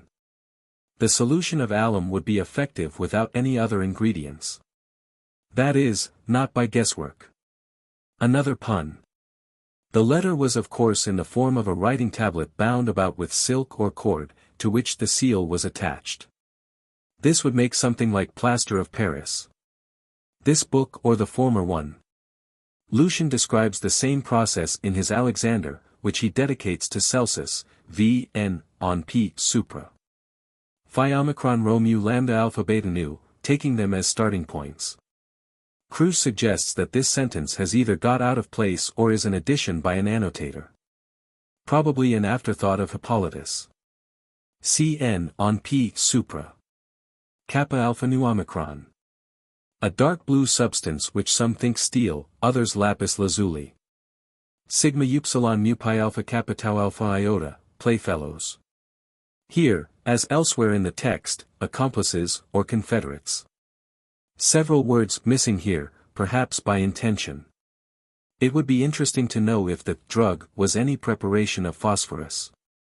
Should be Baubo, a synonym of Hecate in the hymn to that goddess published by Miller, Mélanges de lit. Grec, Paris, 1868, pages 442 ff. Most of the epithets and names here used are to be found in the hymn quoted in the last note. The goddess is there identified not only with Artemis and Persephone, but with the Sumerian Eris Kigal, Lady of Hell. A sort of magic lantern. Kappa tau omicron pi tau rho omicron nu, which I have translated mirror, might be a lens. One is said to have been found in Assyria. Pi rho rho omega theta epsilon nu. Better, perhaps, pi rho rho omicron tau epsilon theta epsilon nu. Full moon, or half, or quarter, as the case may be. Schneidwin seems to be right in suggesting a lacuna here. Nu alpha lambda delta epsilon sigma iota tau pi omicron iota. Schneidwin suggests tau pi omicron iota unreasonably. Many alabaster jars are nearly transparent. Cf. Aristotle, De Histori Animal, v. 10, 2. Said to be Coryphena Hipparus. The hiatus leaves us in doubt how this operated. Perhaps it liberated free ammonia. Reading pi lambda omicron nu beta omicron epsilon upsilon instead of, with Cruz, pi lambda epsilon omicron nu beta lambda omicron upsilon, filled with clay. Phi alpha nu, unapparent. Pi eta nu chi theta eta mu epsilon nu. An admission that this chapter was an afterthought. Epsilon kappa sigma alpha iota, sigma tau iota, ut padded, cr. Theta epsilon omicron lambda gamma omicron iota. It does not mean theologians, in our sense, but narrator of stories about the gods. Orpheus is always considered a theta epsilon omicron lambda gamma omicron. Pi omicron delta alpha pi. Not, as Cruz translates, quayle, which would be better expressed by the pi omicron nu of Aristotle. Tau sigma mu pi alpha nu alpha tau. It is fairly certain that Hippolytus in this recapitulation must here be summarizing the missing books 2 and 3. He has said nothing in any part of the work that has come down to us about the Persian theology, and in Book I he calls Zaratas or Zoroaster a Chaldean and not a Persian. Psi phi omicron iota pi beta alpha lambda omicron nu kappa alpha are supplied by Schneidwin in the place of 3 words rubbed out. Reading with Schneidwin mu omicron iota rho nu for mu upsilon rho nu and pi iota pi nu omicron alpha for pi nu omicron iota alpha. By indivisible comparison, sigma gamma kappa rho iota sigma iota, he seems to imply that these numbers cannot be divided except by 1. Hence Cruz would omit 9 as being divisible by 3. Perhaps he means, like indivisibility. Cruz suggests that this was an astronomical instrument and quotes C.L. Ptolemy, Harmon, 2, in support. Why should the cosmos be masculo-feminine? The Valentinians said the same thing about their Sophia, who was, as I have said elsewhere, Journal of the Royal Asiatic Society, October 1917, a personification of the earth. The idea seems to go back to Sumerian times. Cf. Forerunners, 2, 45, n. 1, and Mr. S. Langdon, Tammuz and Ishtar, Oxford, 1914, pages 7, 43 in 115. The worshippers of the Greek Isis declared Isis to be the earth and Osiris water. See Forerunners, I, 73, for references. If Hippolytus is here recapitulating books 2 and 3, it is probable that the lacuna was occupied with some reference to the Alexandrian deities and their connection with the arithmetical speculations of the Neo-Pythagoreans. Could this be substantiated, we should not need to look further for the origin of the Simonian and Valentinian heresies. Psi eta phi iota zeta mu epsilon nu alpha kappa iota nu alpha lambda upsilon mu epsilon nu alpha, supputata et diversa, cr. The process seems to be that called earlier, p supra, the rule of 9. 361 divided by 9 is equal to 40 plus 1, 605 divided by 9 is equal to 67 plus 2. Pi epsilon rho zeta upsilon gamma omicron nu, lit, unyoked. Epsilon nu nu delta alpha here appears in the text apparently as an alternative reading. Cruz suggests, with an ennead deducted.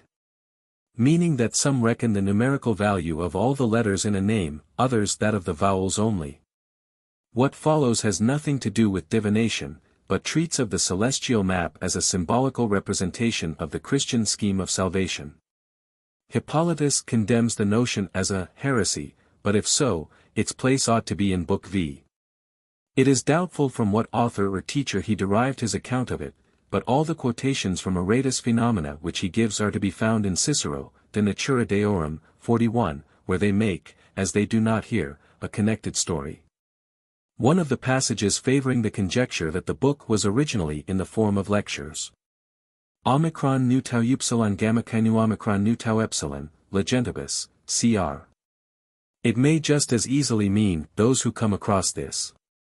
Catasterisms was the technical term for these transfers, of which the Coma Berenices is the best known example. Cf. Bouche-Leclerc, op cit. The long-eared owl, Strix otis. According to Aelian it had a reputation for stupidity, and was therefore a type of the easy dupe. Athenaeus, Deipna Sophisti, 9, 44, 45, tells a similar story to that in the text about the bustard. Reading mu epsilon tau alpha nu sigma sigma epsilon tau alpha iota for mu epsilon tau alpha nu sigma sigma epsilon tau alpha iota or mu epsilon tau alpha nu epsilon sigma epsilon tau alpha iota. Sigma tau rho epsilon pi tau omicron, Volvant, cr. An attempt to pun on pi lambda omicron, the pole. Job I, 7. The Book of Job according to some writers comes from an Essene school, which may give us some clue to the origin of these ideas.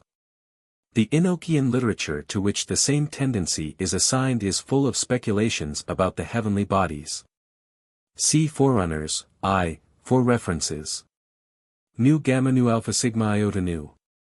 Aratus calls this constellation nu gamma nu alpha sigma iota kappa alpha theta mu epsilon nu omicron, Cicero Engonasis, Ovid Genunixus, Vitruvius, Manilius and J. Firmicus Maternus, Ingeniculus.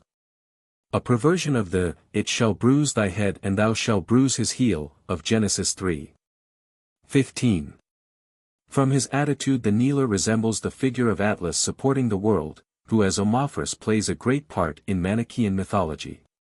Cumont derives this from a Babylonian original, for which and his connection with Mithraic cosmogony see his Recherches sur le Manichaisme, Brussels, 1908, figures 1 and 2. The constellation is now known as Hercules. Hippolytus here evidently quotes not from Aratus, but from some unnamed Gnostic or heretic writer, whom Cruse thinks must have been a Jew. Yet he was plainly a Christian, as appears from his remarks about the second creation. An Ebionite writer might have preserved many Essene superstitions. Cruse, following Roper, says these words have slipped in from an earlier page. Phi iota omicron chi omicron. The Ophiuchus huge of Milton or Angwitnans. Lambda kappa eta. So Aratus and Apollonius Rhodius. Said to be so called from its perpetually revolving. Cruse remarks on this sentence that it does not seem to have been written by a Greek, and quotes Epiphanius as to the addiction of the Pharisees to astrology. But see last note but one. Lambda kappa eta. A pun quite in Hippolytus manner. Pyro nu alpha upsilon tau lambda omicron nu tau alpha iota. Cruse and McMahon alike translate this, towards which, but Aratus clearly means, steer by, both here and earlier. Herodotus I, 1. He does not say, however, that the Greeks were Phoenicians. Rather the conceiver, from kappa omega, to conceive. Gamma epsilon nu omega is used of the mother by Aristotle, the general animal, 3, 5, 6. Lambda omicron gamma iota kappa. Reading iota sigma alpha delta omicron for Cruse's alpha sigma delta alpha omicron. The text is said to have epsilon delta alpha omicron.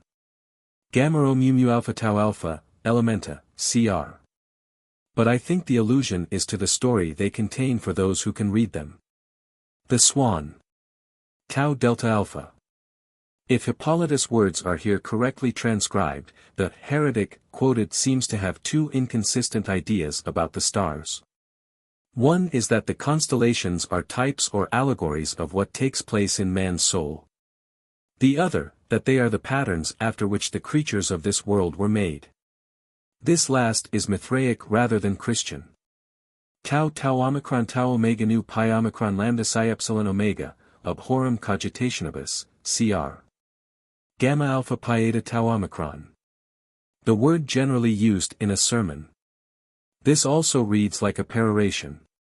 In this chapter Hippolytus for the first time sets himself seriously to prove the thesis which he has before asserted, i.e. that all the Gnostic systems are derived from the teachings of the Greek philosophers. His mode of doing so is to compare the elaborate systems of aeons or emanations of deity imagined by heresiarchs like Simon Magus and Valentinus to the views attributed by him to Pythagoras which make all nature to spring from one indivisible point. Whether Pythagoras ever held such views may be doubted and we have no means of checking Hippolytus' always loose statements on this point.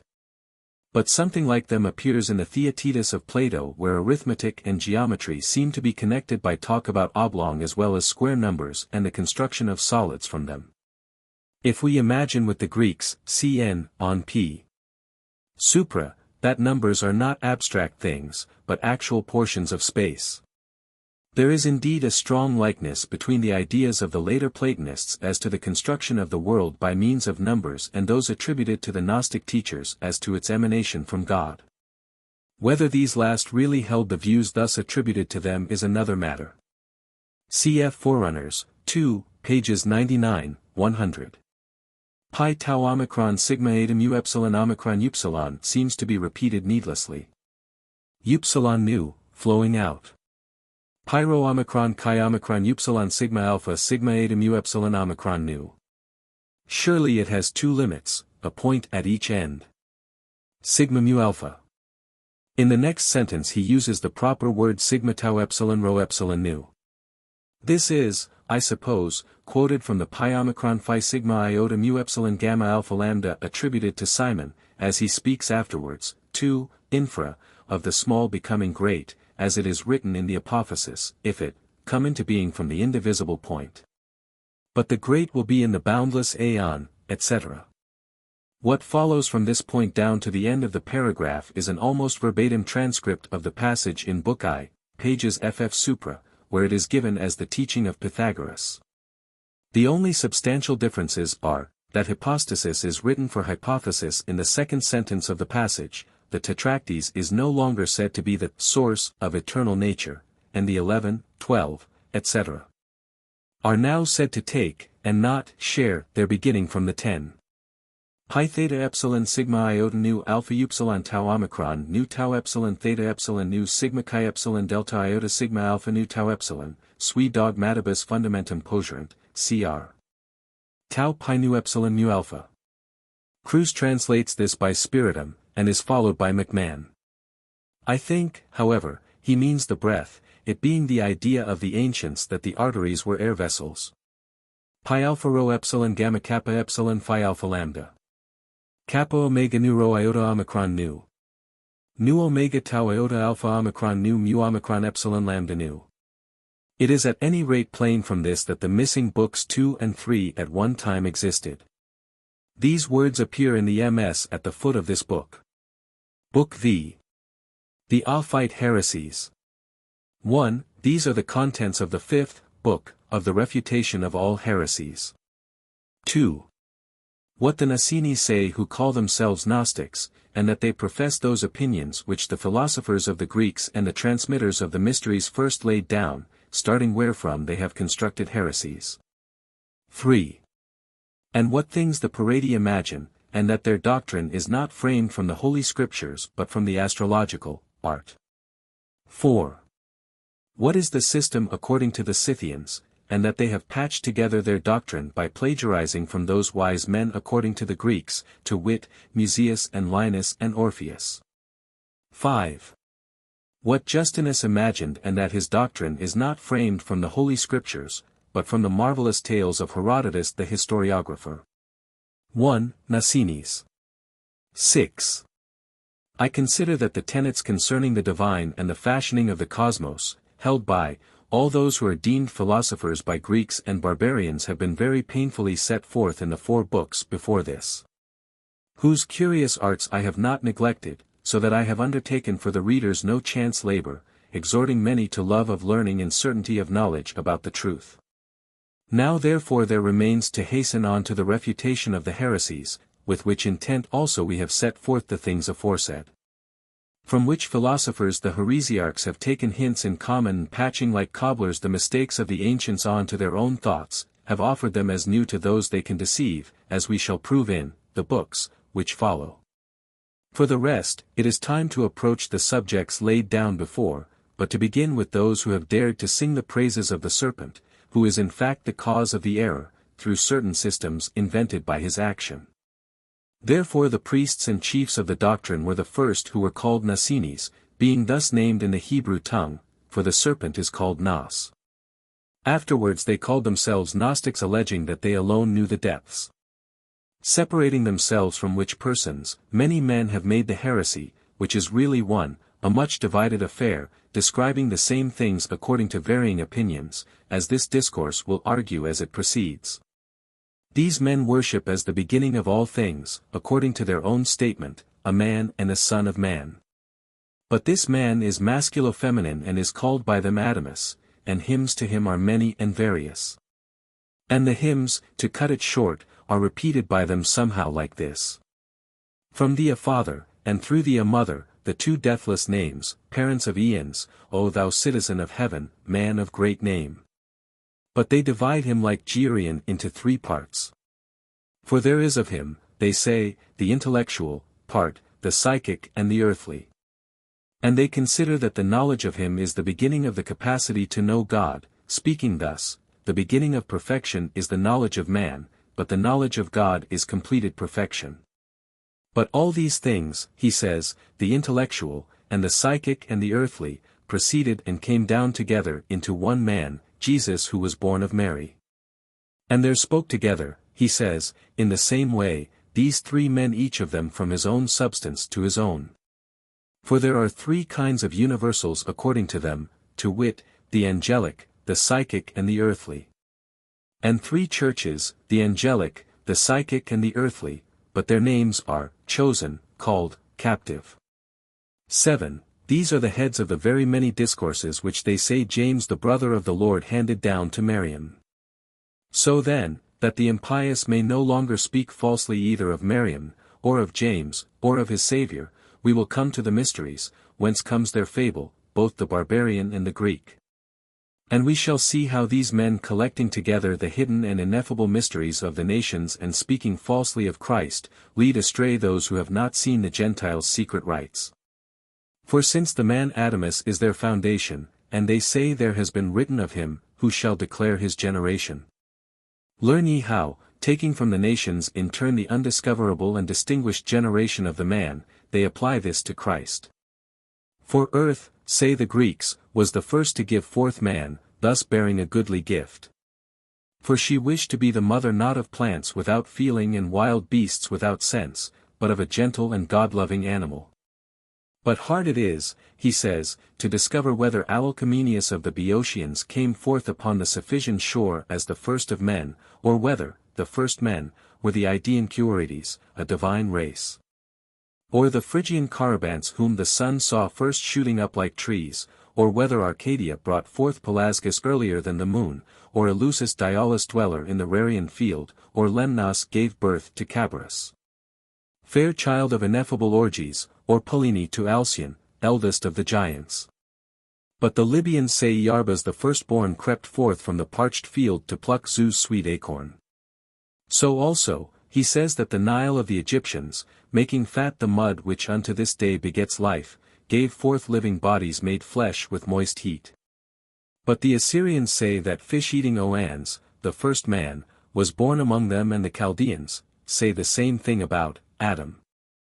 And they assert that he was the man whom the earth brought forth alone, and that he lay breathless, motionless, and unmoved like unto a statue, being the image of him on high who is praised in song as the man Adamus. But that he was produced by many powers about whom in turn there is much talk. In order then that the great man on high, from whom, as they say, every fatherhood named on earth and in the heavens, is framed, might be completely held fast, there was given to him also a soul, so that through the soul he might suffer. And that the enslaved image of the great and most beautiful and perfect man, for thus they call him, might be punished. Wherefore again they ask what is the soul and of what kind is its nature, that coming to the man and moving him it should enslave and punish the image of the perfect man. But they ask this, not from the scriptures, but from the mystic rites. And they say that the soul is very hard to find and to comprehend, since it does not stay in the same shape or form, nor is it always in one and the same state, so that one might describe it by a type or comprehend it in substance. But these various changes of the soul they hold to be set down in the gospel inscribed to the Egyptians. They doubt then, as do all other men of the nations, whether the soul is from the pre-existent, or from the self-begotten, or from the poured forth chaos. And first they betake themselves to the mysteries of the Assyrians to understand the triple division of the man, for the Assyrians were the first to think the soul tripartite and yet one. For every nature, they say, longs for the soul, but each in a different way. For soul is the cause of all things that are, and all things which are nourished and increase, he says, require soul. For nothing like nurture or increase, he says, can occur unless soul be present. And even the stones, he says, are animated, for they have the power of increase, and no increase can come without nourishment.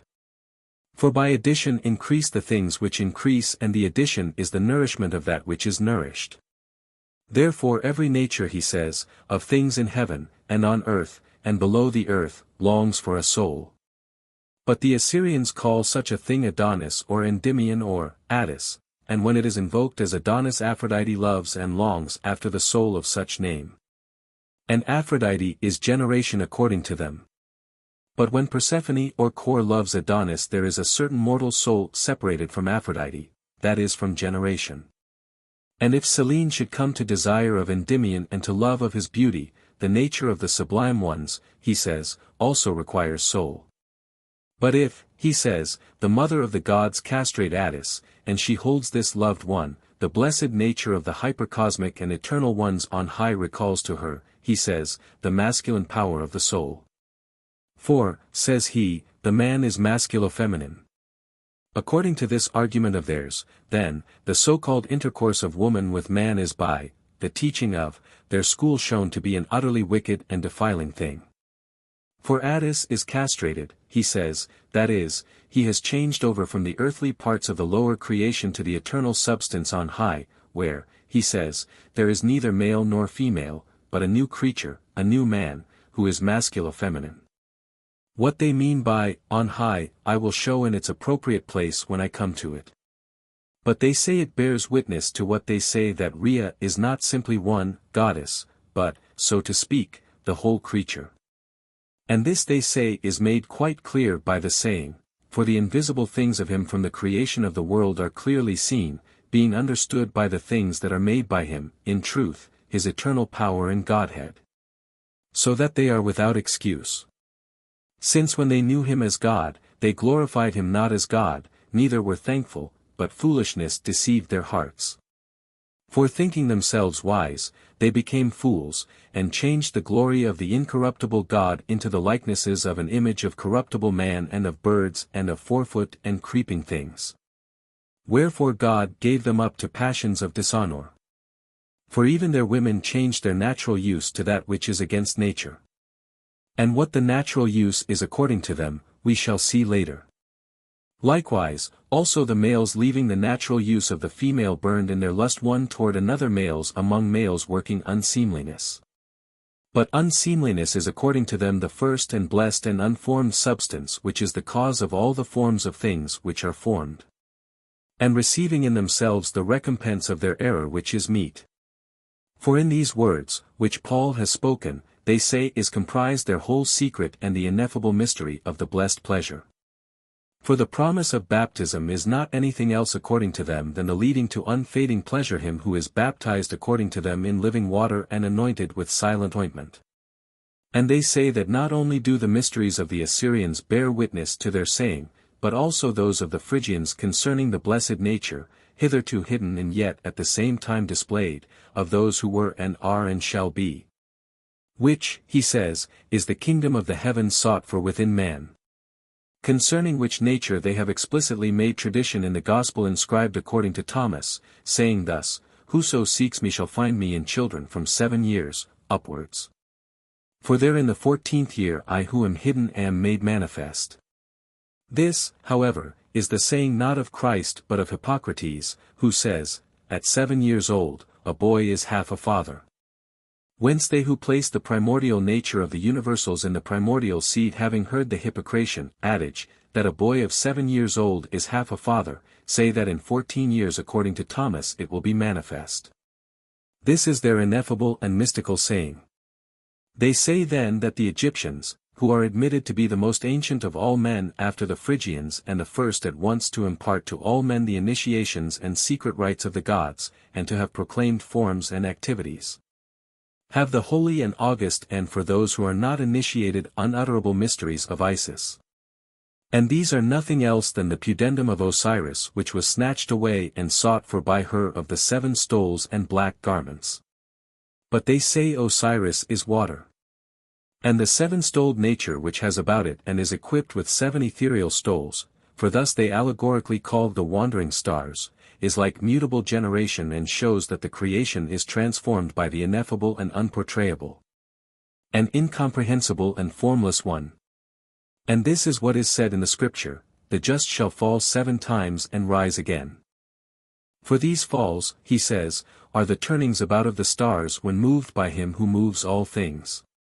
They say, then, about the substance of the seed which is the cause of all things that are, that it belongs to none of these but begets and creates all things that are, speaking thus, I become what I wish, and I am what I am. Wherefore I say that it is the immovable that moves all things. For it remains what it is, creating all things and nothing comes into being from begotten things. He says that this alone is good and that it is of this that the Saviour spoke when he said, Why callest thou me good? There is one good, my Father who is in the heavens, who makes the sun to rise upon the just and the unjust, and rains upon the holy and the sinners. And who are the holy upon whom he reigns, and who the sinful we shall see with other things later on. And this is the great secret and the unknowable mystery concealed and revealed by the Egyptians. For Osiris, he says, is in the temple in front of Isis, whose pudendum stands exposed looking upwards from below, and wearing as a crown all its fruits of begotten things. And they say not only does such a thing stand in the most holy temples, but is made known to all like a light not set under a bushel but placed on a candlestick, making its announcement on the housetops in all the streets and highways and near all dwellings, being set before them as some limit and term. For they call this the bringer of luck, not knowing what they say. And this mystery the Greeks who have taken it over from the Egyptians keep unto this day. For we see, he says, that images of Hermes in such a form honored among them. And they say that they especially honor Selenius the eloquent. For Hermes is the word who, being the interpreter and fashioner of what has been, is, and will be, stands honored among them, carved into some such form which is the pudendum of a man straining from the things below to those on high. And that this, that is, such a Hermes, is, he says, a leader of souls and a sender forth of them, and a cause of souls, did not escape the poets of the nations who speak thus. Selenian Hermes called forth the souls of the suitors. Homer, Odyssey, Ziv, 1. Not of the suitors of Penelope, he says, O unhappy ones, but of those awakened from sleep and recalled to consciousness. From such honor and from such enduring bliss. Empedocles, 355, stirs. That is, from the blessed man on high or from the archman Adamus, as they think, they have been brought down here into the form of clay that they may be made slaves to the fashioner of this creation, Jaldabaoth, a fiery god, a fourth number. For thus they call the demiurge and father of the world of form. But he holds in his hands the rod, fair and golden, wherewith he lulls to sleep the eyes of men. Whom so he will, while others he awakens from sleep. Odyssey, Ziv, 3ff. This, he says, is he who has authority over life and death, of whom he says it is written, Thou shalt rule them with a rod of iron. But the poet, wishing to adorn the incomprehensible part of the blessed nature of the word, makes his rod not iron but golden. And he charms to sleep the eyes of the dead, he says, and again awakens those sleepers who are stirred out of sleep and become suitors. Of these, he says, the Scripture spoke, Awake thou that sleepest, and arise, and Christ shall shine upon thee. This is the Christ, he says, who in all begotten things is the Son of Man, impressed with the image, by the logos of whom no image can be made. This, he says, is the great and unspeakable mystery of the Eleusinians, high sigh, seeing that all things are set under him, and this is the saying, their sound went forth into all the earth. Just as Hermes waved the rod and they followed gibbering. Homer, Odyssey, Ziv, 5-7. Still meaning the souls as the poet shows, saying figuratively. And even as bats flit gibbering in the secret recesses of a wondrous cave when one has fallen down out of the rock. From the cluster. Ibid. Ziv, 9 seek. Out of the rock, he says, is said of Adamus. This, he says, is Adamus, the cornerstone which has become the head of the corner. For in the head is the impressed brain of the substance from which every fatherhood is impressed. Which Adamus, he says, I place at the foundation of Zion. Allegorically, he says, he means the image of the man. But that Adamus is placed within the teeth, as Homer says, the hedge of teeth, that is, the wall and stockade within which is the inner man. Who has fallen from Adamus the archman on high, who is, the rock, cut without cutting hands, and brought down into the image of oblivion, the earthly and clay. And he says that the souls follow him, the word, gibbering. Even so the souls gibbered as they fared together. But he went before. That is, he led them. Gracious Hermes led them adown the dark ways. Odyssey, Ziv, 9ff. That is, he says, into eternal countries remote from all evil. For whence, says he, did they come? By ocean's flood they came and the Leucadian cliff. And by the sun's gates and the land of dreams. Odyssey, ubi sit. This he says is ocean, source of gods and source of men, ever ebbing and flowing now forth and now back. But when he says ocean flows forth there is birth of men, but when back to the wall and stockade and the Leucadian rock there is birth of gods. This he says is that which is written, I have said ye are all gods and sons of the highest. If you hasten to flee from Egypt and win across the Red Sea into the desert, that is from the mixture below to the Jerusalem above who is the mother of all living. But if ye return again to Egypt, that is to the mixture below, ye shall die as men. For deathly, says he, is all birth below, but deathless that which is born above, for it is born of water alone and the spirit, spiritual not fleshly. This, he says, is that which is written, that which is born of the flesh is flesh and that which is born of the spirit is spirit. This is, according to them, the spiritual birth. This, he says, is the great Jordan which flowing forth prevented the sons of Israel from coming out of the land of Egypt, or rather, from the mixture below. For Egypt is the body according to them, until Joshua turned it and made it flow back towards its source. 8. Following up these and such like words, the most wonderful Gnostics having invented a new art of grammar imagined that their own prophet Homer unspeakably foreshowed these things and they mock at those who not being initiated in the Holy Scriptures are led together into such designs.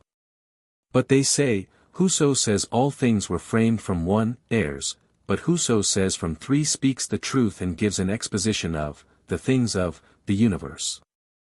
For one, he says, is the blessed nature of the blessed man above, Adamus, and one is the mortal nature, below, and one is the kingless race begotten on high, where, he says, is Miriam the sought for one, and Jothar the great wise one. And Sephora the seer, and Moses whose generation was not in Egypt, for there were children born to him in Midian, and this, he says, was not forgotten by the poets. In 3 lots were all things divided and each drew a domain of his own. Iliad, 15, 169. For sublime things, he says, must needs be spoken, but they are spoken everywhere, lest, hearing they should not hear and seeing they should see not. For if, he says, the sublime things were not spoken, the cosmos could not have been framed. These are the 3 ponderous words, Colico, Solasa, Zisar. Colico the one on high, Adamus, Solasa, the mortal nature below, Zisar the Jordan which flows back on its source. This is, he says, the masculo-feminine man who is in all things. Whom the ignorant call the triple-bodied Geirion, as if Geirion were, flowing from earth, and the Greeks usually, the heavenly horn of men, because he has mingled and compounded all things with all. For all things, he says, were made through him and apart from him not one thing was made. That which was in him is life. This, he says is the life, the unspeakable family of perfect men which was not known to the former generation. But that nothing which came into being apart from him is the world of form, for it came without him by the 3rd and 4th. This, he says, is the cup condi in which the king drinking, divineth. This, he says, is that which was hidden among the fair grains of Benjamin. And the Greeks also say the same with raving lips. Bring water, bring wine, O boy. Intoxicate me, plunge me into sleep. The cup tells me what I must become. Anacreon, XXVA, 25, 26. It was enough, he says, that only this should be known to men that Anacreon's cup spoke mutely an unspeakable mystery. For mute, he says, was Anacreon's cup which says Anacreon, tells him with mute speech what he must become, that is spiritual not fleshly, if he hears the hidden mystery in silence. And this is the water in those fair nuptials which Jesus changed by making wine. This, he says, is the mighty and true beginning of the signs which Jesus did in Cana in Galilee and made known the kingdom of the heavens. This, he says, is the kingdom of the heavens within us, as a treasure as the leaven hidden within 3 measures of meal. This is, he says, the great and unspeakable mystery of the Samothracians which is allowed to be known to us alone who are perfect. For the Samothracians explicitly hand down in the mysteries celebrated by them that Adam is the archman. And in the temple of the Samothracians stand two statues of naked men having both hands stretched forth to heaven and their pudenda turned upwards like that of Hermes on Cyllene. But the aforesaid statues are the images of the archman and of the reborn spiritual one in all things of one substance with that man. This, he says, is what was spoken by the Saviour, unless ye drink my blood and eat my flesh, ye shall not enter into the kingdom of the heavens. But even though, he says, ye drink the cup which I drink when I go forth you will not be able to enter there. For he knew, he says, from which nature each of his disciples was, and that each of them was compelled to come to his own special nature. For from the 12 tribes, he says, he chose 12 disciples, and by them he spake to every tribe. Whence, he says, all could not have heard the preachings of the 12 disciples, nor, had they heard them could they have been received. For the things which are not according to nature are with them natural. This, he says, the Thracians who dwell about Hemus and like them the Phrygians call Coriba, because although he takes the beginning of his descent from the head on high and from the unportrayable one and passes through all the sources of underlying things, we know not how and in what fashion he comes. This, he says, is the saying, we have heard his voice, but we have not seen his shape. For, he says, the voice of him who is set apart and has been impressed with the image is heard, but no one has seen what is the shape which has come down from on high from the unportrayable one. But it is in the earthly form and no one is aware of it. This, he says, is the God who dwells in the flood according to the Psalter and, who speaks aloud and cries from many waters. Many waters, he says, is the manifold generation of mortal men, wherefrom he shouts and cries aloud to the unportrayable man, deliver my only begotten from the lions. In answer to this, he says, is the saying, Thou art my son, O Israel. Fear not. If thou passest through the rivers they shall not overwhelm thee, if through the fire, it shall not burn thee.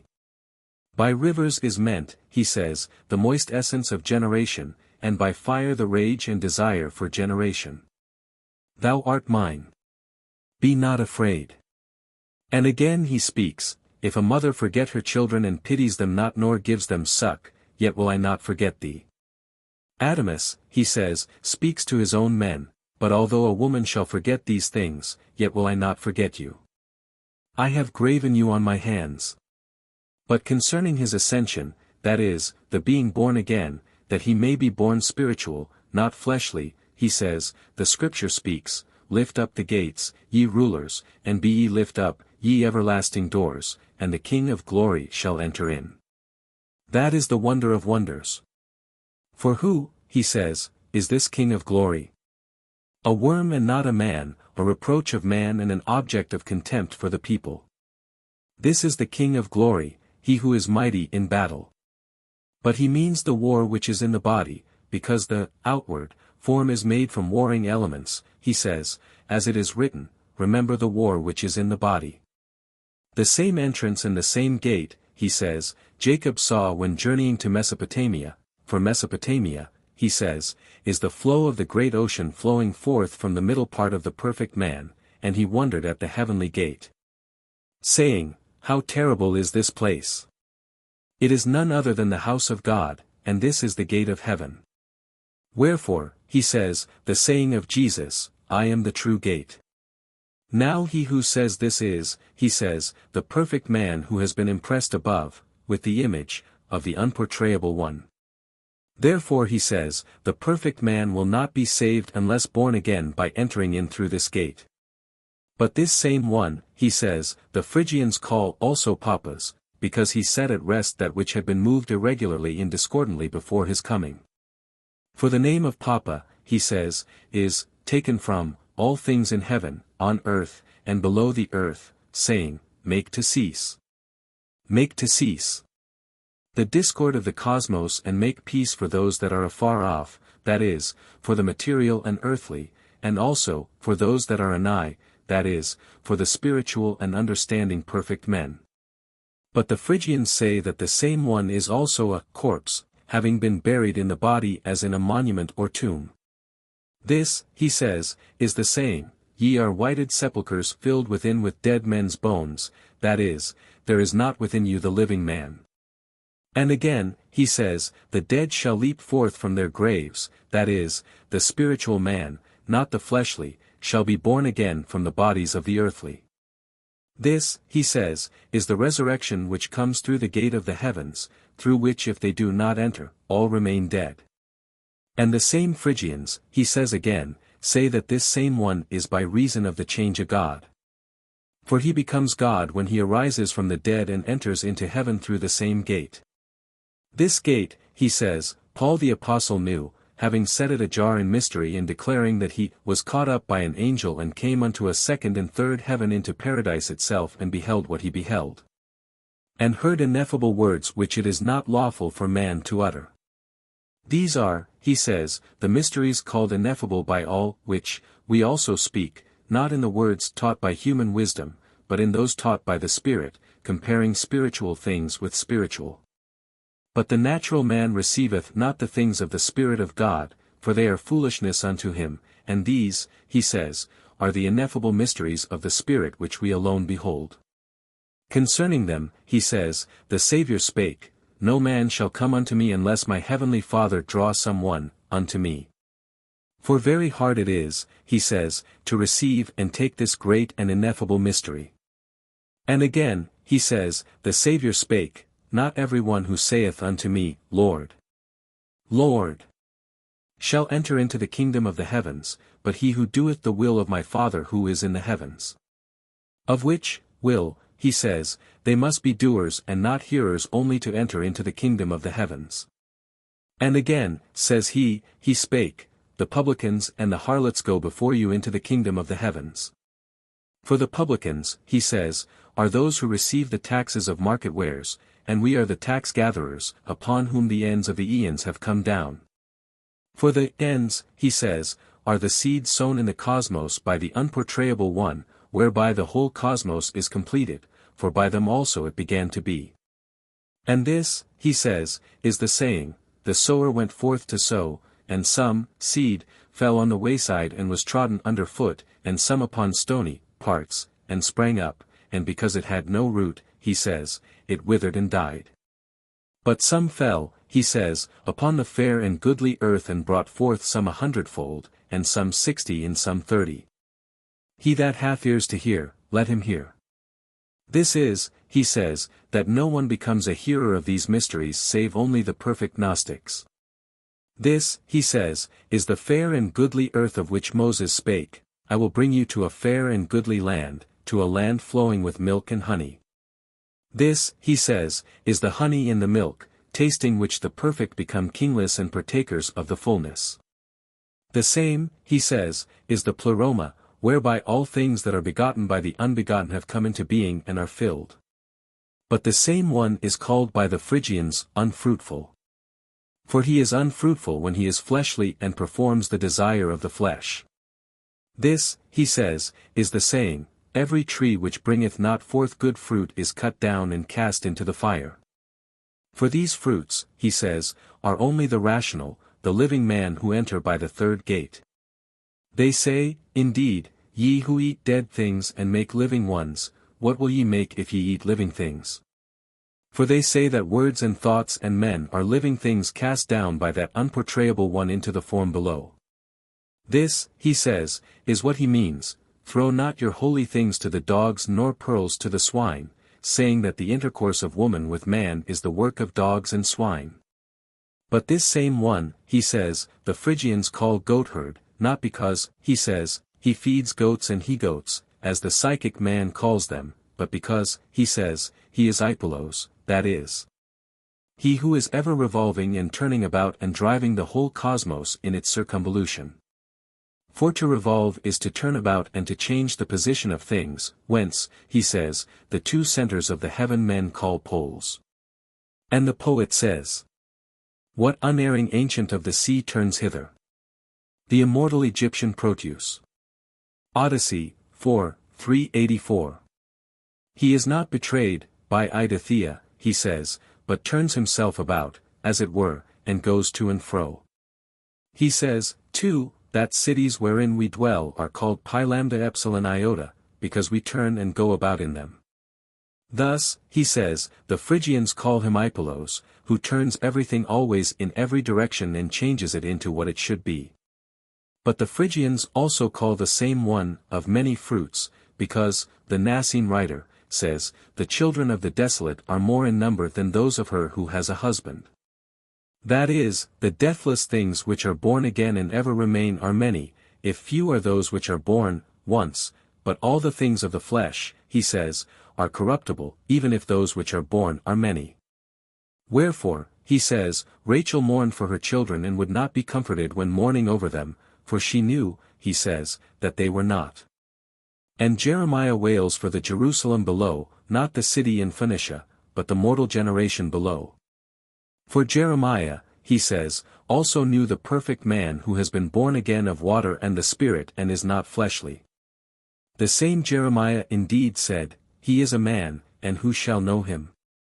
Thus, he says, the knowledge of the perfect man is very deep and hard to comprehend. For the beginning of perfection, he says, is the knowledge of man, but the knowledge of God is completed perfection. The Phrygians also say, however, that he is a green ear of corn reaped. And following the Phrygians, the Athenians when initiating, any one, into the Eleusinian mysteries, also show to those who have been made epops the mighty and wonderful and most perfect mystery for an epop there, a green ear of corn reaped in silence. And this ear of corn is also for the Athenians the great and perfect spark of light from the unportrayable one. Just as the Hierophant himself, not indeed castrated like Attis, but rendered a eunuch by hemlock, and cut off from all fleshly generation, celebrating by night at Eleusis the great and ineffable mysteries beside a huge fire, cries aloud and makes proclamation, saying, August Brimo has brought forth a holy son, Brimos, that is, the strong, has given birth, to the strong. For August is, he says, the generation which is spiritual or heavenly or sublime, and strong is that which is thus generated. For the mystery is called Eleusis or Anacterion, Eleusis, he says, because we spiritual ones came on high rushing from the Adamus below. For Eleusesthai, he says is to come, but Anactorion the return on high. This, he says, is what they who have been initiated into the mysteries of the Eleusinians say. But it is a regulation that those who have been initiated into the lesser mysteries should moreover be initiated into the great. For greater destinies obtain greater portions. But the lesser mysteries, he says, are those of Persephone below and of the way leading thither, which is wide and broad and bears the dead to Persephone, and the poet says. But under her is a straight and rugged road, hollow and muddy, but the best to lead to the delightful grove of much reverenced Aphrodite. These, he says, are the lesser mysteries, those of fleshly generation, after being initiated into which men ought to cease, from the small, and be initiated into the great and heavenly ones. For those who have obtained greater destinies, he says, receive greater portions. For this, he says, is the gate of heaven and this the house of God where the good God dwells alone, into which will not enter, he says, any unpurified, any psychic or fleshly one. But it is kept for the spiritual only, where those who are must cast aside their garments and all become bridegrooms, having come to maturity through the Virgin Spirit. For this is the Virgin who bears in her womb and conceives and gives birth to a son not psychic or corporeal, but the blessed Aeon of Aeons. Concerning these things, he says, the Saviour expressly spake, narrow and straitened is the way that leads to life and few are those who enter into it, but wide and broad is the way leading to destruction and many are they who pass along it. 9. But the Phrygians further say that the father of the universals is Amygdalus, not a tree, he says, but that pre-existent almond which containing within itself the perfect fruit, and, as if pulsating and stirring in the depth, tore asunder its breasts and gave birth to its own invisible and unnameable and ineffable boy of whom we are speaking. For, amyxai, is as if to burst and cut asunder, as he says, in the case of inflamed bodies having within them any gathering, the surgeons who cut them open call them amichas. Thus, he says, the Phrygians call the almond from whom the invisible one proceeded and was born, and through whom all things came into being and apart from whom nothing came into being. But the Phrygians say that he who was thence born is a piper, because that which was born is a melodious spirit.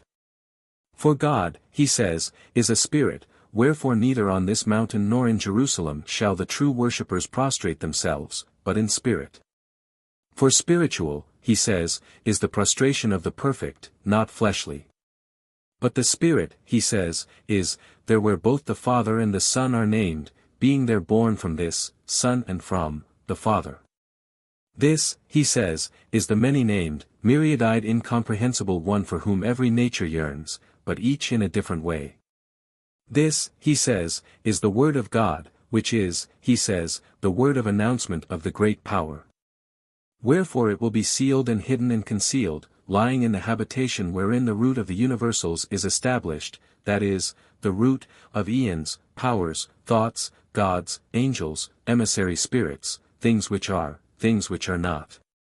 Things begotten, things unbegotten, things incomprehensible, things comprehensible, years, months, days, hours, and, of an indivisible point, from which what is least begins to increase successively. The point, he says, being nothing and consisting of nothing, and, being indivisible will become of itself a certain magnitude incomprehensible by thought. It, he says, is the kingdom of the heavens, the grain of mustard seed, the indivisible point inherent to the body which none knoweth, he says, save the spiritual alone. This, he says, is the saying, there are no tongues nor speech where their voice is not heard. Thus they hastily declare that the things which are said and are done by all men are to be understood in their way, imagining that all things become spiritual. Whence they also say that not even they who exhibit, in the theatres say or do anything not comprehended in advance. So for example, he says, when the populace have assembled in the theatres some one makes entrance clad in a notable robe bearing a cithara and singing to it. Thus he speaks chanting the great mysteries, but, not knowing what he is saying. Whether thou art the offspring of Cronos, or of blessed Zeus. Or of mighty Rhea, hail Attis, the sad mutilation of Rhea. The Assyrians call thee the much longed for Adonis. Egypt names thee Osiris, heavenly horn of the moon. The Greeks Sophia, the Samothracians, the revered Adamna. The Thessalians, Coryba, and the Phrygians. Sometimes Papas, now the dead, or a god. Or the unfruitful one, or goatherd. Or the green ear of corn reaped. Or he to whom the flowering almond tree gave birth. As a pipe-playing man. This, he says, is the many-formed Attis to whom they sing praises, saying, I will him Attis, son of Rhea, not making quiver with a buzzing sound, nor with the cadence of the Idaean Cuorides flutes. But I will mingle, with the hymn, the Phoebon music of the lyre. Evo, Evan, for, thou art, Bacchus, thou art, Pan, thou art the shepherd of white stars. For such and such like words they frequent the so-called mysteries of the Great Mother, thinking especially that by means of what is enacted there, they perceive the whole mystery. For they get no advantage from what is acted there except that they are not castrated. They merely perfect the work of the castrated, for they give most pointed and careful instructions to abstain as if castrated from intercourse with women. But the rest of the work, as we have said many times, they perform like the castrated. But they worship none other than the Nas, calling themselves Nasines. But Nas is the serpent, from whom he says, all temples under heaven are called Naos from the Nas. And that to that Nas alone is dedicated every holy place and every initiation and every mystery, and generally that no initiation can be found under heaven in which there is not a Naos and the Nas within it, whence it has come to be called a Naos.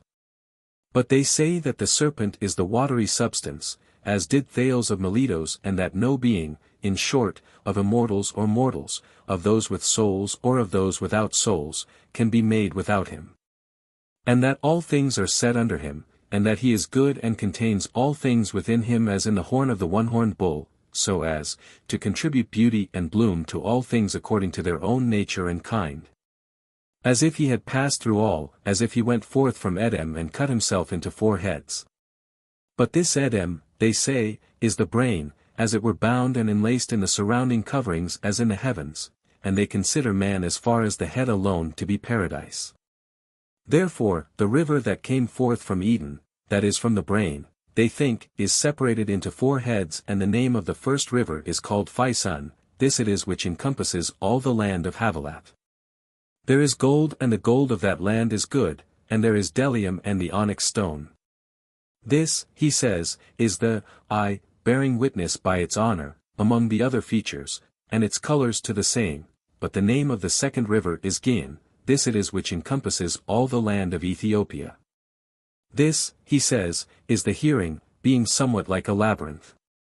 And the name of the third is Tigris, this it is which goes about over against the Assyrians.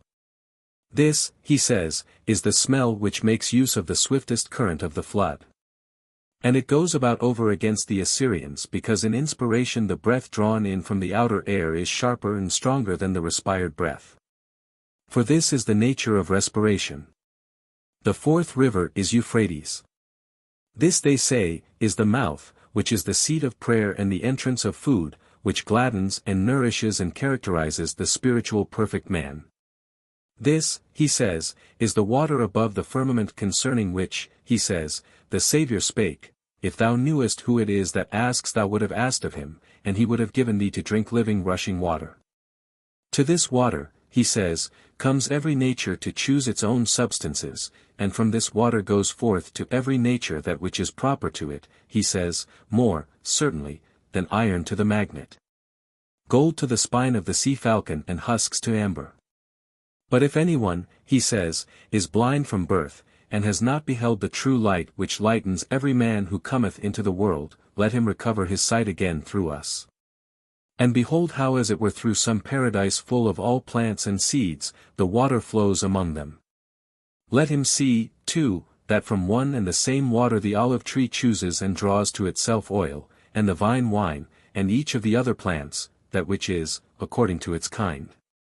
But that man, he says, is without honor in the world, and much honored, in heaven, being betrayed, by those who know not to those who know him not, and accounted like a drop which falleth from a vessel.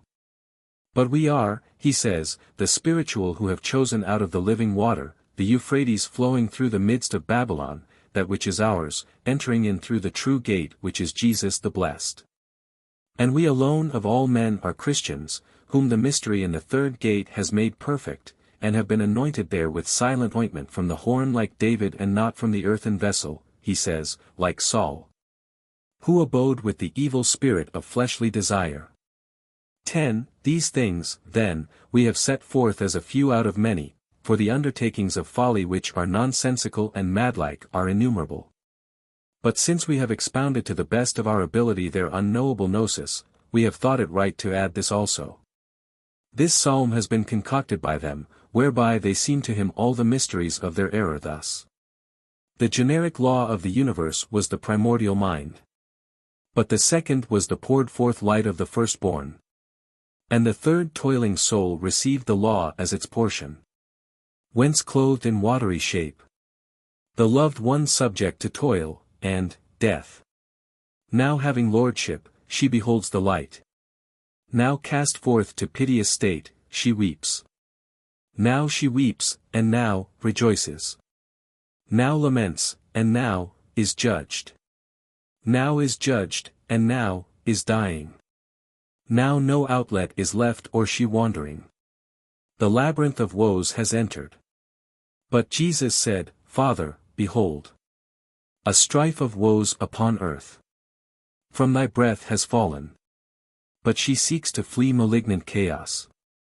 And knows not how to win through it. For this cause send me, O Father. Holding seals I will go down. Through entire eons I will pass. All mysteries I will disclose. The forms of the gods I will display. The secrets of the holy way. Called gnosis, I will hand down. These things the Nicene attempt, calling themselves Gnostics. But since the error is many-headed and truly of diverse shape like the fabled Hydra, we, having struck off its heads at one blow by refutation, and, using the rod of truth, will utterly destroy the beast. For the remaining heresies differ little from this, they all being linked together by one spirit of error. But since they by changing the words and the names wish the heads of the serpent to be many, we shall not thus fail to refute them thoroughly as they will. 2. Parade. 12. There is also indeed a certain other, heresy, the Pyrrhatic, the blasphemy of whose followers against Christ has for many years evaded us. Whose secret mysteries it now seems fitting for us to bring into the open. They suppose the cosmos to be one, divided into three parts. But of this triple division, one part according to them is, as it were, a single principle like a great source which may be cut by the mind into boundless sections. And the first and chiefest section according to them is the triad, and, the one part of it, is called perfect good and fatherly greatness. But the second part of this triad of theirs is, as it were, a certain boundless multitude of powers which have come into being from themselves, while the third is, the world of form. And the first is unbegotten and is good. And the second is good, and self-begotten, while the third is begotten. Whence they say expressly that there are three gods, three logoi, three minds, and three men. For they assign to each part of the world of the divided divisibility, gods and logoi and minds and men in the rest. But they say that from on high, from the unbegottness and the first section of the cosmos, when the cosmos had already been brought to completion, there came down through causes which we shall declare later in the days of Herod a certain triple-bodied and triple-powered man called Christ, containing within himself all the compounds and powers from the three parts of the cosmos. And this, he says, is the saying, the whole pleroma was pleased to dwell within him bodily, and the whole Godhead, of the triad thus divided, is in him. For, he says that there were brought down from the two overlying worlds, to wit, the unbegotten and the self-begotten, unto this world in which we are, seeds of all powers. But what is the manner of their descent we shall see later. Then he says that Christ was brought down from on high from the unbegottness so that through his descent all the threefold divisions should be saved. For the things, he says, brought down below shall ascend through him. But those which take counsel together against those brought down from above shall be banished, and after they have been punished shall be rooted out. This, he says, is the saying, the Son of Man came not into the world to destroy the world, but that the world through him might be saved. He calls the world, he says, the two overlying portions, to wit, the unbegotten and the self-begotten.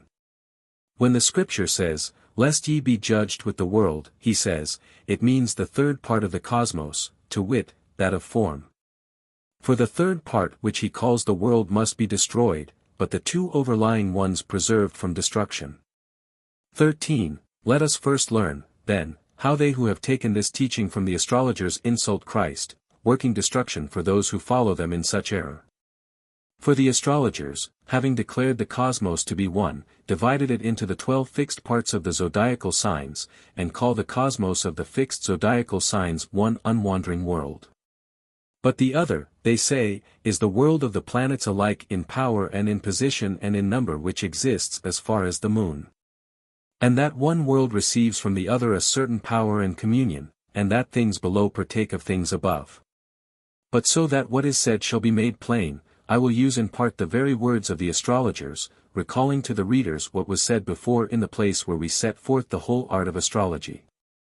Their doctrines then are these: from the emanation of the stars the genitures of things below are influenced. For the Chaldeans, scrutinizing the heavens with great care, said that, the 7 stars, account for the active causes of everything which happens to us, but that the degrees of the zodiacal circle work with them.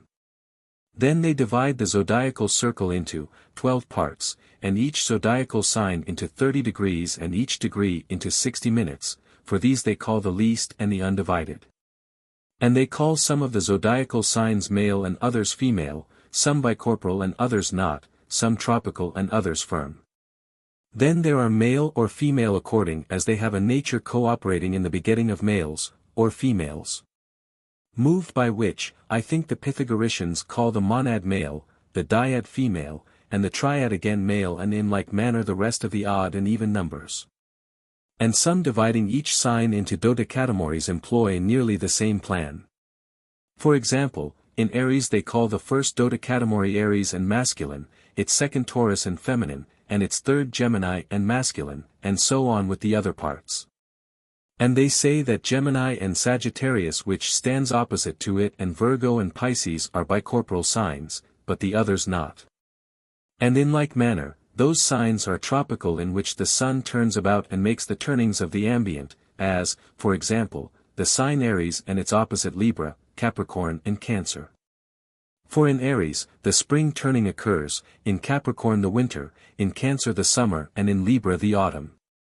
These things also and the system concerning them we have briefly set forth in the book before this, whence the lover of learning can learn how Euphrates the Piratic and Cebes the Christian, the founders of the heresy, altering only the names, have really set down like things, having also paid immoderate attention to the art.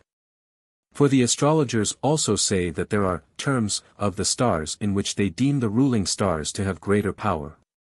For example, in some, they do evil, but in others good, of which they call these malefic and those benefic. And they say that, the planets, behold one another and are in harmony with one another as they appear in trine, or square. Now the stars beholding one another are figured in trine when they have a space of 3 signs between them, but in square if they have 2. And as in the man the lower parts suffer with the head and the head suffers with the lower parts, thus do the things on earth with those above the moon. But, yet, there is a certain difference and want of sympathy between them, since they have not one and the same unity. This alliance and difference of the stars, although a Chaldean doctrine, those of whom we have spoken before have taken as their own and have falsified the name of truth.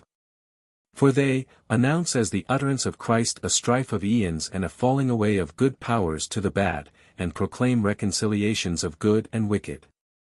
Then they invoke toparchs and proastii, making for themselves also very many other names which are not obvious but systematize unsystematically the whole idea of the astrologers about the stars. As they have thus laid the foundation of an enormous error, they shall be completely refuted by our appropriate arrangement. For I shall set side by side with the aforesaid Chaldaic art of the astrologers some of the doctrines of the Piratics, from which comparison it will be understood how the words of the Piratics are avowedly those of the astrologers, but not of Christ. 14. It seems well then to use for comparison a certain one of the books magnified by them, wherein it is said, I am a voice of awaking from sleep in the aeon of the night, and, now I begin to lay bare the power from chaos. The power is the mud of the abyss, which raises the mire of the imperishable watery void, the whole power of the convulsion, pale as water, ever moving, bearing with it the stationary, holding back those that tremble, setting free those that approach, relieving those that sigh, bringing down those that increase, a faithful steward of the traces of the winds, taking advantage of the things thrown up by the 12 eyes of the law, showing a seal to the power which arranges by itself the onrushing unseen water which is called thalassa. Ignorance has called this power Chronos, guarded with chains, since he bound together the maze of the dense and cloudy and unknown and dark Tartarus. There are born after the image of this power, Cepheus, Prometheus, Iapetus.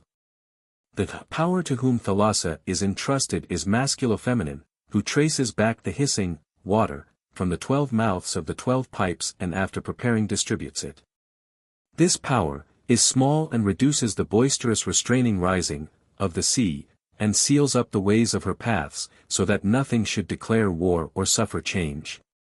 The typhonic daughter of this power is the faithful guard of all sorts of waters. Her name is Corsair. Ignorance calls her Poseidon, after whose likeness came Glaucus, Melicertes, Io, Nebro. He that is encircled with the 12-angled pyramid and darkens the gate into the pyramid with divers colors and perfects the whole blackness, this one is called Kor, whose 5 ministers are, first O, second Aoai, third Ouo, fourth Wob, fifth. Other faithful stewards there are of his toparchy of day and night who rest in their authority. Ignorance has called them the wandering stars on which hangs perishable birth. Steward of the rising of the wind is Carphosemachir, and second, Echabacra, but ignorance calls these Curides. The third ruler of the winds is Ariel, after whose image came Aeolus, and Briars. And ruler of the 12-houred night is Socrates, whom ignorance has called Osiris. After his likeness there were born Admetus, Medea, Helen, Athusa. Ruler of the 12-houred daytime is Juno. He is steward of the rising of the first blessed and ethereal goddess, whom ignorance calls Isis. The sign of this ruler is the dog star, after whose image were born Ptolemy son of Arsinoe, Didyme, Cleopatra, Olympias. The right-hand power of God is she whom ignorance calls Rhea, after whose image were born Attis, Mygdon, Oenone. The left-hand power has authority over nurture, whom ignorance calls Demeter. Her name is Benna. After the likeness of this god were born Celeus, Triptolemus, Misur, Praxedis. The right-hand power has authority over seasons. Ignorance calls this god Mina, after whose image were born Bumegas, Ostanes, Hermes Trismegistus, Curates, Zodarian, Petasiris, Berosos, Astrampsychos, Zoroaster. The left-hand power of fire. Ignorance calls him Hephaestus, after whose image were born Erycthonius, Achilles, Capaneus, Phaethon, Meleager, Tydeus, Enceladus, Raphael, Surreal, Omphale. Three middle powers suspended in air are causes of birth. Ignorance calls them Fates, after whose image were born the house of Priam, the house of Laius, Eno, Autonoe, Agave, Athamas, Procne, Danaids, the Pleiades. A masculo-feminine power there is ever childlike, who grows not old, the cause of beauty, of pleasure, of prime, of yearning, of desire, whom ignorance calls Eros, after whose image were born Paris, Narcissus, Ganymede, Endymion, Tithonus. Icarius, Leda, Amymone, Thetis, the Hesperides, Jason, Leander, Hero. These are the proastii up to ether. For thus he inscribes the book. 15. The heresy of the Paradi, it has been made easily apparent to all, has been adapted from the art of the astrologers with a change of names alone. And their other books include the same method, if any one cared to go through them. For, as I have said, they think the unbegotten and overlying things to be the causes of birth of the begotten, and that our world, which they call that of form, came into being by emanation. And that all those stars together which are beheld in the heaven become the causes of birth in this world, they changing their names as is to be seen from a comparison of the proastii. And secondly, after the same fashion indeed, as they say that the world came into being from the emanation of her on high, thus they say that things here have their birth and death and are governed by the emanation from the stars. Since then the astrologers know the ascendant and mid-heaven and the descendant and the anti-meridian, and as the stars sometimes move differently from the perpetual turning of the universe. And at other times there are other succeedents to the cardinal point and, other, cadence from the cardinal points, the Paradi, treating the ordinance of the astrologers as an allegory. Picture the cardinal points as it were God and monad and Lord of all generation, and the succeedent as the left hand and the cadent the right. When therefore any one reading their writings finds a power spoken of by them as right or left, let him refer to the center, the succeedent and the cadent. And he will clearly perceive that their whole system of practice has been established on astrological teaching. 16. But they call themselves Paradi, thinking that nothing which has its foundations in generation can escape the fate determined from birth for the begotten. For if anything, he says, is begotten it also perishes wholly, as it seemed also to the Sibyl. But, he says, we alone who know the compulsion of birth and the paths whereby man enters into the world and have been carefully instructed, we alone can pass through and escape destruction. But water, he says, is destruction, and never, he says, did the world perish quicker than by water. But the water which rolls around the proastii is, they say, Chronos. For such a power, he says, is of the color of water, and this power, that is Chronos, none of those who have been founded in generation can escape. For Chronos is set as a cause over every birth so that it shall be subject to destruction, and no birth could occur in which Chronos is not an impediment. This, he says, is what the poets say and the gods, themselves, also fear. Let earth be witness thereto and wide heaven above. And the water of Styx that flows below. The greatest of oaths and most terrible to the blessed gods. Homer, Odyssey, verses 184 ff. But not only do the poets say this, he says, but also the wisest of the Greeks, whereof Heraclitus is one, who says, for water becomes death to souls. This death, the Pyrrhatic, says seizes the Egyptians in the Red Sea with their chariots. And all the ignorant, he says, are Egyptians, and this he says is the going out from Egypt, that is, from the body. For they think the body little Egypt, and, that it crosses over the Red Sea, that is, the water of destruction which is Chronos, and that it is beyond the Red Sea, that is birth, and comes into the desert, that is, outside generation, where are together the gods of destruction and the God of salvation. But the gods of destruction, he says, are the stars which bring upon those coming into being the necessity of mutable generation. These, he said, Moses called the serpents of the desert which bite and cause to perish those who think they have crossed the Red Sea. Therefore, he says, to those sons of Israel who were bitten in the desert, Moses displayed the true and perfect serpent, those who believed on which were not bitten in the desert, that is, by the powers.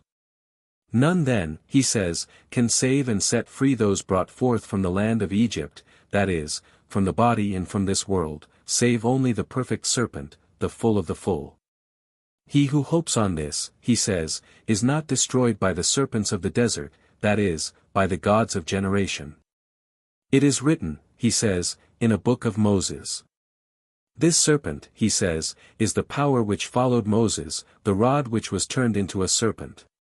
And the serpents of the magicians who withstood the power of Moses in Egypt were the gods of destruction. But the rod of Moses overthrew them all and caused them to perish. This universal serpent, he says, is the wise word of Eve. This, he says, is the mystery of Edom, this the river flowing out of Edom, this the mark which was set on Cain so that all that found him should not kill him. This, he says, is, that, Cain whose sacrifice was not accepted by the God of this world. But he accepted the bloody sacrifice of Abel, for the Lord of this world delights in blood. He it is, he says, who in the last days appeared in man's shape in the time of Herod, born after the image of Joseph, who was sold from the hand of his brethren and to whom alone belonged the coat of many colors. This, he says, is he after the image of Esau, whose garment was blessed when he was not present, who did not receive, he says, the blind man's blessing, but became rich elsewhere, taking nothing from the blind one. Whose face Jacob saw as a man might see the face of God. Concerning whom he says, it is written that, Nimrod was a giant hunting before the Lord. There are, he says, as many counterparts of him as there were serpents seen in the desert biting the sons of Israel, from which that perfect one that Moses set up delivered those that were bitten.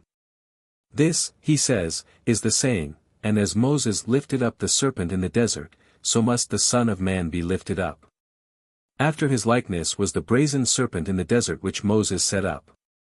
The similitude of this alone is always seen in the heaven in light.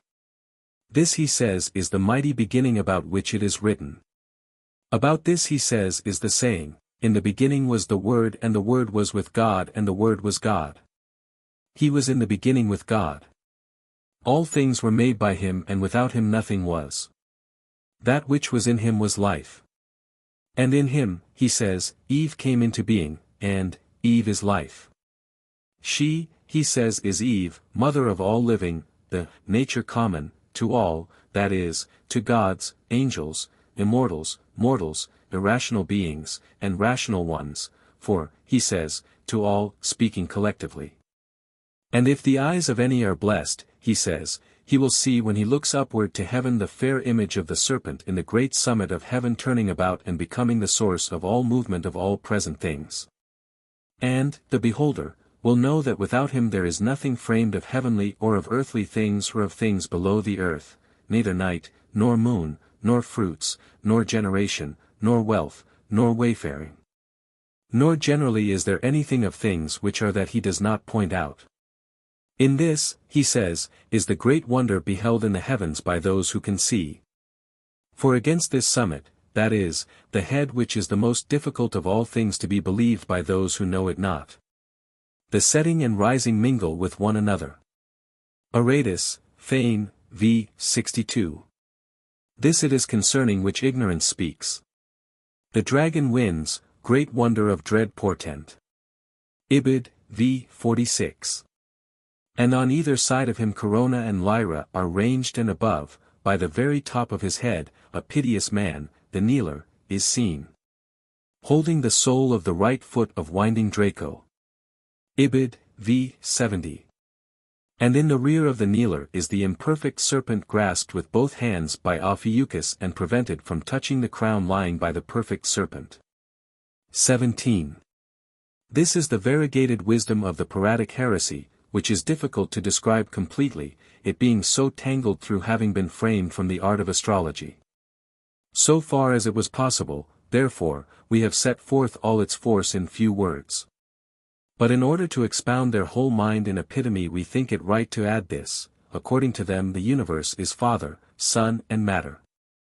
Of these three every one contains within himself boundless powers. Now midway between matter and the Father sits the Son, the Word, the Serpent, ever moving himself towards the immovable Father and towards matter, which itself is moved. And sometimes he turns himself towards the Father and receives the powers in his own person, and when he has thus received them he turns towards matter. And matter being without quality and formless takes pattern from the forms which the Son has taken as patterns from the Father. But the Son takes pattern from the Father unspeakably and silently and unchangeably, that is, as Moses says, the colors of the sheep that longed flowed from the rod set up in the drinking places. In such a way also did the powers flow from the Son to matter according to the yearning of the power which flowed from the rods upon the things conceived. But the difference and unlikeness of the colors which flowed from the rods through the waters into the sheep is, he says, the difference of corruptible and incorruptible birth. Or rather, as a painter while taking nothing from the animals, he paints, yet transfers with his pencil to the drawing tablet all their forms, thus the Son by his own power transfers to matter the types of the Father. All things that are here are therefore the Father's types and nothing else. For if any one, he says, has strength enough to comprehend from the things here that he is a type from the Father on high transferred hither and made into a body, as in the conception from the rod, he becomes white, and wholly of one substance with the Father who is in the heavens, and returns thither. But if he does not light upon this doctrine, nor discover the necessity of birth, like an abortion brought forth in a night he perishes in a night. Therefore, says he, when the Saviour speaks of your Father who is in heaven, he means him from whom the Son takes the types and transfers them hither. And when he says, your Father is a manslayer from the beginning, he means the ruler and fashioner of matter who receiving the types distributed by the Son has produced children here. Who is a manslayer from the beginning because his work makes for corruption and death. None therefore, he says, can be saved nor return, on high, save by the Son who is the serpent. For as he brought from on high the Father's types, so he again carries up from here those of them who have been awakened and have become types of the Father, transferring them thither from here as hypostatized from the unhypostatized one. This, he says, is the saying, I am the door. But he transfers them, he says, as the light of vision, to those whose eyelids are closed, as the naphtha draws everywhere the fire to itself, or rather as the magnet the iron but nothing else, or as the seahawk's spine the gold but nothing else. Or as again, as the chaff is drawn by the amber. Thus, he says, the perfect and consubstantial race which has been made the image of the Father, but not else is again led from the world by the serpent, just as it was sent down here by him. For the proof of this they bring forward the anatomy of the brain, likening the cerebrum to the Father from its immobility, and the cerebellum to the Son from its being moved and existing in serpent form. Which, last, they imagine ineffably and without giving any sign to attract through the pineal gland the spiritual and life-giving substance emanating from the Blessed One. Receiving which the cerebellum, as the Son silently transfers the forms to matter, spreads abroad the seeds and genera of things born after the flesh, to the spinal marrow. By the use of this simile, they seem to introduce cleverly their ineffable mysteries handed down in silence which it is not lawful for us to utter. Nevertheless they will easily be comprehended from what I have said. 18. But since I think I have set forth clearly the Pyrrhatic heresy and by many words have made plain what had escaped notice, and since it has mixed up everything with everything concealing its own peculiar poison, it seems right to proceed no further with the charge, the opinions laid down by them being sufficient accusation against them. 3. The Sethiani. 19. Let us see then what the Sethians say. They are of opinion that there are three definite principles of the universals, and that each of the principles contains boundless powers. But what they mean by powers let him judge who hears them speak thus: everything which you understand by your mind or which you pass by unthought of, is formed by nature to become each of these principles. As in the soul of man every art which is taught. For example, he says, that a boy will become a piper if he spends some time with a piper, or a geometrician if he does so with a geometrician, or a grammarian with a grammarian, or a carpenter with a carpenter. And to one in close contact with other trades it will happen in the same way. But the substance of the principles, he says, are light and darkness, and between them there is uncontaminated spirit. But the spirit which is set between the darkness below and the light on high, is not breath like a gust of wind or some little breeze which can be perceived, but resembles some faint perfume of balsam or of incense artificially compounded. As a power penetrating by force of a fragrance inconceivable and better than can be said in speech. But since the light is above and the darkness below and the spirit as has been said between them, the light naturally shines like a ray of the sun on high on the underlying darkness. And again the fragrance of the spirit having the middle place spreads abroad and is borne in all directions, as we observe the fragrance of the incense burnt in the fire carried everywhere. And such being the power of the triply divided, the power of the spirit and of the light together is in the darkness which is ranged below them. But the darkness is a fearful water, into which the light with the spirit is drawn down and transformed into such a nature, as the water. And the darkness is not witless, but prudent completely, and knows that if the light be taken from the darkness remains desolate, viewless, without light, powerless, idle, and strengthless. Wherefore with all its sense and wit it is forced to detain within itself the brilliance and spark of the light with the fragrance of the spirit. And an image of their nature is to be seen in the face of man, to wit, the pupil of the eye dark from the underlying fluids, and, lighted up by, the spirit. As then the darkness seeks after the brilliance, that it may hold the spark as a slave and may see, so do the light and the spirit seek after their own power.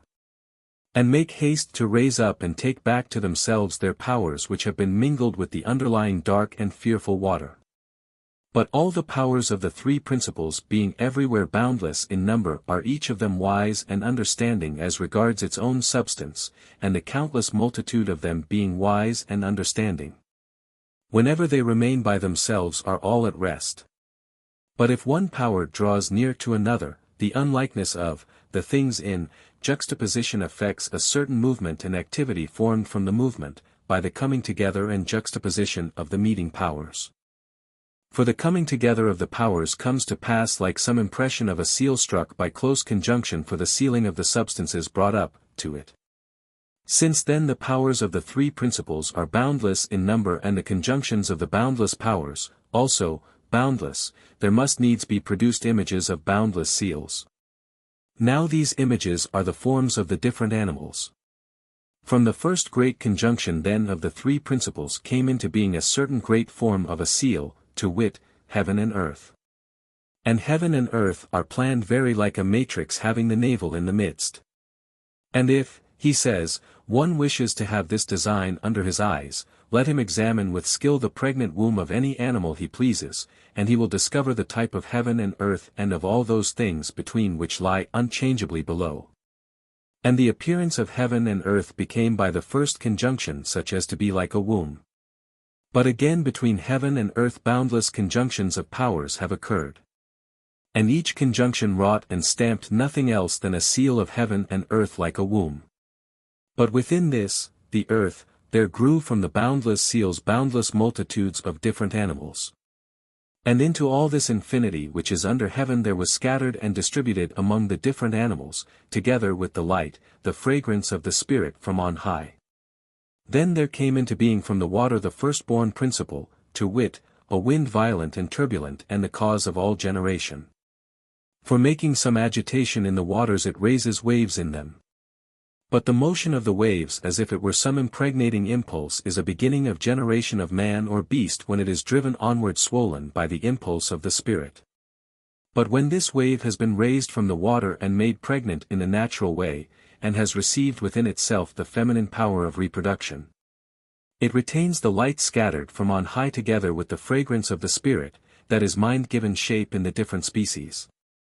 Which, mind, is a perfect God, who is brought down from the unbegotten light on high and from the Spirit into man's nature as into a temple, by the force of nature and the movement of the wind. It has been engendered from the water, and, commingled and mixed with the bodies as if it were, the salt of the things which are and a light of the darkness struggling to be freed from the bodies and not able to find deliverance and its way out. For some smallest spark from the light, has been mingled, with the fragrance from above, i.e. from the Spirit, like a ray, making composition of things dissolved and solution of things compounded as, he says, is said in a psalm. Therefore every thought and care of the light on high is how and in what way the mind may be set free from the death of the wicked and dark body, and, from the father of that which is below. Who is the wind which raised the waves in agitation and disorder and has begotten Nous his own perfect Son, not being his own Son, as to substance. For he was a ray from on high from that perfect light overpowered in the dark and fearful bitter and polluted water, which, ray, is the shining Spirit born above the water. When then the waves, raised from the waters, have received within themselves the feminine power of reproduction, they detain in, the different species, like some womb, the light, scattered, from on high. With the fragrance of the Spirit, as is seen in all animals. But the wind at once violent and turbulent is borne along like the hissing of a serpent. First then from the wind, that is from the serpent, came the principle of generation in the way aforesaid, all things having received the principle of generation at the same time. When then the light and the Spirit were received into the unpurified and much suffering disordered womb, the serpent, the wind of the darkness, the firstborn of the waters entering in, begets man. And the unpurified womb neither loves nor recognizes any other form, but the serpent's. Then the perfect word of the light on high, having been made like the beast, the serpent, entered into the unpurified womb, beguiling it by its likeness to the beast. So that it might loose the bands which encircle the perfect mind which was begotten in the impurity of the womb by the firstborn of the water, to wit, the serpent, the beast. This, he says, is the form of the slave and this the need for the descent of the word of God into the womb of a virgin. But it is not enough, he says, that the perfect man, the Word, has entered into the womb of a virgin and has loosed the pangs which were in that darkness. But in truth after entering into the foul mysteries of the womb, he was washed and drank of the cup of living bubbling water, which he must needs drink who was about to do off the slave-like form and do on a heavenly garment. 20. This is what the champions of the Sethianian doctrine say, to put it shortly. But their system is made up of sayings by physicists and of words spoken in respect of other matters, which they transfer to their own system and explain as we have said. And they say that Moses also supported their theory when he said, darkness, gloom and whirlwind. These, he says, are the three words. Or when he says that there were three born in paradise, Adam, Eve, and the serpent. Or when he says three, others, Cain, Abel, and Seth, and yet again three, Shem, Ham, and Japhet, or when he speaks of three patriarchs, Abraham, Isaac, and Jacob, or when he says that there existed 3 days before the sun and moon. Or when he says that there are three laws, the prohibitive, the permissive and the punitive. And a prohibitive law is, from every tree in paradise thou mayest eat the fruit, but of the tree of knowledge of good and evil, eat not. But in this saying, go forth from thine own land, and from thy kindred and, thou shalt come, hither into a land which I shall show thee. This law he says is permissive for he who chooses may go forth and he who chooses may remain. But the law is punitive, which says, Thou shalt not commit adultery, thou shalt not steal, thou shalt not murder, for to each of these sins there is a penalty. But the whole teaching of their system is taken from the ancient theologists Musaeus, Linus, and he who most especially makes known the initiations and mysteries, to wit, Orpheus. For their discourse about the womb is also that of Orpheus. And the phallus, which is virility, is thus explicitly mentioned in the Bakshika of Orpheus. And these things were made the subject of initiation and were handed down to men, before the initiatory rite of Celeus, Triptolemus, Demeter, Cor and Dionysus in Eleusis, at Phlium in Attica.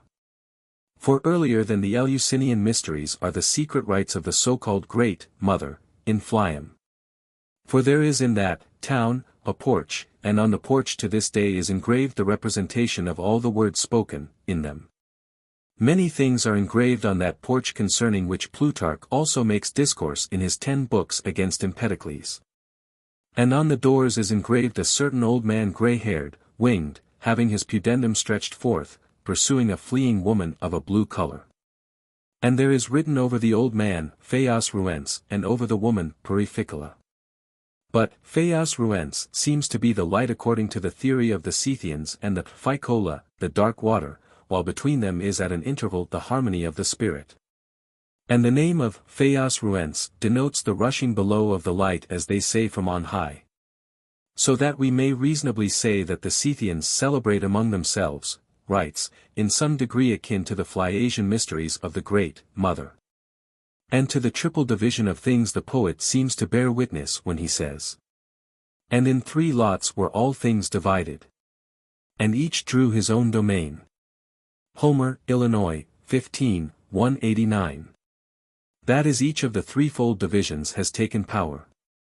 And, as for the underlying dark water below, that the light has plunged into it and that the spark borne down, into it, ought to be restored and taken on high from it.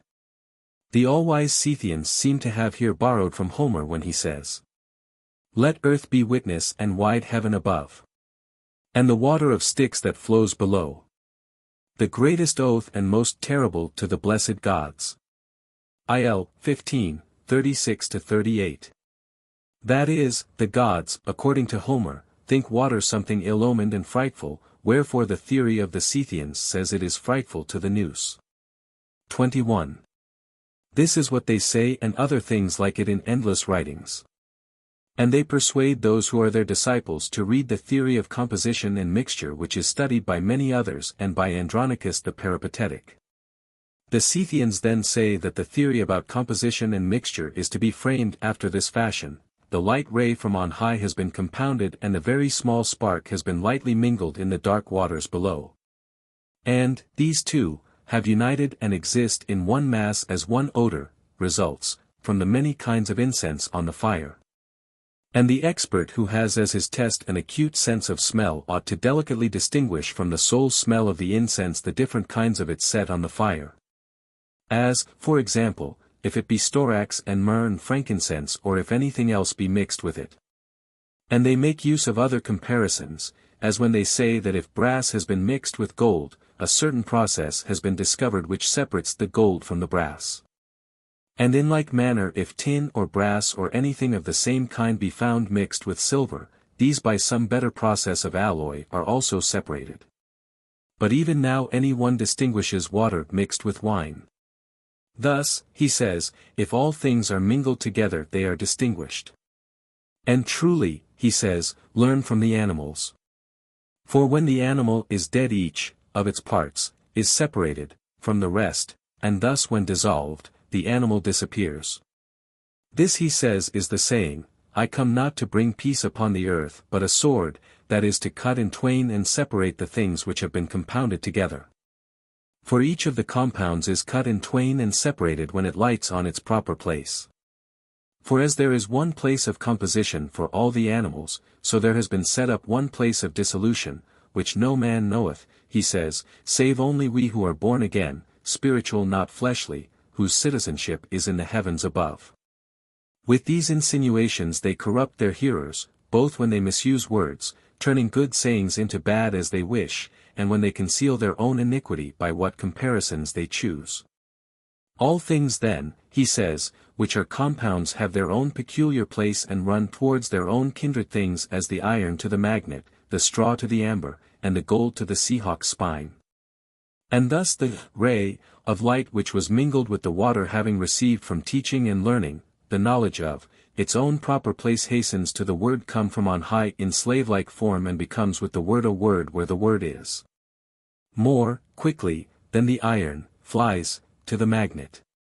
And that these things are so, he says, and that all compounded things are separated at their proper places, learn, thus, there is among the Persians in the city Ampa near the Tigris a well. And near this well and above it has been built a cistern having 3 outlets.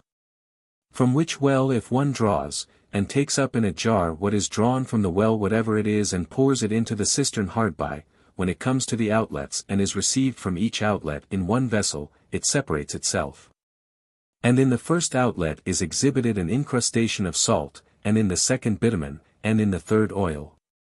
But the oil is black, as he says. Herodotus also recounts, has a heavy odor, and the Persians call it radinous. This simile of the well, say the Scythians, suffices for the truth of their proposition better than all that has been said above. 22. The opinion of the Scythians seems to us to have been made tolerably plain. But if any one wishes to learn the whole of their system, let him read the book inscribed paraphrase, of Seth, for all their secrets he will find there enshrined. But since we have set forth the things of the Scythians, let us see also what Justinus thinks. 4. Justinus. 23.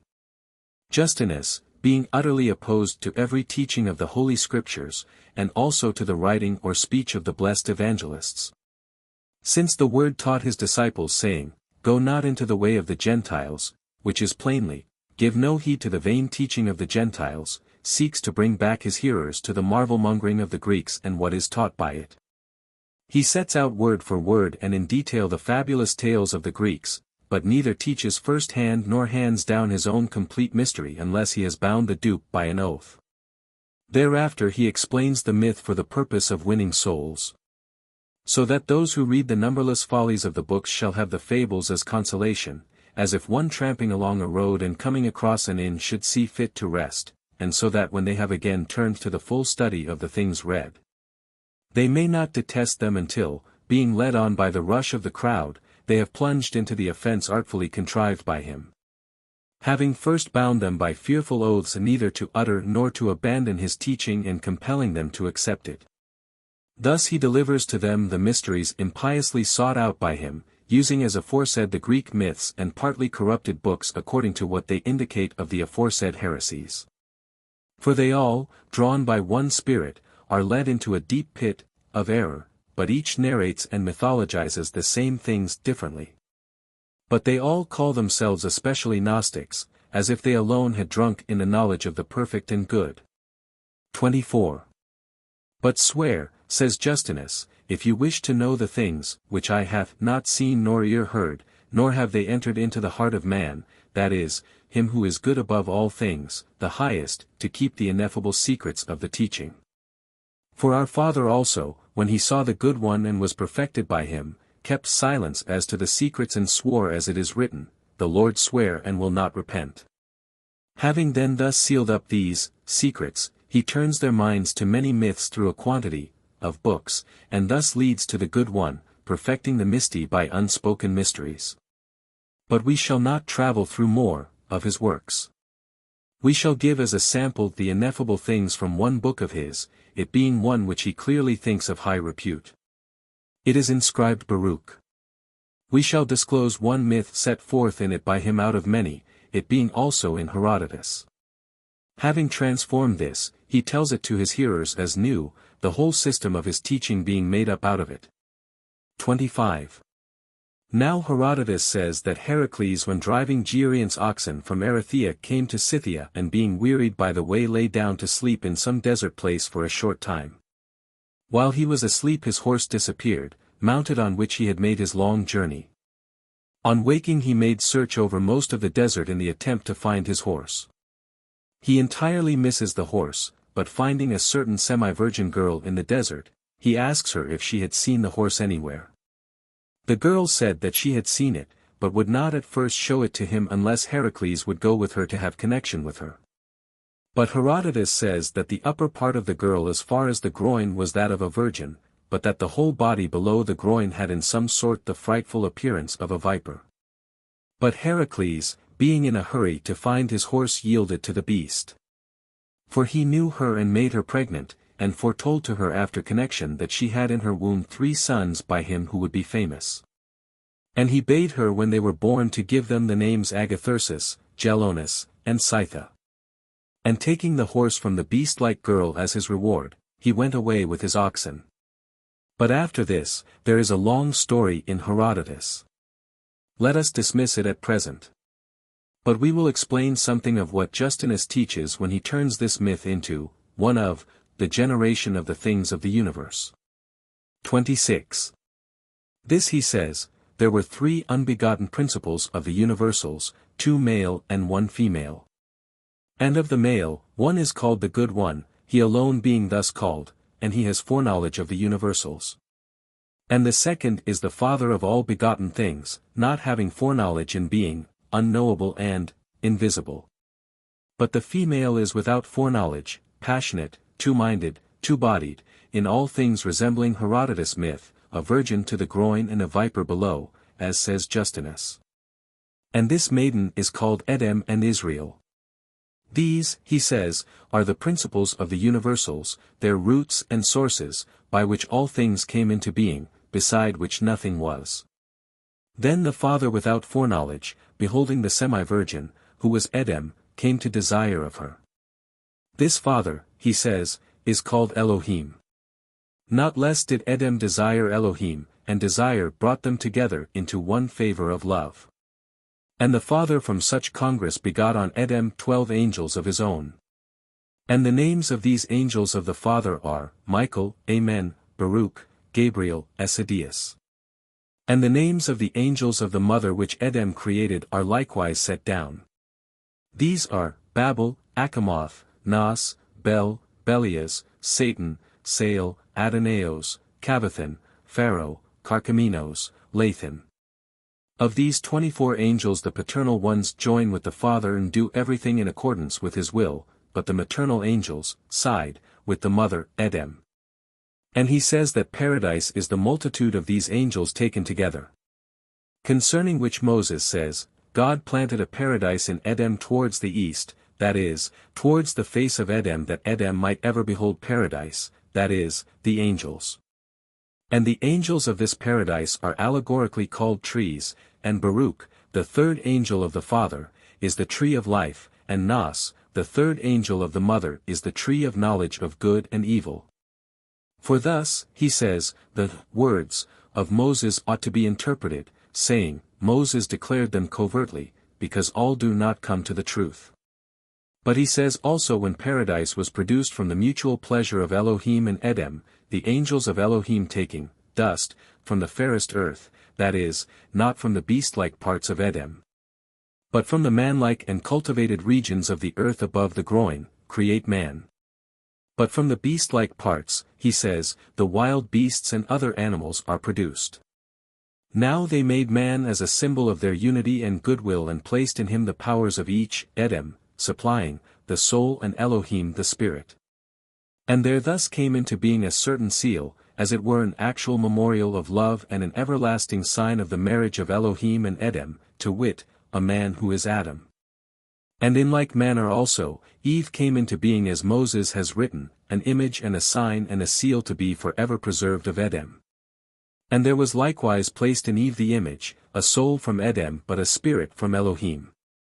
And commands were given to them, increase and multiply and replenish the earth, that is Edem, for so he would have it written.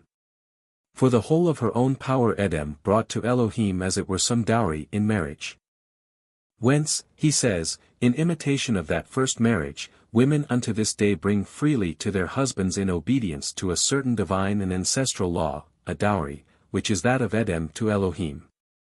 But when heaven and earth and the things which were therein had been created as it is written by Moses, the 12 angels of the mother were divided into 4 authorities, and each quarter, he says, is called a river, to wit, Physon and Gihon.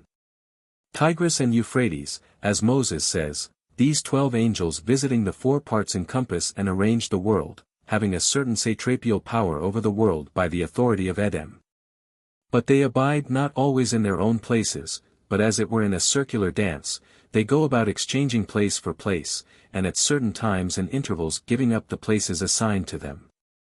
When Phison has rule over the places, famine, distress and affliction come to pass in that part of the world, for miserly is the array of these angels. And in like manner in each of the quarters according to the nature and power of each, come evil times and troops of diseases. And evermore the flow of evil according to the rule of the quarters, as if they were rivers, by the will of Edem goes unceasingly about the world. But from some such cause as this did the necessity of evil come about. When Elohim had built and fashioned the world for mutual pleasure, he wished to go up to the highest parts of heaven and to see whether any of the things of creation lacked aught. And he took his own angels with him, for he was, by nature, one who bears upward, and left below Edem, for she being earth did not wish to follow her spouse on high. Then Elohim coming to the upper limit of heaven and beholding a light better than that which himself had fashioned, said, Open unto me the gates that I may enter in and acknowledge the Lord, for I thought that I was the Lord. And a voice from the light answered him, saying, This is the gate of the Lord, and, the just enter through it. And straightway the gate was opened, and the Father entered without his angels into the presence of the Good One and saw, what eye has not seen nor ear heard, nor has it entered into the heart of man. Then the Good One says to him, Sit thou on my right hand. But the Father says to the Good One, Suffer me, O Lord, to overturn the world which I have made, for my spirit is bound in men and I wish to recover it. Then says the Good One to him, While with me thou canst do no evil, for thou and Edem made the world for mutual pleasure. Let therefore Edem hold creation while she will, but do thou abide with me. Then Edem knowing that she had been abandoned by Elohim was grieved, and sat beside her own angels and adorned herself gloriously lest haply Elohim coming to desire of her should descend to her. But since Elohim being ruled by the Good One did not come down to Edem, she gave command to Babel, who is Aphrodite, to bring about fornication and dissolutions of marriage among men, in order that as she was separated from Elohim, so also might the spirit of Elohim which is in men be tortured, and, grieved by such separations and might suffer the same things as she did on being abandoned. And Edem gave great power to her third angel Nas, that he might punish with all punishments the spirit of Elohim which is in men, so that through the spirit Elohim might be punished for having left his spouse contrary to their vows. The Father Elohim seeing this sent forth his third angel Baruch to the help of the spirit which is in men. Then Baruch came again and stood in the midst of the angels, for the angels are paradise in the midst of which he stood, and gave commandment to the man, From every tree which is in paradise freely eat. But from the tree of knowledge of good and evil eat not, which tree is Nas. That is to say, obey the 11 other angels of Edem, for the 11 have passions, but have no transgression. But Nas had transgression, for he went in unto Eve and beguiled her and committed adultery with her, which is a breach of the law. And he went in also unto Adam and used him as a boy, which is also a breach of the law. Thence came adultery and sodomy. From that time vices bore sway over men, and the good things came from a single source, the Father. For he, having gone up to the presence of the Good One, showed the way to those who wished to go on high, but as having withdrawn from Edem made a source of ills to the spirit of the Father which is in men. Therefore Baruch was sent to Moses, and through him spoke to the sons of Israel that he might turn them towards the Good One. But the third, angel Nas, by means of the soul which came from Edem to Moses as also to all men, darkened the commandments of Baruch and made them listen to his own. Therefore the soul is arrayed against the spirit and the spirit against the soul. For the soul is Edem and the spirit Elohim, each of them being in all mankind, both females and males. Again after this, Baruch was sent to the prophets, so that by their means the spirit which dwells in man might hearken and flee from Edem and the device of wickedness as the Father Elohim had fled. And in like manner and by the same contrivance, Nos by the soul which inhabits man along with the spirit of the Father seduced the prophets, and they were all led astray and did not follow the words of Baruch which Elohim had commanded. In the sequel, Elohim chose Heraclitus as a prophet out of the uncircumcision and sent him that he might fight against the 12 angels of the creation of the wicked ones. These are the 12 contests of Heraclitus which he fought in their order from the first to the last against the lion, the bear, the wild boar, and the rest. For these are the names of the nations which have been changed, they say, by the action of the angels of the mother. But when he seemed to have prevailed, Omphale, who is Babel or Aphrodite becomes connected with him and leads astray Heraclitus, strips him of his power, which is, the commands of Baruch which Elohim commanded, and puts other clothes on him. Her own robe, which is the power of Edom who is below. And thus the power of prophecy of Heraclitus and his works become imperfect. Last of all in the days of Herod the king, Baruch is again sent below by Elohim and coming to Nazareth finds Jesus, the son of Joseph and Mary, a boy of 12 years old, feeding sheep. And teaches him all things from the beginning which came about from Edom and Elohim and the things which shall be hereafter, and he said, all the prophets before thee were led astray. Strive, therefore, O Jesus, Son of Man, that thou be not led astray, but preach this word unto men. And proclaim to them the things touching the Father and the Good One, and go on high to the Good One and sit there with Elohim the Father of us all. And Jesus hearkened to the angel, saying, Lord, I will do all these things, and he preached. Then Nos wished to lead astray this one also, but Jesus did not wish to hearken to him, for he remained faithful to Baruch. Then Nos, angered because he could not lead him astray, made him to be crucified.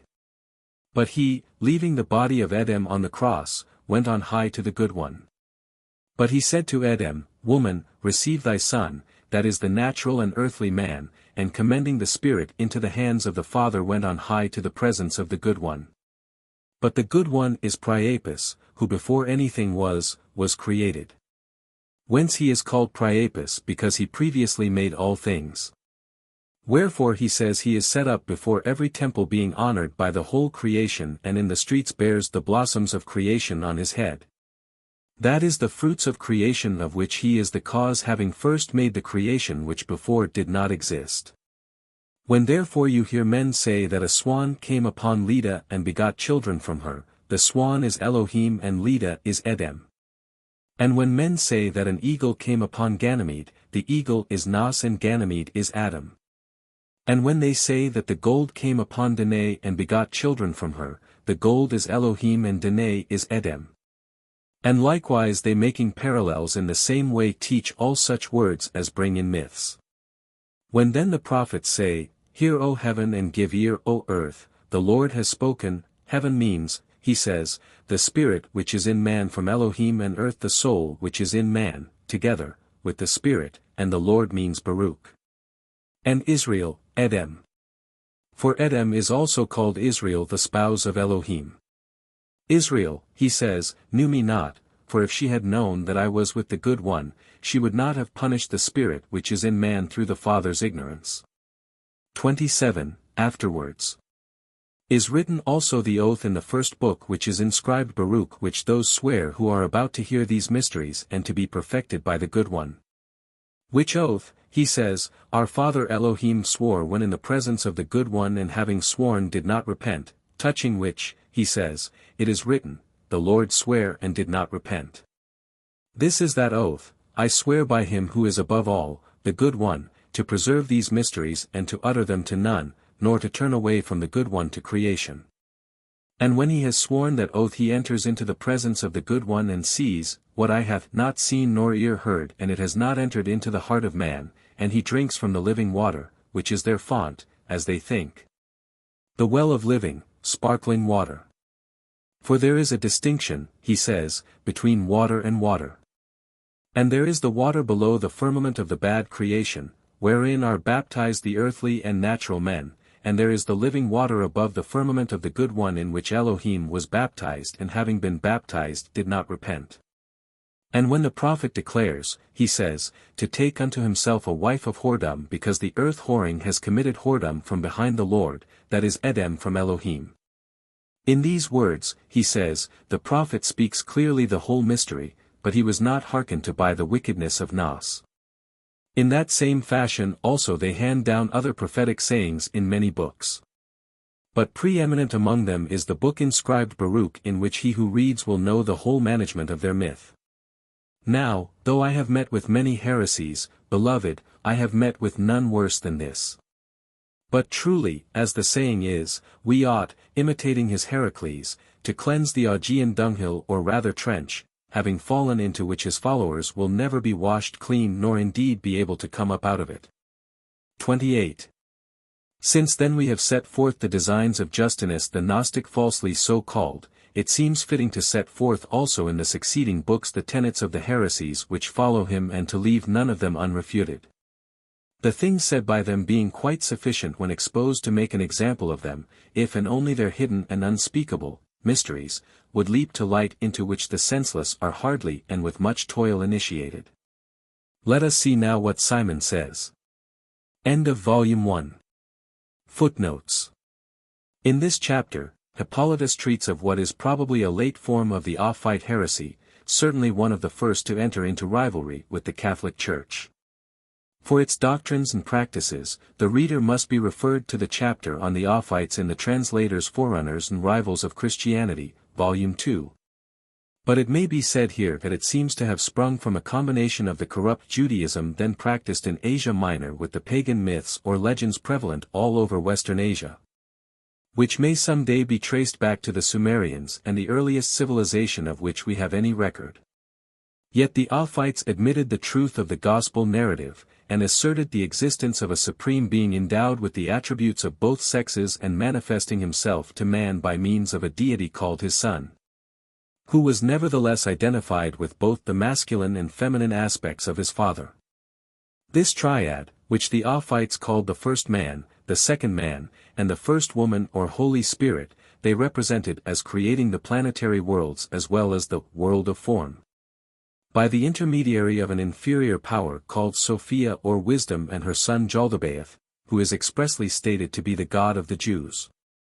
All this we knew before the discovery of our text from the statements of heresiologists like Saint Irenaeus and Epiphanius. But Hippolytus goes further than any other author by connecting these Ophite theories with the worship of the mother of the gods or Cybele, the form under which the triune deity of Western Asia was best known in Europe. The unnamed Gnasene or Ophite author from whom he quotes without intermission throughout the chapter, seems to have got hold of a hymn to Attis used in the festivals of Cybele, in which Attis is, after the syncretistic fashion of post-Alexandrian paganism, identified with the Syrian Adonis, the Egyptian Osiris, the Greek Dionysus and Hermes, and the Samothracian or Kabiric gods Adamna and Koribah. And the chapter is in substance a commentary on this hymn, the order of the lines of which it follows closely. This commentary tries to explain or interpret the different myths there referred to by passages from the Old and New Testaments and from the Greek poets dragged in against their manifest sense and in the wildest fashion. Most of these supposed allusions, indeed, can only be justified by the most outrageous play upon words, and it may be truly said that not a single one of them when naturally construed bears the slightest reference to the matter in hand. Yet they serve not only to elucidate the Ophite beliefs, but give, as it were accidentally, much information as to the scenes enacted in the Eleusinian and other heathen mysteries which was before lacking. The author also quotes two hymns used apparently in the Ophite worship which are not only the sole relics of a once extensive literature, but are a great deal better evidence as to Gnostic tenets than his own loose and equivocal statements.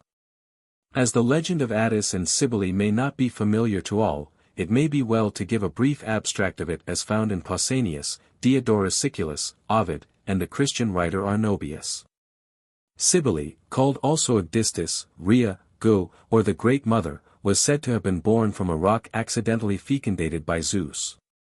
On her first appearance she was hermaphrodite, but on the gods depriving her of her virility it passed into an almond tree. The fruit of this was plucked by the virgin daughter of the river Sangarios, who, placing it in her bosom, became by it the mother of Attis, fairest of mankind. Attis at his birth was exposed on the river bank, but was rescued, brought up as a goatherd, and was later chosen as a husband by the king's daughter. At the marriage feast, Cybele, fired by jealousy, broke into the palace and, according to one version of the story, emasculated Attis, who died of the hurt. Then Cybele repented and prayed to Zeus to restore him to life, which prayer was granted by making him a god. The ceremonies of the Megalesia celebrating the death and resurrection of Attis as held in Rome during the late Republic and early Empire, and their likeness to the Easter rites of the Christian Church are described in the Journal of the Royal Asiatic Society for October 1917. Omicron, Cairo iota nu, thanks to which mu epsilon tau chi iota omicron tau phi omicron rho mu, a phrase frequent in Plato. Cf. Rev. 2. 24. Rho sigma epsilon nu theta eta lambda upsilon. Kruse thinks the name derived from the Adam Kadmon of the Jewish Kabbalah. But Adamus, the unsubdued, is an epithet of Hades who was equated with Dionysus, the analogue of Attis. Cf. Irenaeus, I. 1. Salmon and Stahelin, in maintaining their theory that Hippolytus documents were contemporary forgeries, make the point that something like this hymn is repeated later in the account of Monoimus the Arabian's heresy. The likeness is not very close. Cf. 2, Infra. Origen, Kant. Celsum, 6, 30, says the Ophites used to curse the name of Christ. Hence Origen cannot be the author of the Philosophumena. Tau lambda alpha. I am doubtful whether he is here using the word in its philosophic or Aristotelian sense as entities necessarily differing from one another in kind, or as things of the universe. On the whole, the former construction seems here to be right. That which has been sent. Doubtless as being still confined in matter. Both Origen and Celsus knew of this Mariam, after whom a sect is said to have been named. See Orig, Kant. Cells, 6, 30. Tau nu theta nu nu. The usual expression for Gentiles or Goyim. ISA, 53. 8. Delta iota phi omicron rho omicron nu. Miller reads delta iota phi omicron rho omicron nu, undistinguished. This hymn is in meter and is said to be from a lost Pindaric ode. It has been restored by Burke, the restoration being given in the notes to Kruse's text, and it was translated into English verse by the late Professor Conington. Cf. Forerunners, 2, n. 6. Chi theta upsilon omicron phi gamma omicron nu. Doubtless a mistake for chi theta upsilon omicron phi rho omicron nu. The Oans of Barassa's story wore a fish on his back. Adam the protoplast, according to the Ophites, Irenaeus, I. 18, Harvey, and Epiphanius, Hare, 37, c. 4, Ayler, was made by Jaldabaoth and his 6 sons. The same story was current among the followers of Saturninus, Irenaeus, I. 18, Harvey, and other Gnostic sects, who agree with the text as to his helplessness when first created, and its cause. So in the Bruce Papyrus, Je, which name I have suggested is an abbreviation of Jehovah, is called the Great Man, King of the Great Aeon of Light. See Forerunners, 2, 193. F3.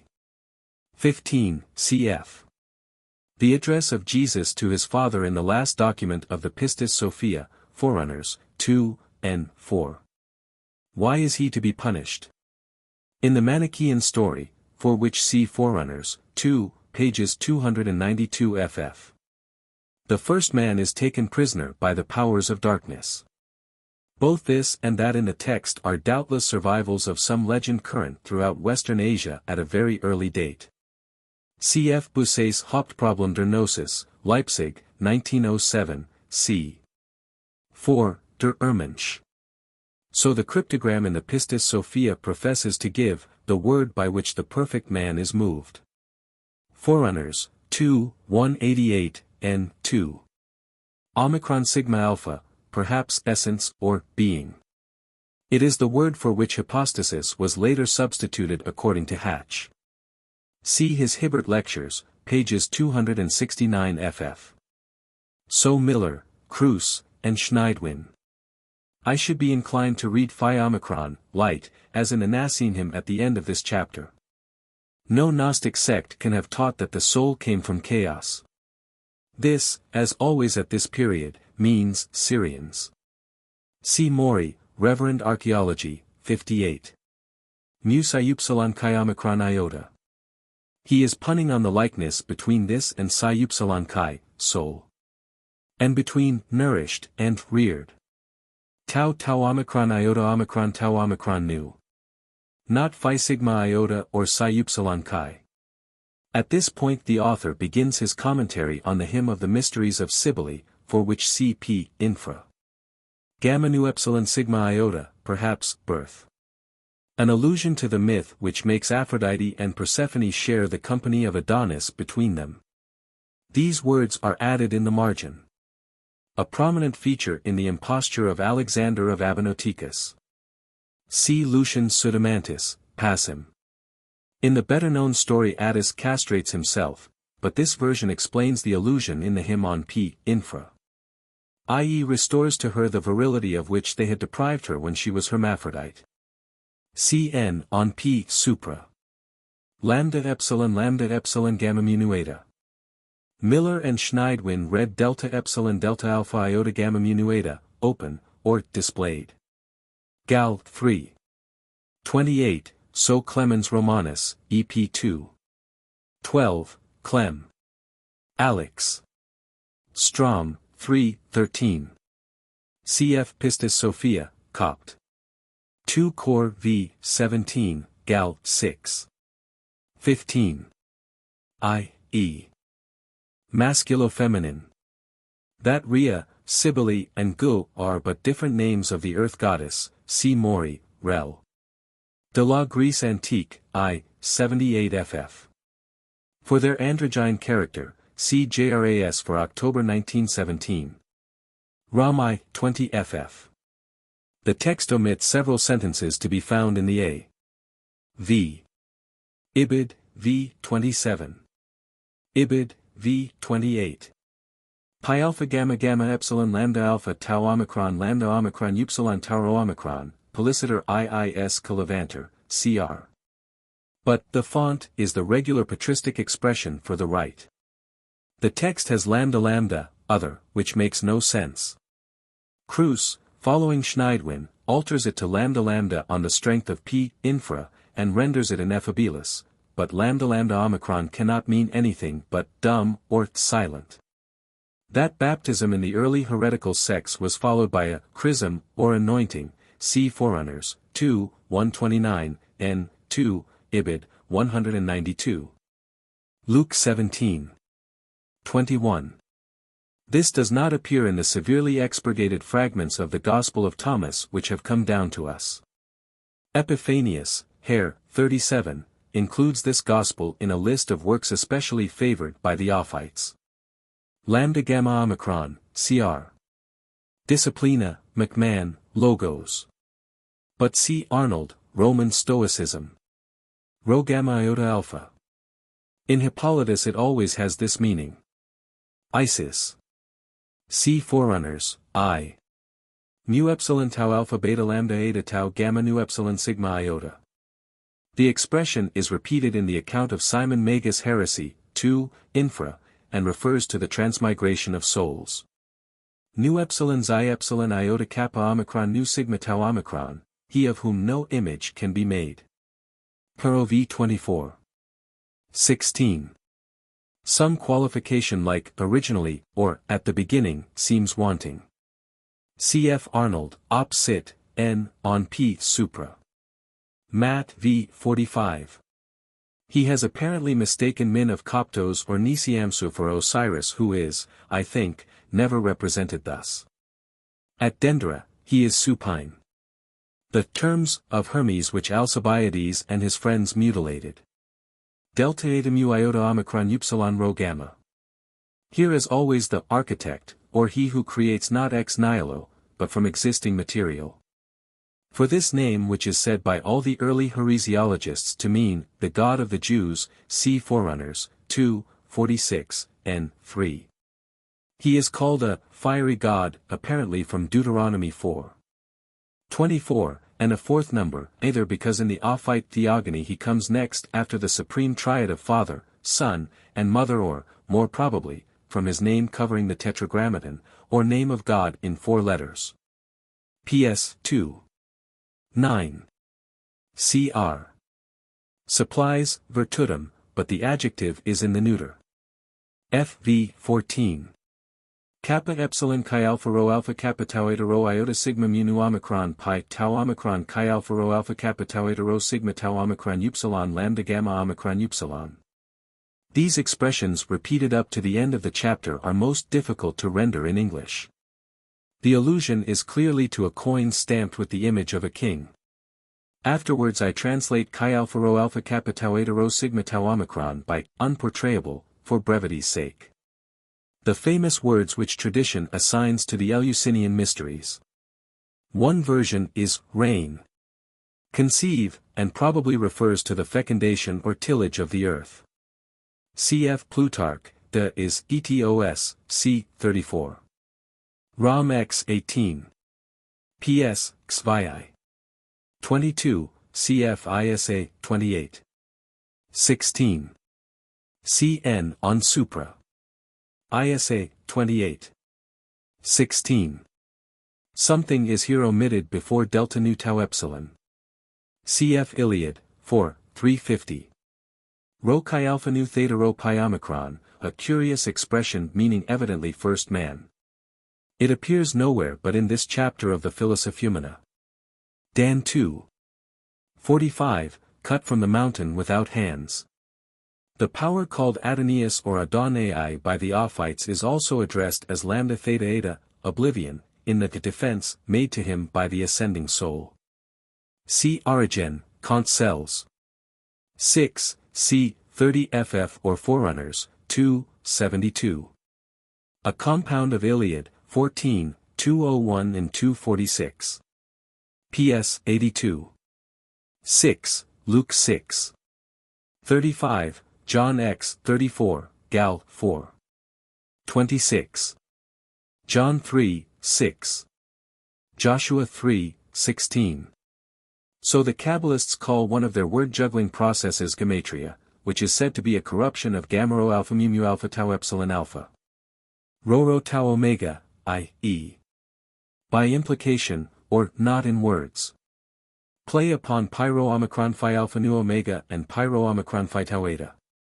Miriam was Moses' aunt, Sephora his wife, and Jothar Sephora's father, according to some fragments of Ezekiel quoted by Eusebius. So Cruz. Matt 13. 13. Isa 28, 10. In A.V., precept upon precept, line upon line, here a little, there a little. Irenaeus, I, 19, 3, I, Harvey, says, Colico is the name in which the Savior descended according to Basilides, and the word seems to have been used in this sense by other Gnostic sects, see Forerunners, 2, 94, n. 3. Kappa Gamma Omicron Nu Tau Alpha. A direct quotation from the hymn of the Great Mysteries given later, p. infra. Also a pun between Kappa Epsilon Rho Nu Nu Upsilon Mu Iota and Kappa Rho Alpha. John 1. 34. Sophia, the third person of the Ophite triad and Jaldabaoth her son. Something omitted after, cup. Tau Rho Alpha Sigma Tau Alpha. A Jewish measure equivalent to 1½ modius. Cf. Matt 13. 33. The famous mu omicron omicron sigma iota omicron. A compound of John 6. 53 and Mk x 38. Mu alpha theta eta tau, disciples, not apostles. The kappa alpha tau may mean either against or according to nature. For this Corybas and his murder by his two brothers see Clem. Alex. Protrept, 2. A pun here follows between Corybas and Kappa Omicron Rho Upsilon Phi, head. John v. 3. Kappa Epsilon Chi Alpha Rho Alpha Kappa Tau Eta Rho Iota Sigma Mu Nu Omicron. PS 29. 3, 10. PS 22. 20, A. V. My darling from the power of the dog. Iasig, Psi. 8:43. 1, 2. Ibid, 49. 15, slightly altered. Ibid, 49. 16. PS, 24. 7, A.V. omits rulers or archons. PS, 24. 8:22. 6. Job XL. 2. A pun like that on Georion or Corriba. Gen 28. 17. John X. 7, 9, I am the door. I.e. the worshippers of Cybele. For Attis name of Papas, see Grail lot, Loculta Cybele, it seems to mean, father. Pi alpha epsilon, pi alpha epsilon. F2. 17. This was an Orphic doctrine. See Forerunners, I, 127, N, 1 for authorities. Matt, 23. 27. 1 Cor 15. 52. 2 Cor 12. 3, 4. A. V. omits second heaven and the sight seen. Psi upsilon chi iota kappa delta nu theta rho omega pi omicron. The natural man of the A. V. 1 Cor 2. 13, 14. John 6. 44, draw him unto me. Matt 7. 21. Matt 21. 31, Kingdom of God. 1 Cor x 11. A pun on tau lambda eta, taxes, and tau lambda eta, ends. Cf. the Stoic doctrine of lambda gamma omicron iota sigma pi epsilon rho mu alpha tau iota kappa omicron, Arnold, Roman Stoicism. Lit, brought to an end. A condensation of Matt 13. 3-9. Deuteronomy 31. 20. I.e. become united with the Godhead. The newly baptized were given milk and honey. Cf. Hatch, Hibbert Lectures, above quoted. Matt 3. 10. This third gate is evidently baptism. For the reason see Forerunners, 2, n. 2. This seems to be a quotation from the Nicene author. Perhaps an allusion to the lambda gamma omicron iota sigma pi epsilon rho mu alpha tau iota kappa omicron. Matt 7. 6. The derivation to be tolerable should be epsilon iota pi lambda omicron. I.e. Proteus. Gal 4. 27. Jerem. 31, 15. The mistake in geography shows that Hippolytus was not a Jew. Jerem. 18, 9. Pi omicron pi tau iota kappa nu, mu upsilon sigma tau rho iota omicron nu. This is in effect the first real information we have as to the final secret of the Eleusinian mysteries. Hesychius also translates Bremos by sigma chi upsilon rho. Hades or Pluto. Schleiermacher attributes this saying to Heraclitus. Meineke, APCR, attributes these lines to Parmenides. Cf. Justinus later, P. Infra. Schneidwin and Kruse both read lambda alpha beta epsilon nu, receive, their vestures, for beta alpha lambda epsilon nu. CR translates pi eta rho sigma epsilon nu omega mu nu omicron upsilon, exuda virilitate, but it seems to be a participle of pi alpha rho epsilon nu omega equals pi alpha nu delta rho omega. The idea that the Gnostic pneumatics or spirituals would finally be united in marriage with the angels or lambda gamma omicron iota sigma pi epsilon rho mu alpha tau iota kappa omicron was current in Gnosticism. See Forerunners, 2, 110. The virgin spirit was probably that Barbello whom Irenaeus, I, 26, 1f. Pages 221 ff, Harvey, describes under that name as reverenced by the Barbellioti or Nicines, in any case, probably, some analogue of the earth goddess, ever bringing forth and yet ever a virgin. Matt 7. 13, 14. The A.V. has epsilon sigma rho chi omicron mu alpha iota for delta iota rho chi omicron mu alpha iota. Cn on P supra. I.e. Attis. Mu sigma sigma omega is rather to scratch, or scarify, than as in the text. Cf. John 4. 21. Cruce's restoration. Schneidwins would read, the Spirit is there where also the Father is named, and the Son is there born from the Father. Cf. Ezekiel x. 12. Mu alpha, not lambda gamma omicron. Here we see the interpretation put by Hippolytus and the Aristotelian tau lambda alpha. Theta epsilon mu epsilon lambda iota omega. The whole of this sentence singularly resembles that in the great announcement ascribed to Simon Magus, for which see 2, infra. This idea of the indivisible point, which recurs in several Gnostic writings, including those of Simon and Basilides, seems founded on the mathematical axiom that the line and therefore all solid bodies spring from the point, which itself has neither parts nor magnitude. Pi iota nu omicron. This also is used by Simon as the equivalent of nu omicron iota alpha. PS 19. 3. Pyro omicron nu omicron tau omega, cr, sine numini quidquam, McMahon, without premeditation. Performances in the theaters formed part of the Megalesia or festival of the Great Mother. I should be inclined to read tau mu epsilon gamma lambda eta mu upsilon sigma tau rho iota alpha, mysteries of the Great Mother. An allusion to the variant of the Cybele legend which makes her the emasculator of Attis. So Conington, who translated the hymns into English verse, and Schneidwin. Hippolytus, however, evidently gave this invocation to the Greeks. Cp. supra. Delta phi alpha nu, according to Schneidwin's restoration, for which CCR.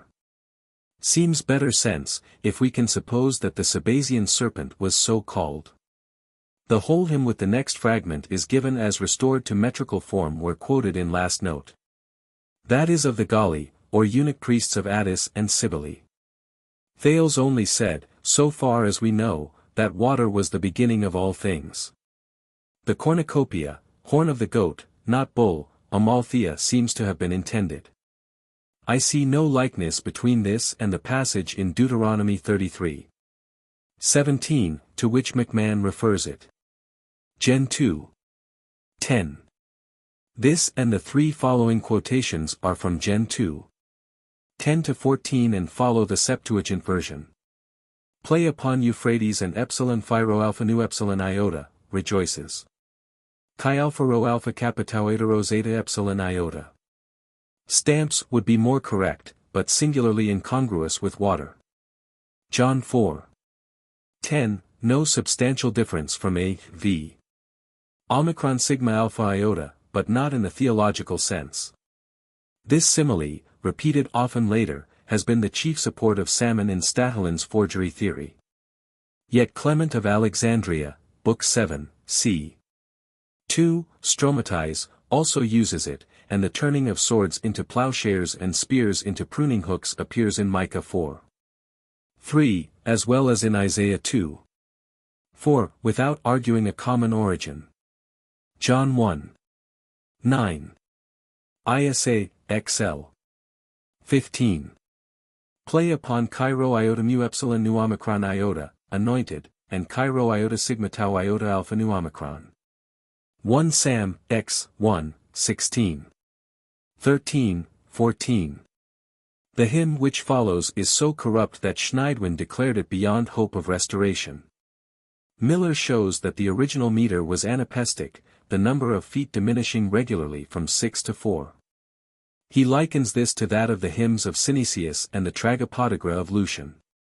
Reading phi omicron for chi omicron.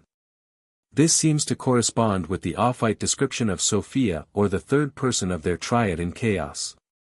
Cf. Irenaeus, I, 28. The source of this chapter on the Nicene is so far undiscoverable. Contrary to his usual practice, Hippolytus here mentions the name of no heretical author as he does in the following chapters of this book.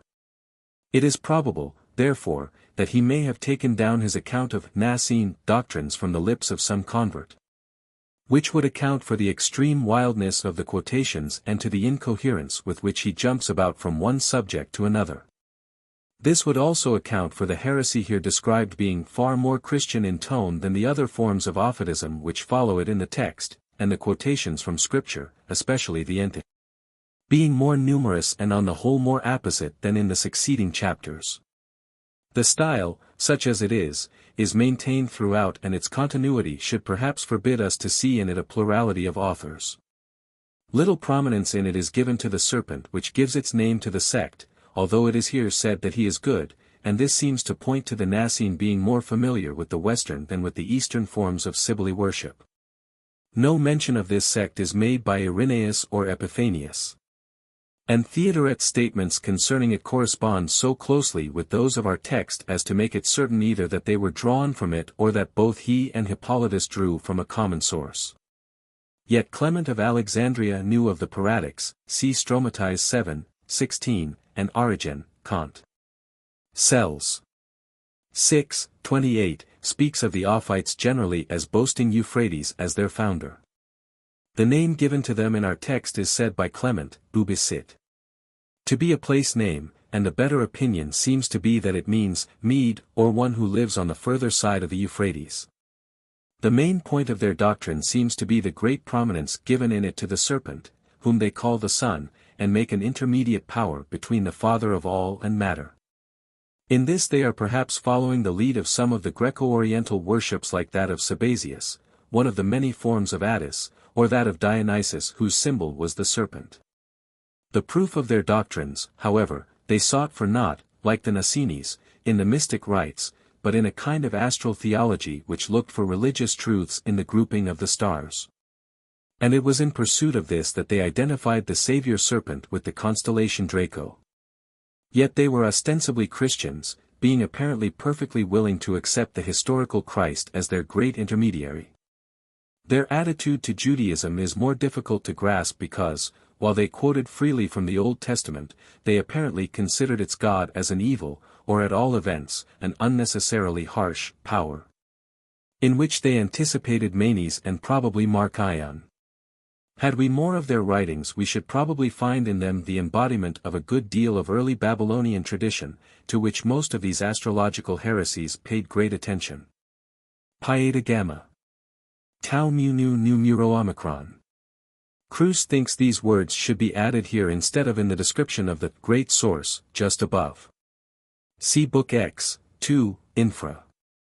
Probably, Great Father. This is entirely contradictory of Hippolytus' own statement later of their doctrine that the universe consists of Father, Son, and Matter. Alpha Tau Omicron Gamma Epsilon Nu, for which Alpha Tau Omicron Gamma Nu Nu Eta Tau Omicron is substituted a page later, is the last epithet to be applied to a son. Is it a mistake for Mu Omicron Nu Omicron Gamma Nu Nu Eta Tau Omicron, only begotten? For the three worlds, see the Nicene author also, P. Supra. The cause assigned a little later is the salvation of the three worlds. Tauro Iota Delta Nu Alpha Mu Omicron probably means with powers from all three worlds. The phrase is frequent in the Pistis Sophia. Sigma Upsilon Gamma Kappa Rho Mu Alpha Tau Alpha, Concretions, Cr. and McMahon. It might mean decrees and is used in the Septuagint version of Daniel 4, interpretations of dreams. Coloss. I, 19, and 2. 9. From the Starry Influences. John 3. 17. 1, Cor 11. 32. But cn 4 on last page and text 3 sentences earlier. It was not the world, but the zodiac that the astrologers divided into dodecatemories. See Bouche-Leclerc, L'Astrologie Gr. Passim. There must be some mistake here. The planetary world, according to the astronomy of the time, only began at the moon. The words which follow, down to the end of this paragraph, with the exception of one sentence, are taken, not from the astrologers, but from the opponent Sextus Empiricus. They correspond to pages 339 ff. Of the Leipzig edition of Sextus, and the restorations from this are shown by round brackets. The whole passage doubtless once formed the beginning of Book 4 of our text, the opening words of which they repeat. For the probable cause of this needless repetition see the introduction, supra. Sextus comment, not Hippolytus. The personal followers of Pythagoras were called Pythagorics, those who later gave a general assent to his doctrines Pythagoreans. An echo of a tradition which seems widespread in Asia. In the Pistis Sophia it is said that half the signs of the zodiac rebelled against the order to give up the purity of their light, and joined the wicked Adamus, while the other half remained faithful under the rule of Jabraoth. Cf. Rev 12. 7, and the Babylonian legend of the assault of the 7 evil spirits on the moon. Toparch equals ruler of a place. Proastius, suburban, or a dweller in the environs of a town. It here probably means the ruler of a part of the heavens near or under the influence of a planet. The bombastic phrases which follow seem to have been much corrupted and to have been translated from some language other than Greek. Nu upsilon kappa tau Chi-Rho omicron omicron and delta alpha tau Chi-Rho omicron omicron are not, I think, met with elsewhere, and the genders are much confused throughout the whole quotation, Poseidon being made a female deity and Isis a male one. The more outlandish names have some likeness to the Miniaturophore, Cremaur, etc., of the Pistis Sophia. There seems some logical connection between the name of the powers and those born under them, the lovers being assigned to Eros, and so on. Cruz points out that eyes are here probably written 4 wells, the Hebrew for both being the same, and refers us to the 12 wells of Elim in Exodus 15:27. Schneidwin here quotes from Berosso's the well-known passage about the woman Omeroca, Thalath, or Thalassa, who presided over the chaos of waters and its monstrous inhabitants. See Corey's Ancient Fragments. The name has been generally taken to cover that of Tiamat whom Bel-Merodach defeated. See Rogers, Religion of Babylonia and Assyria. All Titans, like Kronos himself. McMahon reads here Eno, but this name appears later. There is some confusion here. The Platonists, following Philolaos, attributed singular properties to the 12-angled figure made out of pentagons and declared it to have been the model after which the zodiac was made. Nu upsilon kappa tau Chi-Rho omicron omicron. It seems to be a translation of the Latin nocticolor. So the Codex. Schneidwin and Cruz would read Kappa nu omicron, but that name has already occurred. Here again Schneidwin would read Sigma Tau Rho omicron, star. But the next sentence makes it plain that it is the wind which is meant.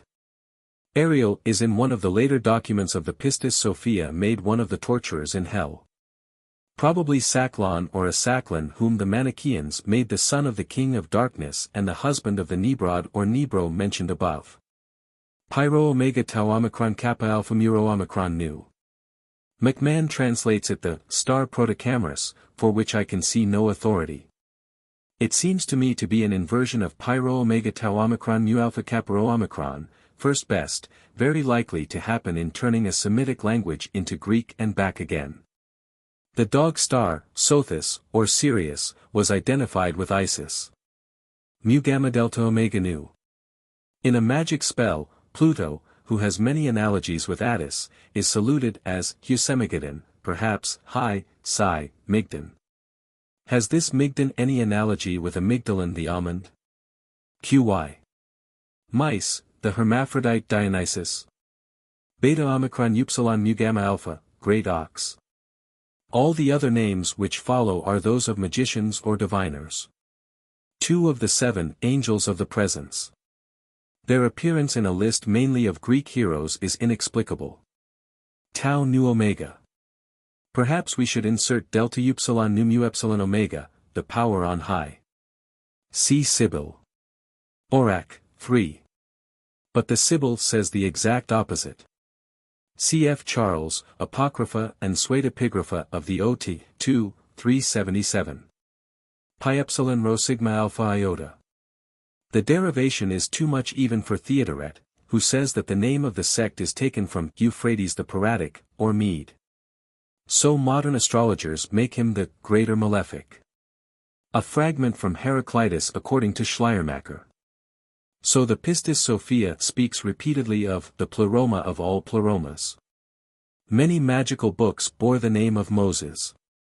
See Forerunners, 2, 46, and n. Is this why one Ophite sect was called the Cainites? The hostility here shown to the God of the Jews is common to many other sects such as that of Saturninus, of Mark Ion and later of Manes. Cf. Forerunners, 2, under these names. Gen X, 9. Nimrod, who is sometimes identified with the hero Gilgames, plays a large part in all this Eastern tradition. John 3. 13, 14. Ibid, I, 1-4. For this identification of Eve with the mother of life or great goddess of Asia, see Forerunners, 2, 300, and N. Caparo Alpha Nu. Cruz and McMahon both read Rokai, beginning, but see Tau Alpha Tau Eta Nu Tau Nu Caparo Alpha Nu later. All this is, of course, quite different to the meaning assigned to these stars by the unnamed heretics of Book 4.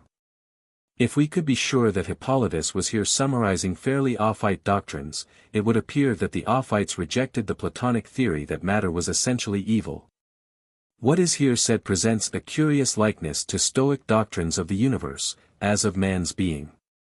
Hippolytus, however, never quotes a Stoic author and seems throughout to ignore Stoicism save in Book I. Pyro Sigma Omega Pi Omicron Nu. The word used to denote the character, or part or a person on the stage. Delta Alpha Iota. So throughout this passage. Gen XXX. 37 FF. Chi Alpha Rho Alpha Kappa Tau Rho Epsilon. CN on Supra. Not ring-straked like Jacob's sheep. Mu Omicron Omicron Sigma Iota Omicron. Mat. 7. 11. Note the change of your for our. John 8. 44. Here again he dwells upon the supposed evil nature of the demiurge. Or as McMahon translates, the substantial from the unsubstantial one. A lacuna in the text is thus filled by Cruz. Again this simile is not necessarily by the Pyrrhatic author, but seems to be introduced by Hippolytus. For the supposed conduct of naphtha in the presence of fire, see Plutarch, vid Alex. Xi epsilon iota kappa omicron nu iota sigma mu nu omicron nu. A different metaphor from the type. We shall meet with this one frequently in the work attributed to Simon Magus. The text has kappa kappa alpha mu alpha rho omicron upsilon. Here Schneidwin agrees that the proper reading is mu alpha kappa alpha rho omicron upsilon, there being no reason why any life-giving substance should exist in the brain pan. He thus confirms the reading in N on P supra. This chapter on the Paradi is evidently drawn from more sources than one. The author's first statement of their doctrines, which occupies pp. Supra, represents probably his first impression of them and contains at least one glaring contradiction, duly noted in its place. Then comes a long extract from Sextus Empiricus which is to all appearance a repetition of the earliest part of Book 4, only pardonable if it be allowed that the present book was delivered in lecture form.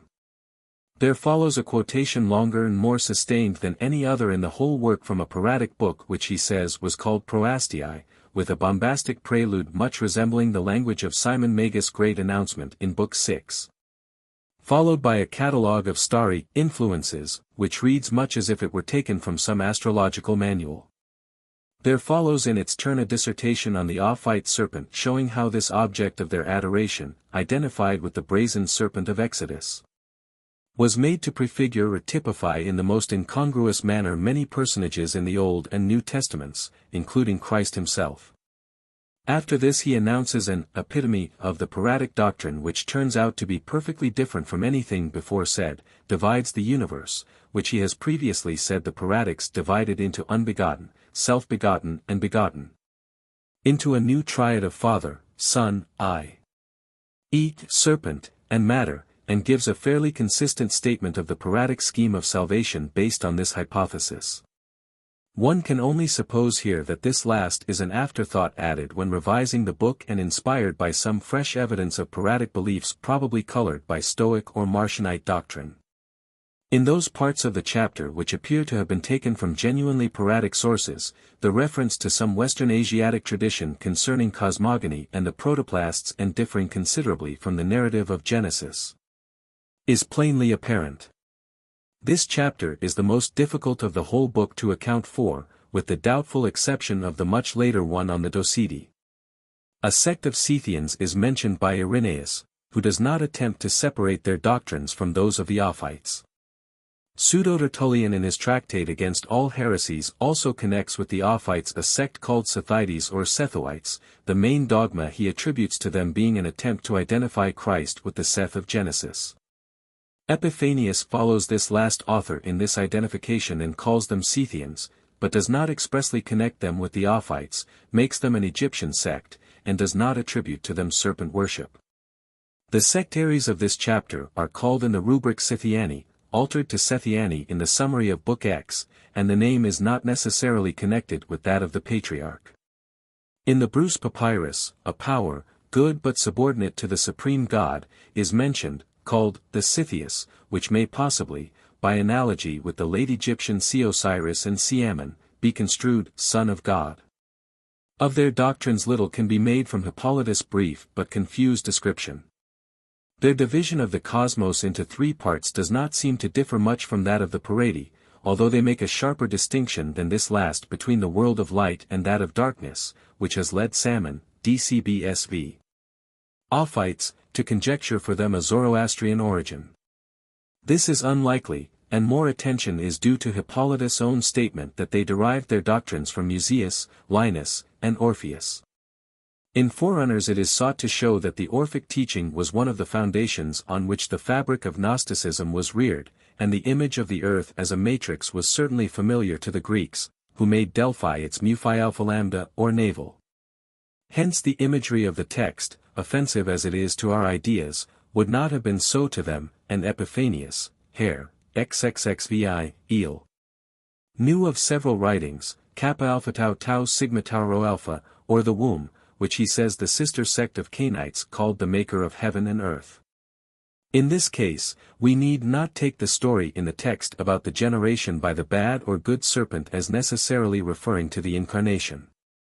One of the scenes in the mysteries of Attis, and perhaps of those of Eleusis also, seems to have shown the seduction by Zeus in serpent form of his virgin daughter Persephone and the birth therefrom of the Saviour Dionysus who was but his father reborn. This story of the fecundation of the earth goddess by a higher power in serpent shape seems to have been present in all the religions of Western Asia, and was therefore extremely likely to be caught hold of by an early form of Gnosticism. In no other respect does this so-called Sethian heresy seem to have anything in common with Christianity, and it may therefore represent a pre-Christian form of Ophitism. The serpent in it is, perhaps, neither bad nor good. Tau omicron iota delta omicron kappa epsilon, it seems to them. Cruz and McMahon both translate this into the same nature with the spirit. This anxiety of the higher powers to redeem from matter darkness or chaos, the scintilla of their own being which has slipped into it, is the theme of all Gnosticism from the Ophites to the Pistis Sophia and the Manichaean writings. See Forerunners, 2, Passim. Or, the substances brought up to the sealer. Delta alpha iota. And so throughout. Schneidwin, Cruz, and McMahon would here and elsewhere read phi alpha lambda lambda. But see the next sentence about pregnancy. Xi epsilon tau pi omega sigma epsilon nu, struck off. Pyro omega tau gamma omicron nu omicron. The others were unbegotten like the highest world of the Pareti and Nasines. Epsilon delta epsilon sigma iota nu. Is this PS 29? 3, 10 already quoted by the Nicene author. CFP Supra. This idea of a divine son superior to his father is common to the whole Orphic cosmogony and leads to the dethroning of Uranus by Cronos, Cronos by Zeus and finally of Zeus by Dionysus. It is met with again in Basilides, see Book 7 Infra. A lacuna here which Cruz thus fills. This has not been previously described. Is the narrative of the fall alluded to? Cruz and McMahon would translate any other than man's. Phil. 2. 7, the only quotation from the Ente.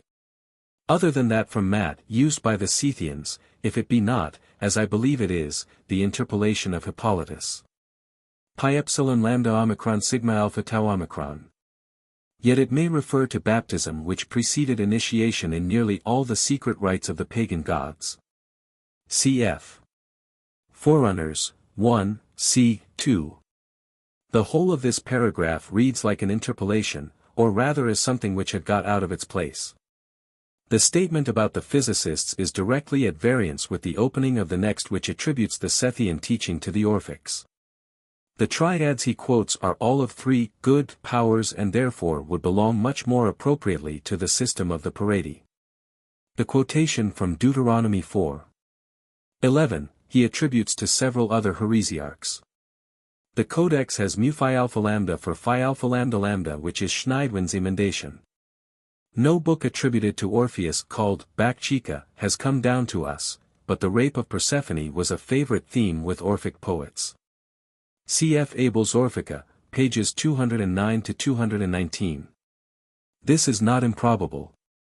But Hippolytus gives us no evidence that this is the case, as Plutarch, from whom he quotes, certainly did not connect the frescoes of Phlium in the Peloponnesus, not Attica as he says, with the Scythians.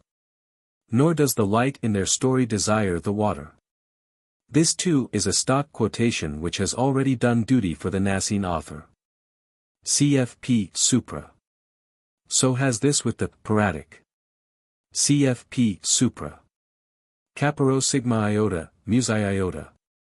Kappa alpha tau alpha mu epsilon mu chi theta alpha iota lambda epsilon pi tau. Tau chi nu eta. Mat. X. 34. This again seems to be Hippolytus' own repetition of a simile which he met with in the Nicene author and which so pleased him that he made use of it in his account of the Paradic heresy as well as here. Cf. Pages and Supra.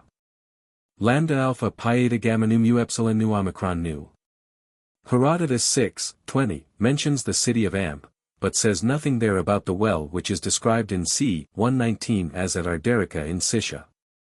The title of the book is given in the text as pi alpha rho phi rho alpha sigma iota sigma theta, which is a well-nigh impossible phrase. On the whole, it may be said that this is the most suspect of all the chapters in the Philosophumena, and that, if ever Hippolytus was deceived into purchasing forged documents according to Salmon and Stahelin's theory, one of them appears here.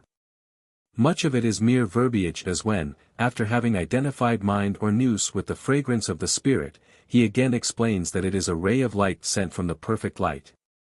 Or when he explains the difference between the 3 different kinds of law.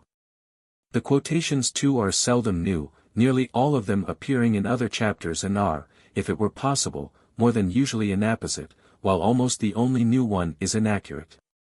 The sentence about the paraphrase, of, Seth, if that is the actual title of the book, does not suggest that Hippolytus is quoting from that work, nor does the phrase, he says, occur with anything like the frequency of its use in e.g. the Nicene chapter. On the whole, then, it seems probable that in this Hippolytus was not copying or extracting from any written document, but was writing down, to the best of his recollection, the statements of some convert who professed to be able to reveal its teaching. It is significant in this respect that when the summary in Book X had to be made, the summarizer makes no attempt to abbreviate the statement of the supposed tenets of the Scythians, but merely copies out the part of the chapter in which they are described, entirely omitting the stories of the frescoed porch at Phlium and the oil well at Ampa. Nothing is known of this Justinus, whose name is not mentioned by any other patristic writer, and there is no sure means of fixing his date. McMahon, relying apparently on the last sentence of the chapter, would make him a predecessor of Simon Magus, and therefore contemporary with the Apostles' first preaching. This is extremely unlikely, and Salmon on the other hand, DCB, SV.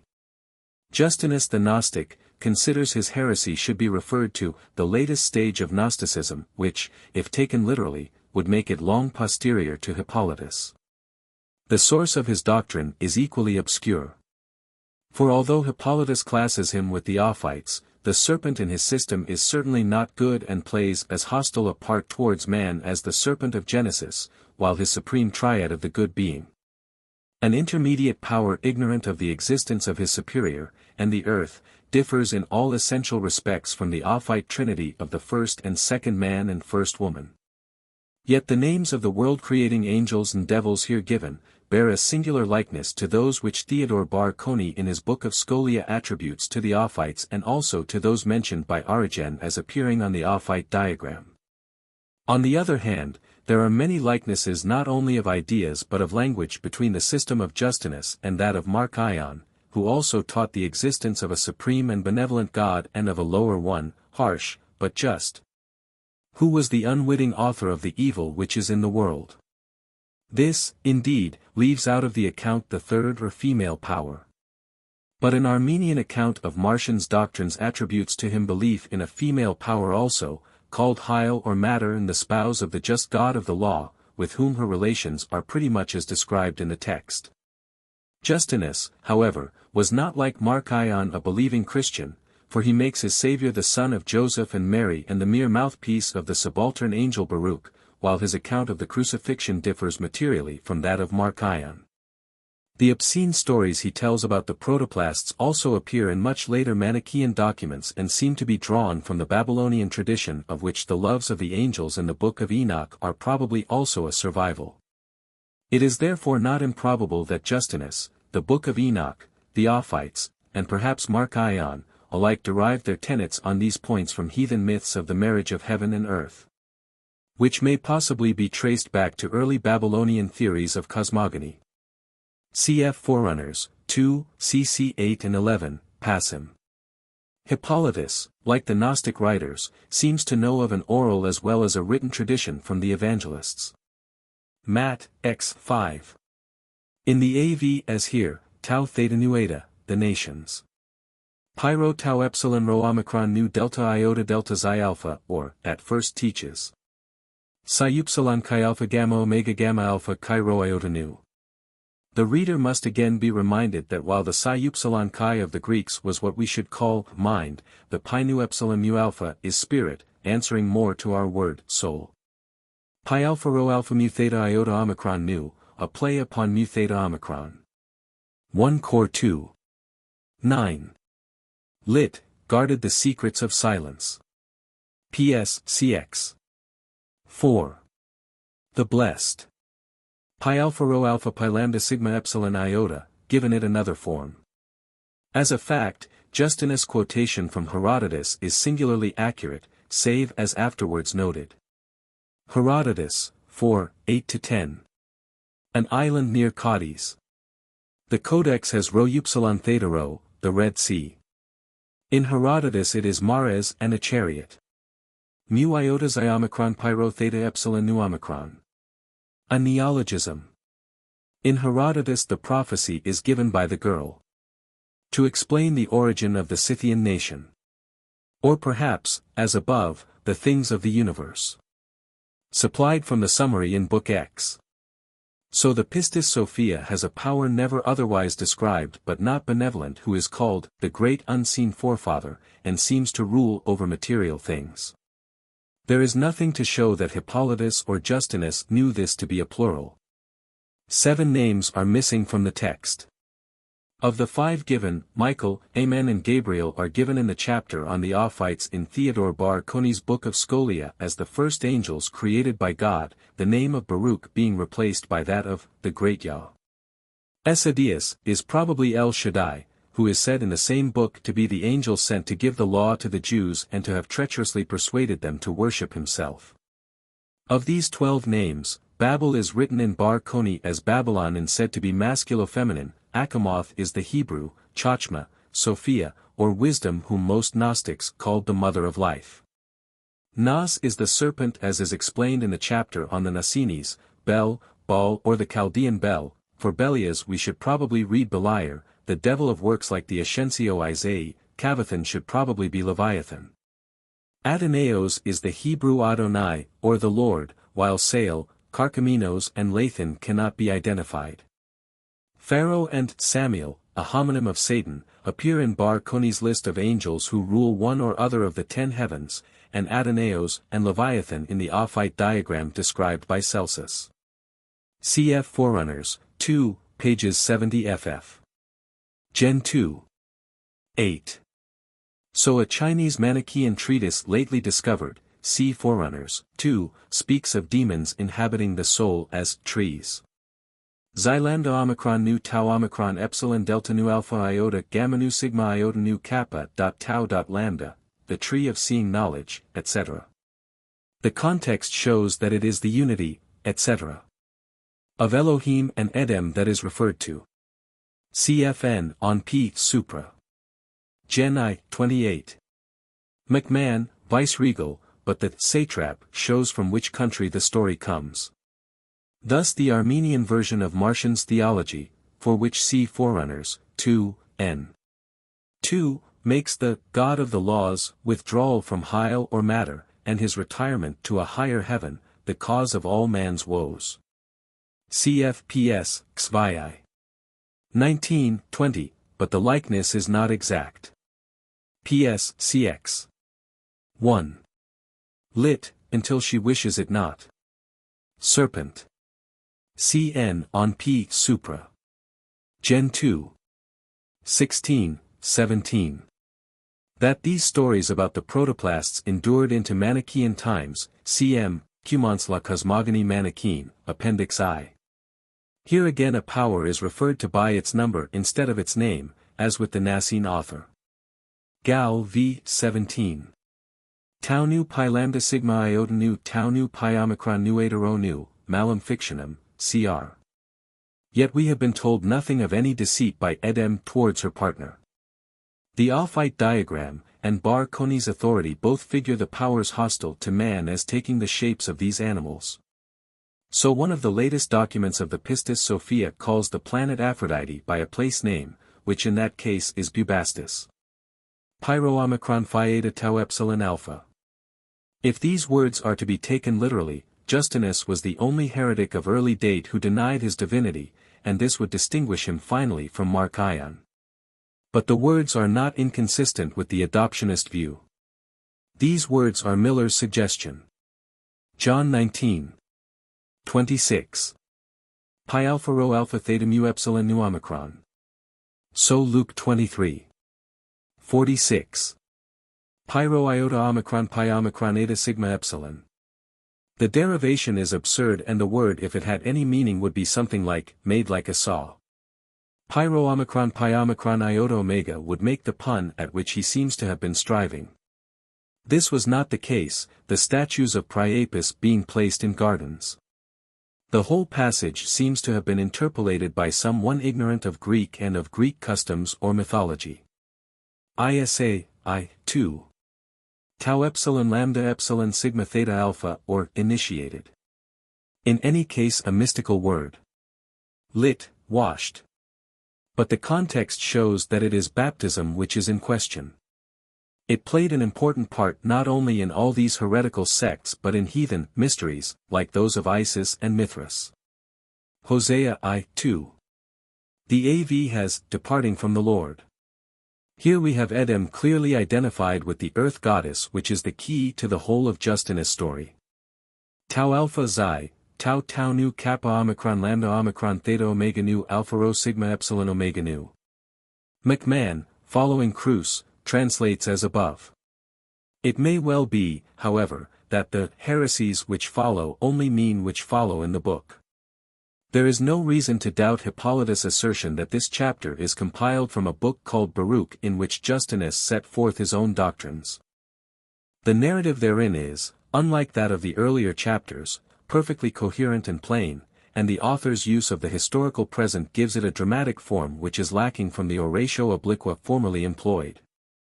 Solecisms like the omission of the article are also rare, and the very long sentences in which Hippolytus seems to have delighted do not appear except in those passages where he is speaking in his own person. Whether from this or from some other cause, moreover, the transcription of it seems to have given less difficulty to the scribe Michael than some of the other chapters. And there is therefore far less need to constantly restore the text as in the case of the quotations from Sextus Empiricus. On the whole, therefore, we may assume that, as we have it, it is a genuine summary of Justinus' doctrines taken from a work by his own hand. Publications of the SPCK. Books for students and others. Society for Promoting Christian Knowledge. London, Central Offices, 6, St. Martin's Place, WC2. Bookshops, 64, New Bond Street, W1. 43, Queen Victoria Street, EC4. Brighton, 129, North Street. Bath, 39, Gay Street. And of all booksellers. New York, the Macmillan Company. Books for Students. Translations of early documents. A series of texts important for the study of Christian origins. Under the joint editorship of the Reverend W. O. E. Osterley, D.D., and the Reverend Canon G. H. Box, M.A. The object of this series is to provide short, cheap, and handy textbooks for students, either working by themselves or in classes. The aim is to furnish in translations important texts unencumbered by commentary or elaborate notes, which can be had in larger works. Extracts from press notices. The Times Literary Supplement says, these Jewish apocalypses have a direct relation to the thought and religious ideals which confronted primitive Christianity in Palestine, and not only for their own sakes, but for their influence on the New Testament and apostolic Christianity. They deserve careful attention. Handbooks at once so scholarly and so readable will be welcomed by all interested in Christian origins. The Church Quarterly Review says, to the theological student who is anxious to know something of the circumstances and thought of the time during which Christianity grew up, and of the Jewish environment of the teaching of our Lord and the Apostles, there is no class of books more valuable than the later Jewish Apocrypha. The Church Times says, the names of the editors are a guarantee of trustworthy and expert scholarship, and their work has been admirably performed. The Tablet says, a valuable series, well brought out and should prove useful to students. Catholic Book Notes says, the SPCK is to be congratulated on its various series of cheap and useful books for students. The Journal of the Society of Oriental Research, USA, says, the SPCK have again made the whole body of students, interested in things Jewish and early Christian, their debtors, their splendid work in this series. The Living Church, USA, says, to praise this project too highly is an impossibility. Everyone has felt the need of such a series of handy and inexpensive translations of these documents and, we are assured of excellent results. Translations of early documents. First series, Palestinian Jewish and Cognate Texts, Pre-Rabbinic. 1. Jewish Documents of the Time of Ezra. Translated from the Aramaic by A. E. Cowley, Doctor of Literature, Sublibrarian of the Bodleian Library, Oxford. 4s, 6d. Net. 2. The Wisdom of Ben Sira, Ecclesiasticus. By the Reverend W. O. E. Osterley, D.D., Vicar of St. Albans, Bedford Park, W., Examining Chaplain to the Bishop of London. 3s, 6d. Net. 3. The Book of Enoch. By the Reverend R. H. Charles, D.D., Canon of Westminster. 3s, 6d. Net. 4. The Book of Jubilees. By the Reverend Canon Charles. 4s, 6d. Net. 5. The Testaments of the 12 Patriarchs. By the Reverend Canon Charles. 3s, 6d. Net. 6. The Odes and Psalms of Solomon. By the Reverend G. H. Box, M.A., Rector of Sutton, Beds, Honorable Canon of St. Albans. 7. The Ascension of Isaiah. By the Rev. Canon Charles. Together with number 10 in one volume. 4s, 6d. Net. 8. The Apocalypse of Ezra, 2. Esdras. By the Reverend Canon Box. 3s, 6d. Net. 9. The Apocalypse of Baruch. By the Reverend Canon Charles. Together with number 12 in one volume. 3s, 6d. Net. 10. The Apocalypse of Abraham. By the Reverend Canon Box. Together with number 7 in one volume. 4s, 6d. Net. 11. The Testaments of Abraham, Isaac and Jacob. By the Reverend Canon Box and S. Gassely. 12. The Assumption of Moses. By Reverend W. J. Farrer, May. Vicar of Holy Trinity, East Finchley. With number 9 in one volume. 3s, 6d. Net. 13. The Biblical Antiquities of Philo. By M. R. James, Doctor of Literature, F.B.A., Honourable Doctor of Literature, Dublin, Honourable Doctor of Laws, St. Andrews, Provost of King's College, Cambridge. 8s, 6d. Net. 14. The Lost Apocrypha of the Old Testament. By M. R. James, Doctor of Literature 5s. 6d. Net. Second series, Hellenistic Jewish Texts. 1. The Wisdom of Solomon. By W. O. E. Osterley, D.D. 3s. 6d. Net. 2. The Sibylline Oracles, Books 3v. By the Reverend H. N. Bate, M.A., Vicar of Christ Church, Lancaster Gate, W., Examining Chaplain to the Bishop of London. 3s, 6d. Net. 3. The Letter of Aristotle. By H. St. John Thackeray, M.A., King's College, Cambridge. 3s, 6d. Net. 4. Selections from Philo. 5. Selections from Josephus. By H. St. J. Thackeray, M.A. 5s. Net. 6. The Third and Fourth Books of Maccabees. By the Reverend C. W. Emmett, B.D., Vicar of West Hendred, Berks. 3s, 6d. Net. 7. The Book of Joseph and Asenath. Translated from the Greek text by E. W. Brooks. 3s, 6d. Net. Third series, Palestinian Jewish Incognate Texts, Rabbinic. 1. The Sayings of the Jewish Fathers, Perkaboth. Translated from the Hebrew by W. O. E. Osterley, D.D. 5s. Net.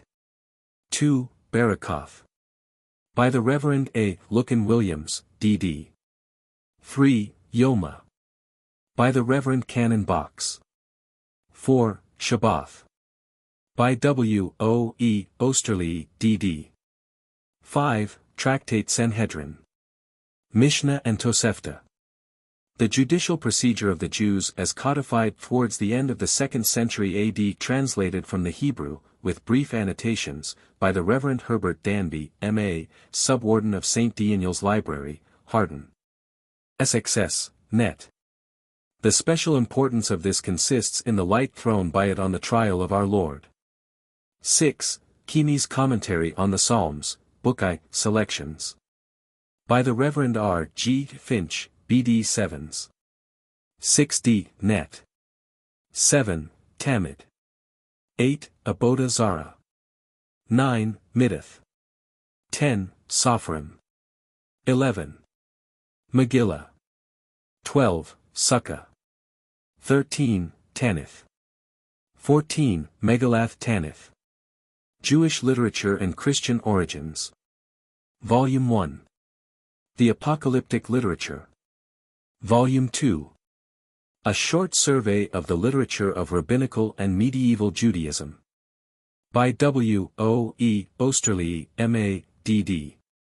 and G. H. Box, M.A., D.D. 12s.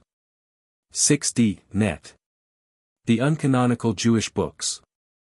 A Short Introduction to the Apocrypha and the Jewish Writings 200b.c, A.D. 100. By William John Farrer, M.A., Vicar of East Finchley. 3s, 6d. Net. A popularization of the work of specialists upon these books, which have attracted so much attention. Translations of Christian Literature. General Editors. W. J. Sparrow Simpson, D.D., W. K. Lowther Clark, B.D.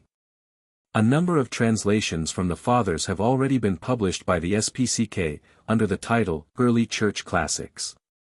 It is now proposed to enlarge this series to include texts which are neither early nor necessarily classics. The divisions at present proposed are given below. Volumes belonging to the original series are marked with an asterisk. The Month says, the cheap and useful series. The Church Times says, the splendid series. Studies says, for the intelligent student of church history who cannot afford to be a specialist, such books abound in information and suggestion. Series I. Greek texts. Dionysius the Areopagite, the Divine Names and the Mystical Theology. By C. E. Rault. 7s, 6d. Net. The Library of Photius. By J. H. Fries, M.A. In 6 volumes Volume 1, 10s. Net. The Epicurus of Macarius Magnus. By T. W. Crafer, D.D. 7s. 6d. Net. The Epistle of Saint Clement, Bishop of Rome. By the Rt. Rev. J. A. F. Gregg, D.D. 1s. 9d. Net. Clement of Alexandria, Who is the Rich Man That Is Being Saved? By P. M. Barnard, B.D. 1s. 9d. Net. Saint Chrysostom, On the Priesthood. By T. A. Moxon. 2s, 6d. Net. The Doctrine of the 12 Apostles. By C. Big, D.D. Revised by the Right Reverend A. J. McLean, D.D. The Epistle to Diognetus. By the Rt. Rev. L. B. Radford, D.D. 2s. 6d. Net. Saint Dionysius of Alexandria. By C. L. Felto, D.D. 4s. Net. The Epistle of the Gallican Churches, Lugdunum and Vienna. With an appendix containing Tertullian's address to martyrs and the Passion of Street Perpetua. By T. H. Bindley, D.D. 1s. 9d. Net. Saint Gregory of Nyssa, The Catechetical Oration. By the Venerable J. H. Srawley, D.D. 2s. 6d. Net. St. Gregory of Nyssa, The Life of Saint Macrina. By W. K. Lowther Clark, B.D. 1s. 9d. Net. Gregory Thaumaturgus, Origen the Teacher. The Address of Gregory to Origen, with Origen's Letter to Gregory. By W. Metcalfe, B.D. 3s. 6d. Net. Reissue. The Shepherd of Hermas. By C. Taylor, D.D. 2 volumes 2s. 6d. Each. Net. Eusebius, The Proof of the Gospel. By W. J. Farrer, 2 volumes. Hippolytus, Philosophumena. By F. Legge. 2 volumes. The Epistles of Saint Ignatius. By the Venerable J. H. Srawley, D.D. 4s. Net. Saint Irenaeus, Against the Heresies.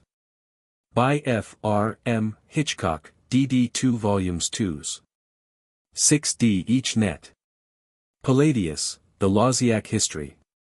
By W. K. Lowther Clark, B.D. 5s. Net. Palladius, The Life of Saint Chrysostom. By H. Moore. Saint Polycarp. By B. Jackson. 1s. 9d. Net. Saint Macarius, 50 Spiritual Homilies. By A. J. Mason, D.D. Series 2. Latin Texts. Tertullian's Treatises Concerning Prayer, Concerning Baptism. By A. Suter, Dr. Aforetime Letters 3s. Net. Tertullian Against Praxeas. By A. Suter, Dr. Aforetime Letters 5s. Net. Tertullian Concerning the Resurrection of the Flesh. By A. Suter, D. Lit. Novation on the Trinity. By H. Moore. SXS, Net. Saint Augustine, The City of God. By F. R. M. Hitchcock, D.D. 2s. Net. Saint Cyprian, the Lord's Prayer. By T. H. Bindley, D.D. 2s. Net. Minucius Felix, the Octavius. By J. H. Fries.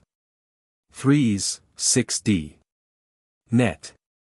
Tertullian, on the testimony of the soul and on the prescription of heretics. By T. H. Bindley, D.D. 2s. 6d. Net. Saint Vincent of Lerins, the Commonatory. By T. H. Bindley, D.D. 2s. 6d. Net. Saint Bernard, Concerning Grace and Free Will. By W. Watkin Williams. The Life of Otto, Apostle of Pomerania, 1060–1139. By Charles H. Robinson, D.D. Series 3. Liturgical Texts. Edited by C. L. Felto, D.D. St. Ambrose, On the Mysteries and on the Sacraments. By T. Thompson, B.D., and J. H. Srawley, D.D. 4s. 6d. Net. The Apostolic Constitution and Cognate Documents, with special reference to their liturgical elements. By De Lacy O'Leary, D.D. 1s. 9d. Net. The Liturgy of the Eighth Book of the Apostolic Constitution, commonly called the Clementine Liturgy. By R. H. Cresswell. 2s. Net. The Pilgrimage of Etheria. By M. L. McClure. SXS. Net. Bishop Serapian's Prayer Book. By the R. T. Reverend J. Wordsworth, D. D. 2s. Net. The Swedish Rite. Volume 1, by E. E. Yelverton. Volume 2, by J. H. Swinstead, D.D. Series 4. Oriental Texts. The Ethiopic Didascalia. By J. M. Harden, B.D. 9s. Net. The Apostolic Preaching of Irenaeus, Armenian. By J. Robinson, D.D. 7s, 6d. Net. Series V.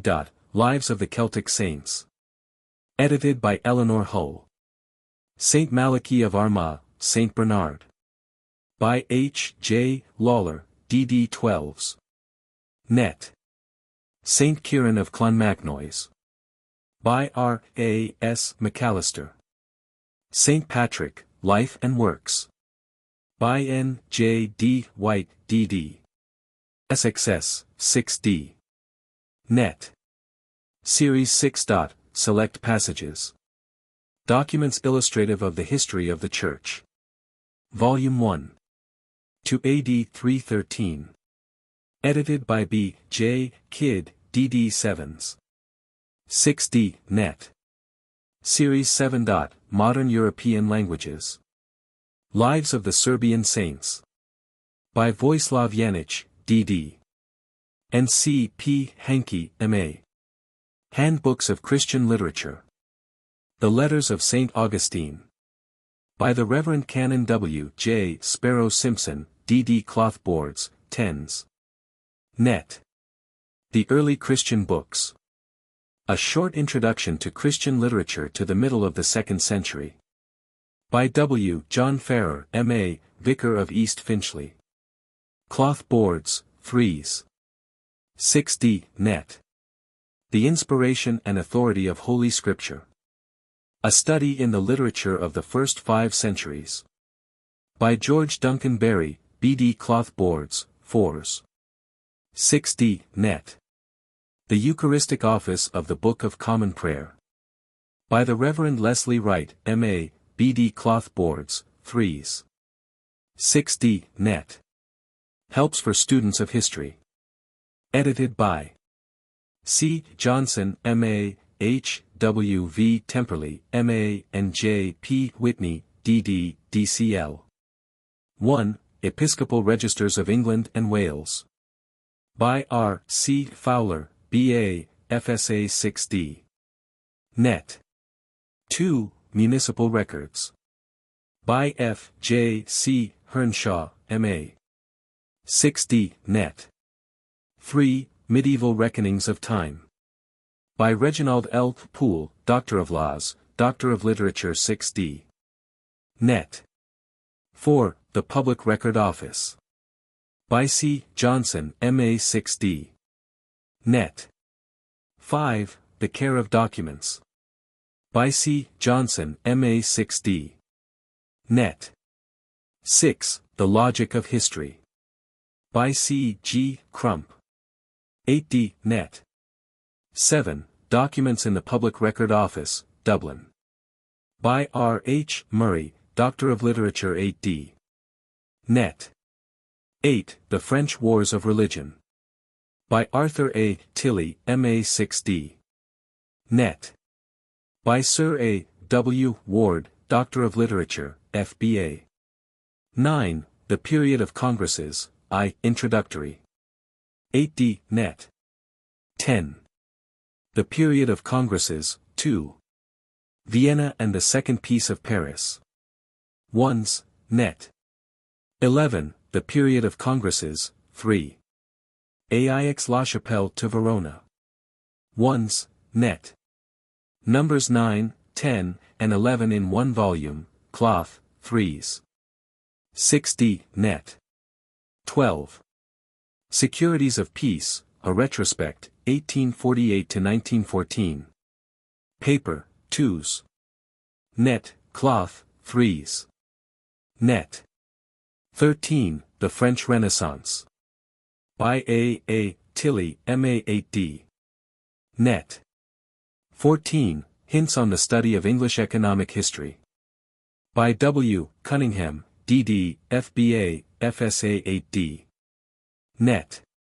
15. Parish History and Records. By A. Hamilton Thompson, M.A., F.S.A. 8d. Net. 16. A Short Introduction to the Study of Colonial History.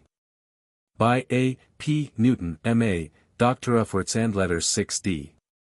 Net. 17. The Wanderings and Homes of Manuscripts. By M. R. James, Doctor of Literature, F.B. A. Paper, 2s, cloth, 3s. Net.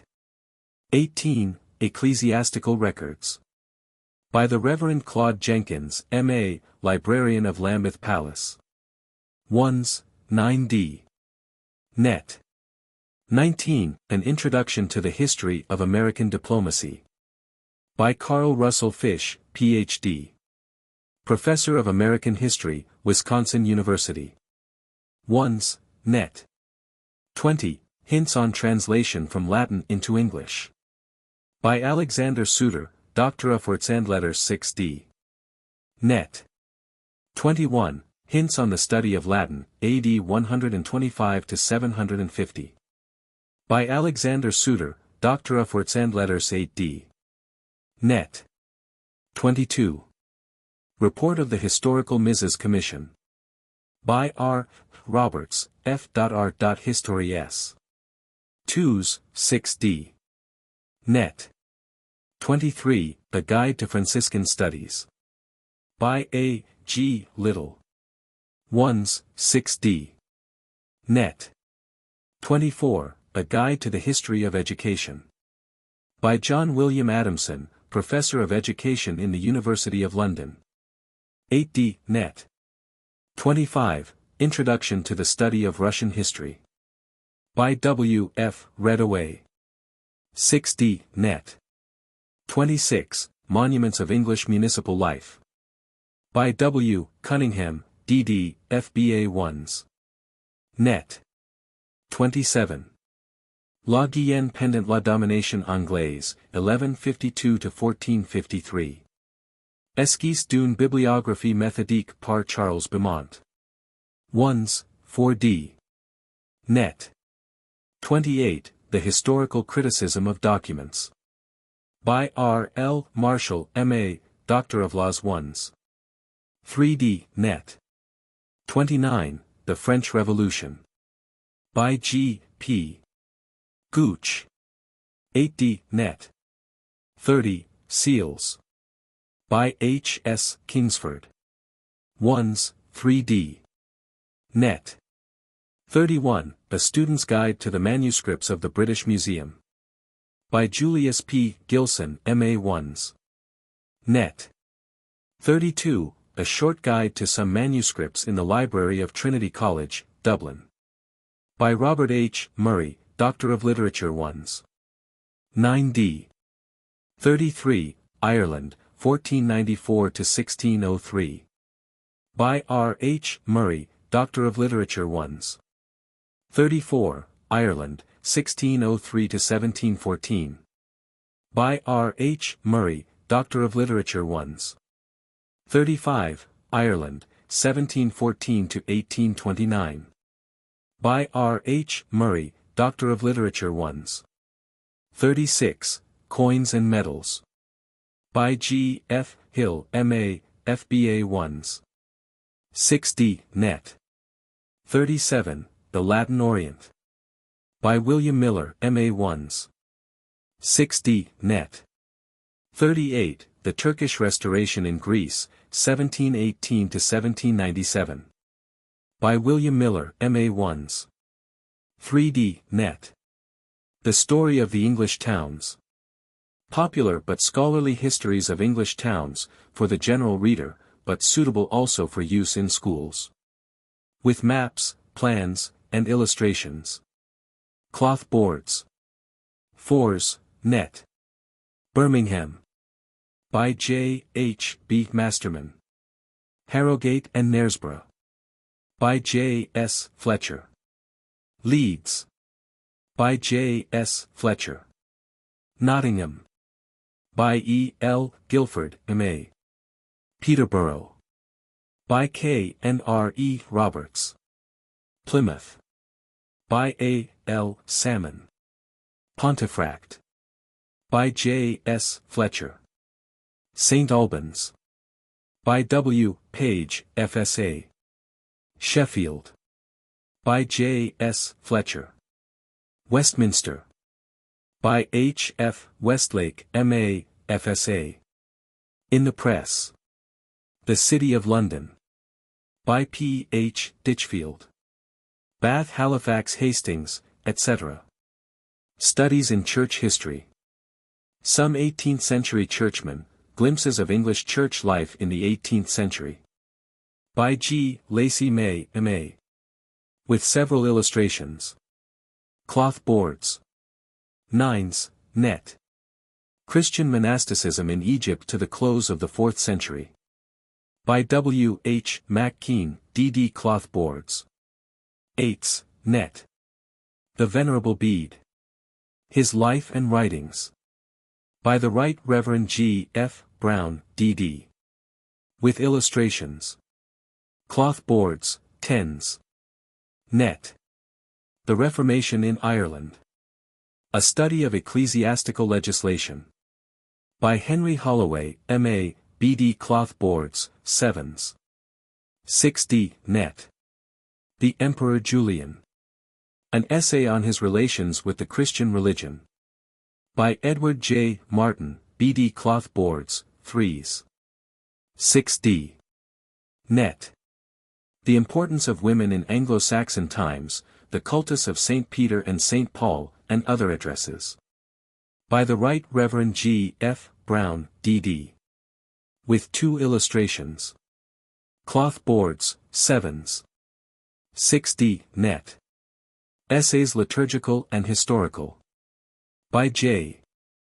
Wickham Legge, Doctor of Arts and Letters, F.S.A. Cloth boards, 5s. Net. French Catholics in the 19th Century. By the Reverend W. J. Sparrow Simpson, D.D. Cloth, 5s. Net. An Abbot of Vézelay. By Rose Graham, F.Art. Histories. With 8 illustrations. Cloth boards, 3s. 6d. Net. Texts for Students. General Editors, Caroline A. J. SKEL, Doctor of Literature, H. J. White, D.D., J. P. Whitney, D.D., DCL. 1. Select passages from Josephus, Tacitus, Suetonius, Dio Cassius, illustrative of Christianity in the 1st century. Arranged by H. J. White, dd 3d. Net. 2. Selections from Matthew Paris. By C. J. Skeel, Doctor of Literature, paper cover, 9d. Net. 3. Selections from Giraldus Cambrensis. By C. J. Skeel, Doctor of Literature, paper cover, 9d. Net. 4. Libri Sancti Patriciae. The Latin Writings of St. Patrick, etc. Edited by Newport J. D. White, dd paper cover, 6d. Net. 5. A translation of the Latin Writings of St. Patrick. By Newport J. D. White, dd paper cover, 6d. Net. 6. Selections from the Vulgate. Paper cover, 9d. Net. 7. The Epistle of St. Clement of Rome. 6d. Net. 8. Select extracts from chronicles and records relating to English towns in the Middle Ages. Edited, with introduction, notes, and glossary, by F. J. C. Hernshaw, M.A., LL.D. Paper cover, 9d. Net. 9. The inscription on the stele of Mesa. Commonly called the Moabite stone. The text in Moabite and Hebrew, with translation by the Reverend H. F. B. Comston, M.A. paper cover, 6d. Net. 10. The Epistles of St. Ignatius. Edited by T. W. Crafer, D.D. 1s. Net. 11. Christian Inscriptions. By H. P. V. Nunn, M.A. With 2 illustrations. 1s. Net. 12. Selections from the Historia Rerum Anglicarum of William of Newburgh. 1s. 3d. Net. 13. The Teaching of the 12 Apostles. By T. W. Crafer, D.D. 4d. Net. 14. The Epistle of Barnabas. Edited by T. W. Crafer, D.D. 6d. Net.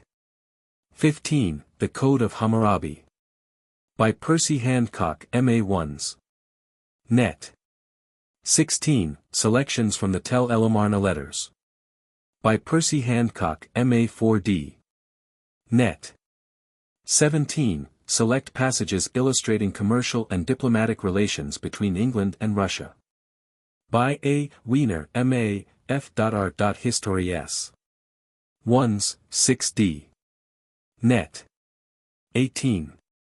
The Early History of the Slavonic Settlements in Dalmatia, Croatia and Serbia. By J. B. Berry, FBA 2s. Net. 19. Select extracts illustrating Florentine life in the 13th and 14th centuries. By E. G. Roper, BA 1s. Net. 20. Select extracts illustrating Florentine life in the 15th century. By Esther G. Roper, BA 1s. Net. 21. Itinerarium Regis Ricardi. By M. T. Stead. 1s. 9d. 22. The Second Epistle of Clement to the Corinthians. Edited by T. W. Crafer, D.D. 6d. Net. 23. Select extracts illustrating sports and pastimes in the Middle Ages. By E. L. Guilford, M.A. 1s. 9d. 24. Babylonian Flood Stories. By P. Handcock, M.A. 25. Babylonian Penitential Psalms. By P. Handcock, M.A. Documents illustrating Irish history in the 16th century. 4 volumes by Constantia Maxwell. Pioneers of Progress. Men of Science, edited by S. Chapman, M.A., D.Sc. Each with a portrait. Paper cover, 1s. 3d, cloth, 2s. Net. Galileo. By W. W. Bryant, Fras. Michael Faraday. By J. A. Crowther, D.Sc. Alfred Russel Wallace. The Story of a Great Discoverer. By Lancelot T. Hogben, B.A., B.Sc. Joseph Priestley. By D. H. Peacock, B.A., M.Sc, F.I.C. Joseph Dalton Hooker, OM, GCSI, C.B. F.R.S., M.D., etc.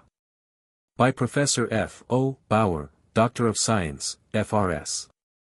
Herschel. By the Reverend Hector Macpherson, M.A., F.R.A.S., F.R.C.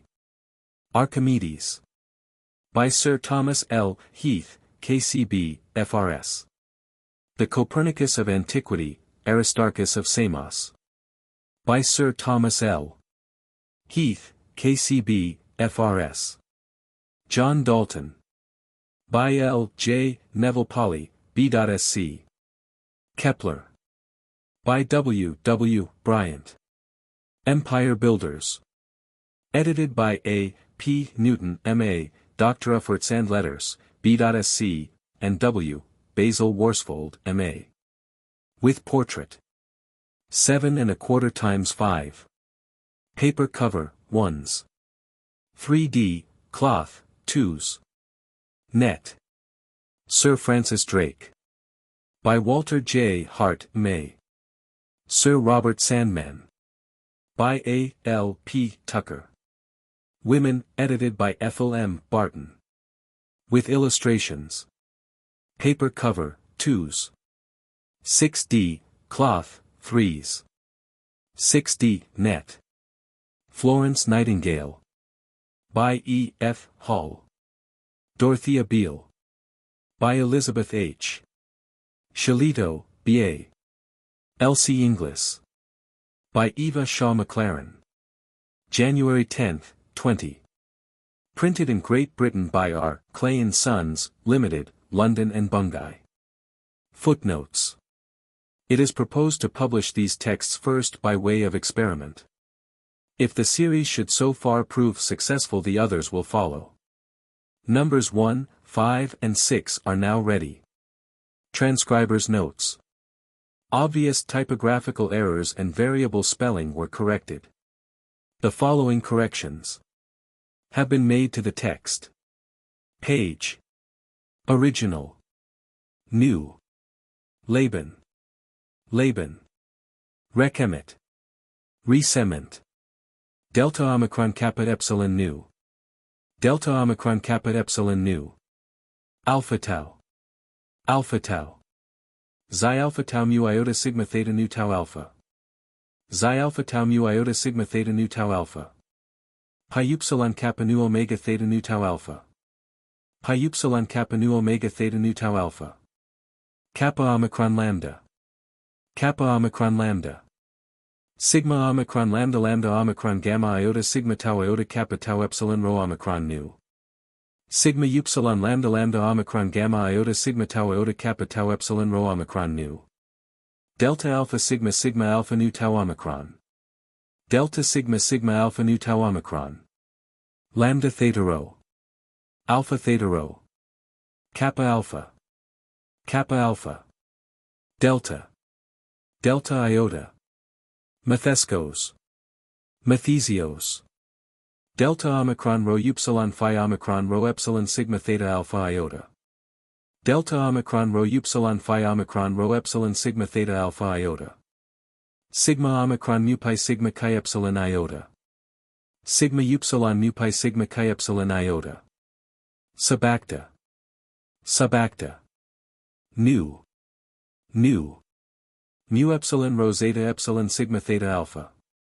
Mu Epsilon Rho Zeta Epsilon Sigma Theta Alpha Iota. Omicron. Omicron. IDs. IDs. Sigma Omicron Mu Phi Omega Nu. Sigma Upsilon Mu Phi Omega Nu. Guesswork. Guesswork. Scientiarum. Scientiarum. Pi Alpha Rho Tau Sigma. Pi Alpha Rho Tau Sigma. Gamma Omega Nu Xi Omega Nu Tau Alpha Iota. Gamma Omega Nu Zeta Omega Nu Tau Alpha Iota. Capital. Capital. Sigma Kappa Omicron Lambda Pi Epsilon Nu Delta Rho Iota Omicron Nu. Sigma Kappa Omicron Lambda Pi Epsilon Nu Delta Rho Omicron Nu. Mu omicron rho rho tau omega nu. Alpha tau omicron rho rho tau omega nu. Afterthought. Afterthought. Windpipe. Windpipe. Pi epsilon rho xi upsilon gamma omicron nu. Pi epsilon rho zeta upsilon gamma omicron nu. Epsilon nu. Nu. Manichaeism. Manichaeism. Positon. Position. Iota alpha sigma delta alpha omicron. Alpha sigma delta alpha omicron. Iota delta alpha. Delta alpha. Stahelion. Stahelin. Phi omicron rho mu alpha.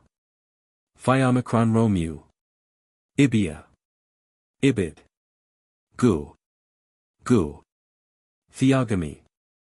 Theogony. Mu alpha theta eta tau. Mu alpha theta eta tau. Chi alpha rho alpha kappa tau eta rho xi epsilon iota. Chi alpha rho alpha kappa tau eta rho zeta epsilon iota. Begotten. Begotten.